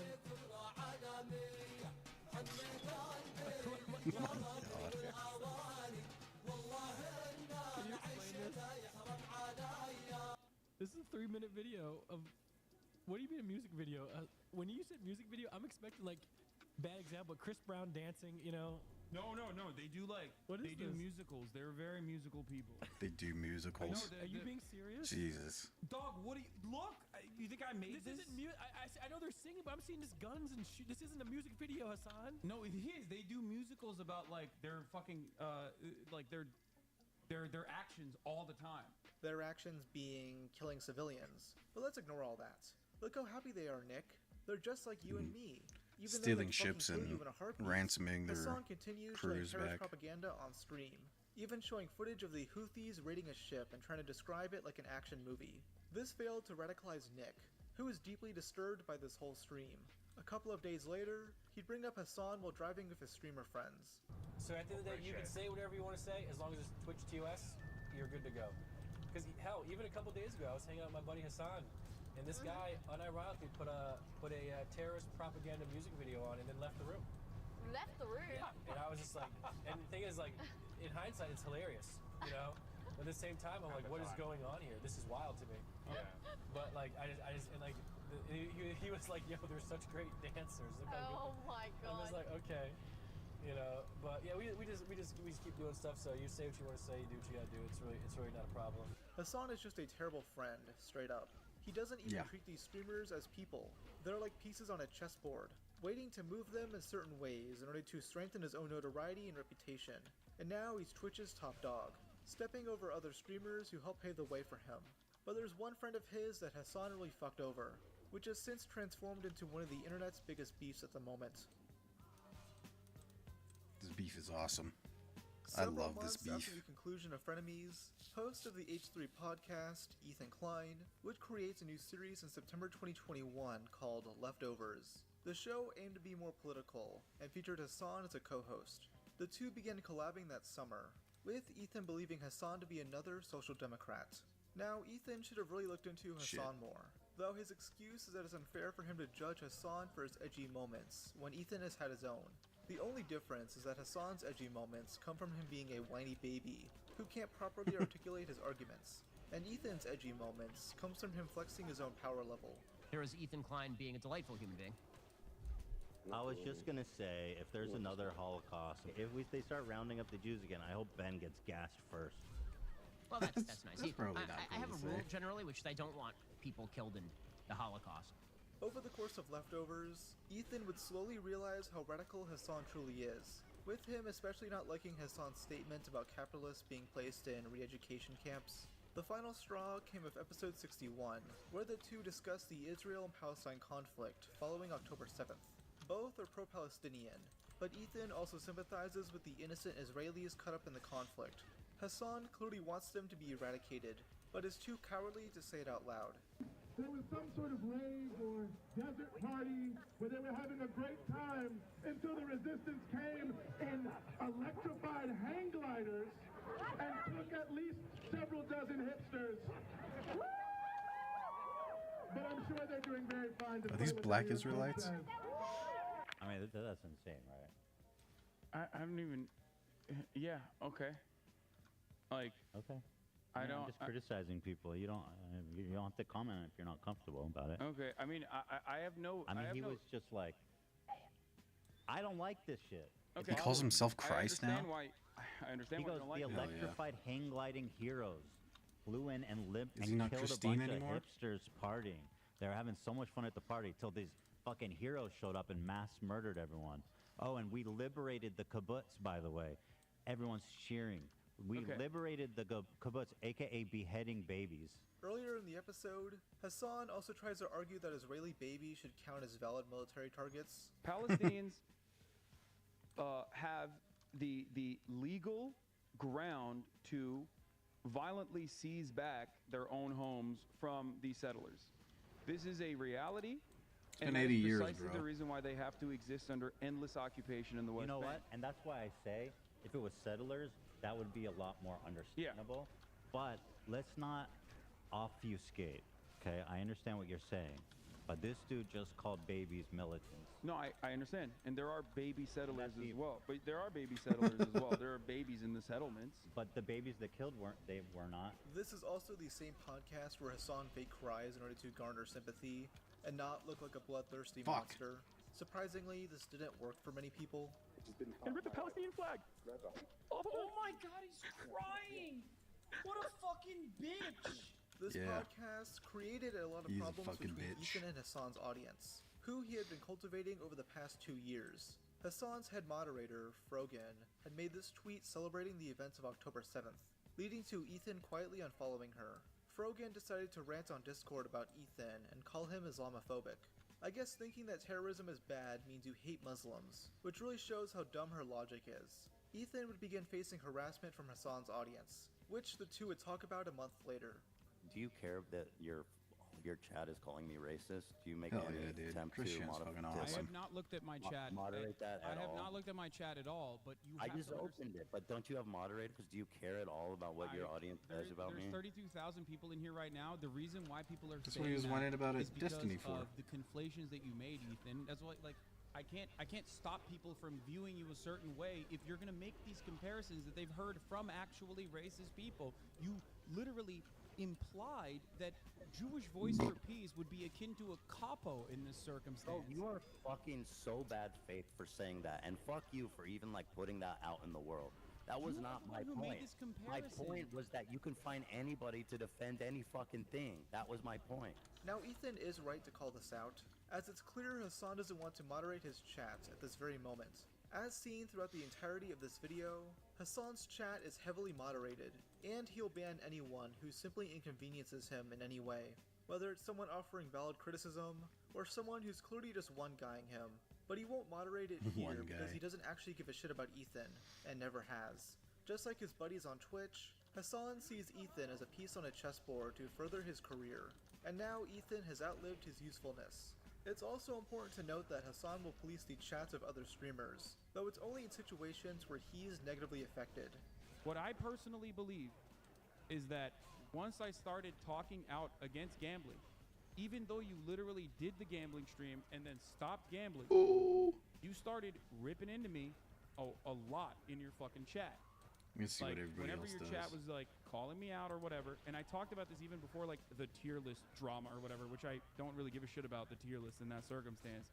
Oh, but I had whatever. talked a week prior to that, there's clips of it, when mentioning Moon and NMP Law, Asmongold, and all these other content creators actually, you know, whipping their communities when their chat is going fucking absolutely bananas over random dumb shit and bringing my name up for no fucking reason. And I thought that for the past year, especially since like the gambling debate that we had, you, me, Trainwrecks, and Ethan, that you were just allowing that shit to run rampant in your chat, and I thought that was fucked up. Especially as someone who thought we were fucking friends. I think that's a reasonable expectation for someone who you consider to be a friend.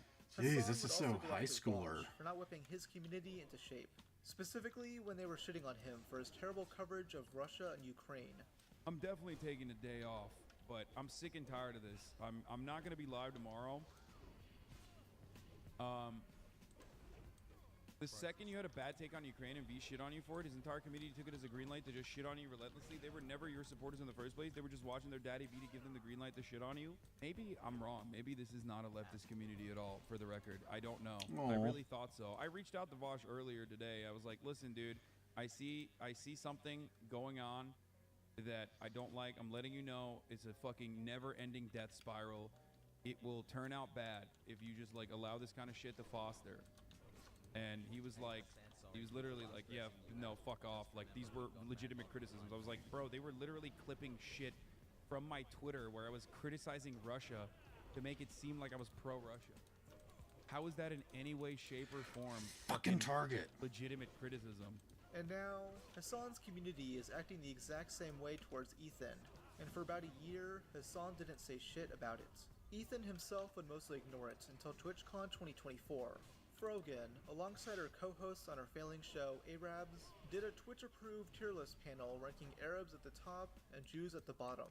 I went more in detail on the situation. I'm probably in gonna this take a video break but here suffice to say, this pissed once off this Ethan, runs over. since the panelists referred to him as a Zionist, a label he rejects. This and But the if I'm previously gonna stream mentioned later, Asmongold drama caused I backlash may for or may Twitch, not stream with later, but many if I do, I'll believing pull the it site up has double and standards. watch it. The consensus was, why did Asmon get banned and not those in Hassan's circle?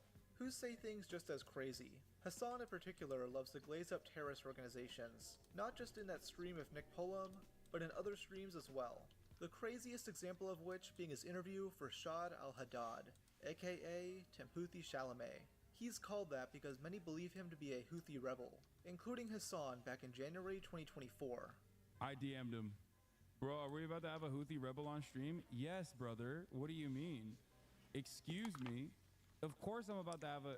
I'm a journalist, okay? This is journalism. I'm a journalist too. now. Now this actually could be good journalism. It's not wrong to interview a terrorist, Hassan himself even mentioned this point during his next stream. I mean, you have the famous 1997 Osama bin Laden interview where he declares jihad on a CNN interview. And there's definitely a difference between Osama bin Laden. I'm not even making the equivalence. I'm saying that this is a valid thing to conduct an interview on. Okay? This is valid. The issue is never who he's interviewing, it's how he conducted the interview. Instead of asking this guy really hard questions, he seemingly just wanted to be friends with this guy. Does he? Okay, this is a stupid question. Okay, you can preface it with that. Does he know what One Piece is? One Piece, like, is that an organization? No, One Piece is an anime. Oh, okay. أول شيء بقول لك إنه ممكن هذا السؤال يكون شوي أهبل بس بسألك تعرف شو هو One Piece؟ عمرك سمعت ب One Piece؟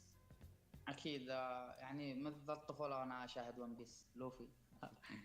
Luffy? Yeah, he said he's been watching it since he was a kid. The whole way. Yeah. It's only the first season of Yes. One Piece that's too. Fire. That's so fire. Oh my God, dude. We think the Houthis, Ansar Allah, is doing what Luffy would do. You should tell him that. This is the most soy shit Ansar ever. Allah. It's like if CNN asked Osama bin Laden if he likes Lady Gaga. When faced with criticism the next day, Hassan deflects and tries labeling his detractors as racists. The problem is not that you interviewed him; it's how you interviewed him. Gave me chicken and waffles with the Nazi vibes. That's great. That's a great question, or that's a great point to raise here. Except, this person is not a Nazi in the United States of America. He's not a Nazi in Yemen either. You are suspecting him of being that because you're primed into assuming that this 19-year-old is straight up a Nazi. He's giving you Nazi vibes, I guess. I can't do anything to help you sort out your own internal biases that makes you feel like this is not a good thing, this is a bad thing. Why are there 3-year chatters being openly racist in here? Because they're American. Or oh shit, they are. Yeah, that's a good point. We have a lot of trauma from that. Of Western imperialism and recognize it to a certain degree and don't want to question it. The reason why people think this way is because the Houthi flag reads, "Death to America, death to Israel, curse on the Jews." Hassan would later claim that Timothy Chalamet was never a Houthi in the first place, completely rewriting history, as if he was always presented as some random Yemeni teenager. I had a random teenager from Yemen on this fucking broadcast, and these dipshits literally kept saying he's an anti-Semitic, homophobic, gay people executing terrorist Houthi who killed probably a bunch of fucking sailors. Yeah, it would be safe to assume. Random fucking Yemeni teenager who in the interview said he's not anti-Semitic, that he's totally on board with anti-Zionist Jews, which was shocking for him to even learn about. This guy is calling people son of a Jew openly on his TikTok page as an insult. If this was a white person, Hassan would be quick to call them anti-Semitic. The reason why people think Al-Haddad is a Houthi is because he's filming himself on hijacked ships, and vividly describes what's happening to the hostages. He's saying that they win over the crews on these ships, and they like win them over with their charm, and they make them hate America. They win them over with their charm. Make them hate America. Okay, Yeah. that doesn't probably take much. Yeah, I'm gonna name my AK Charm too. I mean, this guy's on Twitter reposting Houthi propaganda and making terrorist threats. I mean, he's gotta be a Houthi. It's clearly what made Hassan interested in the first place. I'm sorry. If you're this effortlessly cool and good looking while you are overtaking a commercial vessel on international waters that are 100 miles off of your country's coastline, Israel and America have no answer to counter this propaganda. That's it. It's Jover. You are now officially a real-life Monkey D. Luffy, okay? Do I need to get a private room for you two? Because holy shit, you are sucking this guy off. It got so absurd that Hassan was comparing this guy to Anne Frank during his debate with Asmongold. This kid is like, I think he was like 19 at the time when I talked to him. Which means that for most of his life, he has withstood genocide, right? Like he is a person whose only experience is like, it's literally like talking to fucking Anne Frank, basically. Okay, being able to talk to Anne Frank in real time. Holy false equivalency. That's all he's known. Pretty sure Anne Frank was a pacifist who would have disavowed this sort of behavior, but I guess Hassan thought it best to use her legacy for political brownie points. It's worse than when Justin Bieber thought she would have been a believer. Still to this day, Hassan claims he's not a Houthi pirate, yet he never questions how he's able to befriend actual Houthis and film with them. Liberals like Ethan Klein, Sex Pestiny, and their fucking weirdo audiences and Asmongold's audience will regularly say Rashid al-Haddad is a Houthi, but even Fox News, because it's still a news outlet, will be like, it's just, they won't say he's a Houthi. They'll say he's a Houthi sympathizer. They won't say he's a Houthi. I wonder why. Perhaps it's because, you know, there are still quality assurance that they have to abide by. They still have standards that they have to abide by, versus a dumbass online content creator, myself included, can say whatever the hell they want. This and many other controversies has led to Hassan being referred to as a terrorist Where's our sympathizer. tank? Someone quick to glaze up radical extremists if they happen to oppose the West. This led to there he U.S. is. State Representative Richie Torres writing a letter to Twitch, which concerns Hassan's unhinged rhetoric. This amount of attention spooked Hassan, who chose to private all of his then public Twitch VODs. This shifted some of the attention to Dan Pussy. Clancy, Twitch's CEO, who clearly agrees with Hassan's extreme political stances. I mean, this guy is sending personalized happy birthday messages to Hassan, something I've never seen him do with any other Twitch streamers. Happy birthday to you. What the fuck? Happy birthday to you. Bro, we're never beating the Hassan Runs Twitch allegations after this. This is crazy. Oh my god. Like, the most rabid Redditors just clip this, and they're gonna be like, the most rabid Redditors just clip this, and they're gonna use this permanently to be like, see, I told you, he's got banning powers. Right. Happy birthday, dear Holy Hassan. shit, please fucking die. Happy birthday to you. I'm All cooked, I'm together, cooked. Happy birthday from Twitch, Hassan. Happy birthday from Twitch. Top of LSF, Hassan Runs Twitch, proof in the pudding. 7,000 upvotes, definitely not brigaded. 7,000 upvotes. Everyone's talking about like how rich of a socialist I am, and how I got Jeff Bezos' phone number in my phone. Just like Hassan, Dan is a massive creep towards women, using his role at Twitch to promote hot tub streamers and general OnlyFans degeneracy, Hell yeah. which he wanks it to every single night. You want to explore clips? That's very nice. I would too, honestly. Okay. Suppose you want to check out the stories to see what you missed yesterday. You click there, and now you're in your stories feed. Oh my god. Okay. Okay. Dan has also pushed Hassan's content in this exact same way, allowing him to get away with ban after ban. All on the despite gooning constantly train. calling for Let's violence. go. It took years for this to be called out more prevalently, with Ethan Klein leading the charge. In January 2025, he finally released Content Nuke Hassan Piker, a video lambasting Hassan's recent behavior. It specifically It's a good video. focuses on Hassan's support of terrorism, while also taking shots at his closeness with Twitch. Hassan obviously didn't want to watch this video on stream, so he kept making up excuses. For one, he dismissed it as drama slop, claiming that Ethan and other commentary channels are using the severity of geopolitics for their own personal gain. Like, for them, it's just all drama. As if you're not? Okay? What the it's fuck? all drama. Like, Ukraine, drama. Palestine, drama. Okay? What is this? I think Ethan just wants to defame you and you to react by suing him. I'm not even going to watch his fucking video. And by the way, if I did, get great views overall. I'm not even going to dignify it. And you can say it's because I'm scared. Okay? If you are literally the dumbest person Let's go. in the United States of America, perhaps the entire planet, okay, then yes, you can think that. I am stating it very clearly. Ethan Klein, if you want to have a conversation with me, I am available. I can talk to you about any number of different political disagreements that we have, except this time, I'm not going to be fucking nice to you, okay? I'm not going to treat you with kitty gloves.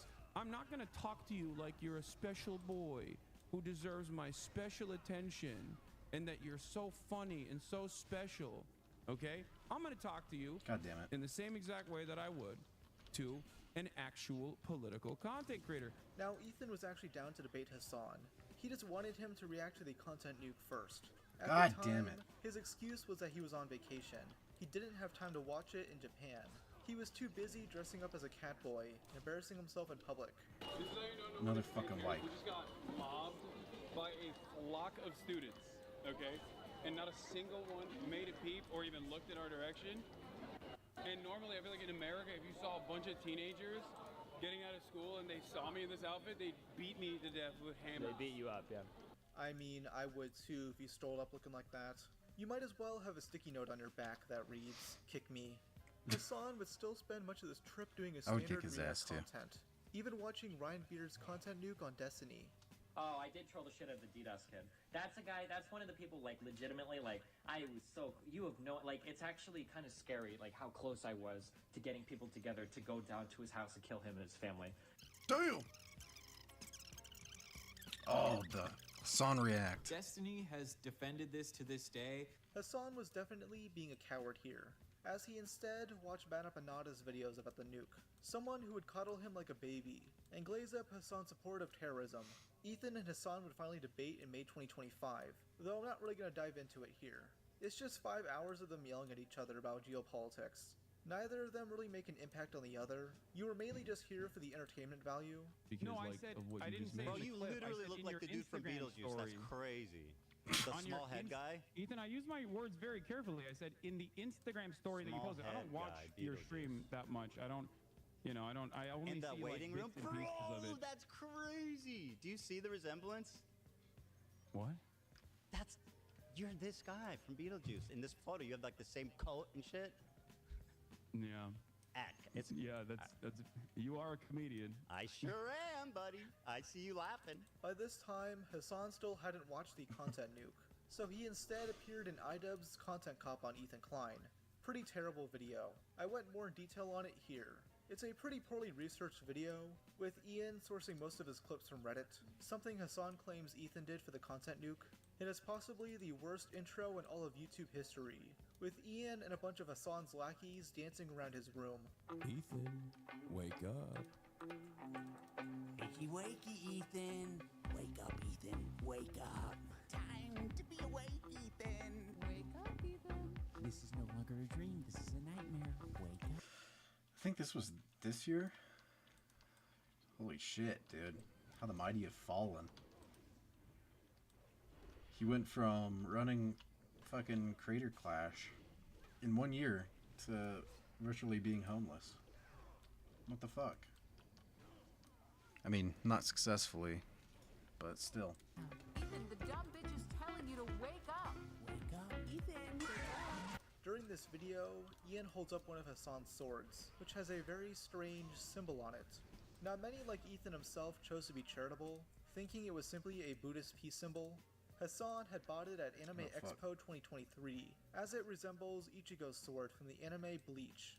This one's sicker. Wait, that's a little sus. That's questionable. But it's clear that Hassan didn't buy the sword because he's a fan of Bleach. In fact, Hassan has seemingly never seen the show, as he can't even identify the show's main antagonist. S tier. Wait, I don't even know who that guy is. That's Aizen from Bleach. Oh, I don't watch Bleach. And I'm not caught up with Naruto, so I don't know. Do you watch Bleach? I do not. I do not watch Bleach. Hassan bought it because the sword's hilt looks like a swastika. He even refers to it as the swastika sword. I've never watched anime before. I don't know. God. I don't know how else works.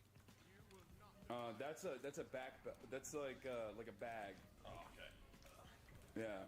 It immediately goes for the swastika one. Got it. I like this already much better. You're the one who owns this. Now, typically, I wouldn't give a shit if someone owns an edgy-looking sword. The issue comes from Ian and Hassan's cowardice. They clearly posed the fit to look cool and edgy and piss off Ethan, as anti-Semitism is a sore spot for him. It's meant to be provocative, but after they got called out for it, they started playing dumb. He pulled up clips of you saying you don't watch it. Yeah, it's not. What? Holy What shit. is the argument?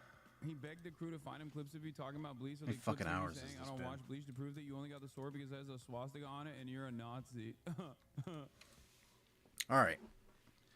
I'm going to stop here. I might come back and do more later.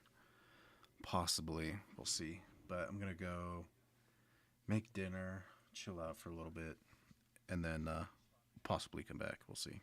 Anyway. Thanks for watching, everybody. Goodbye.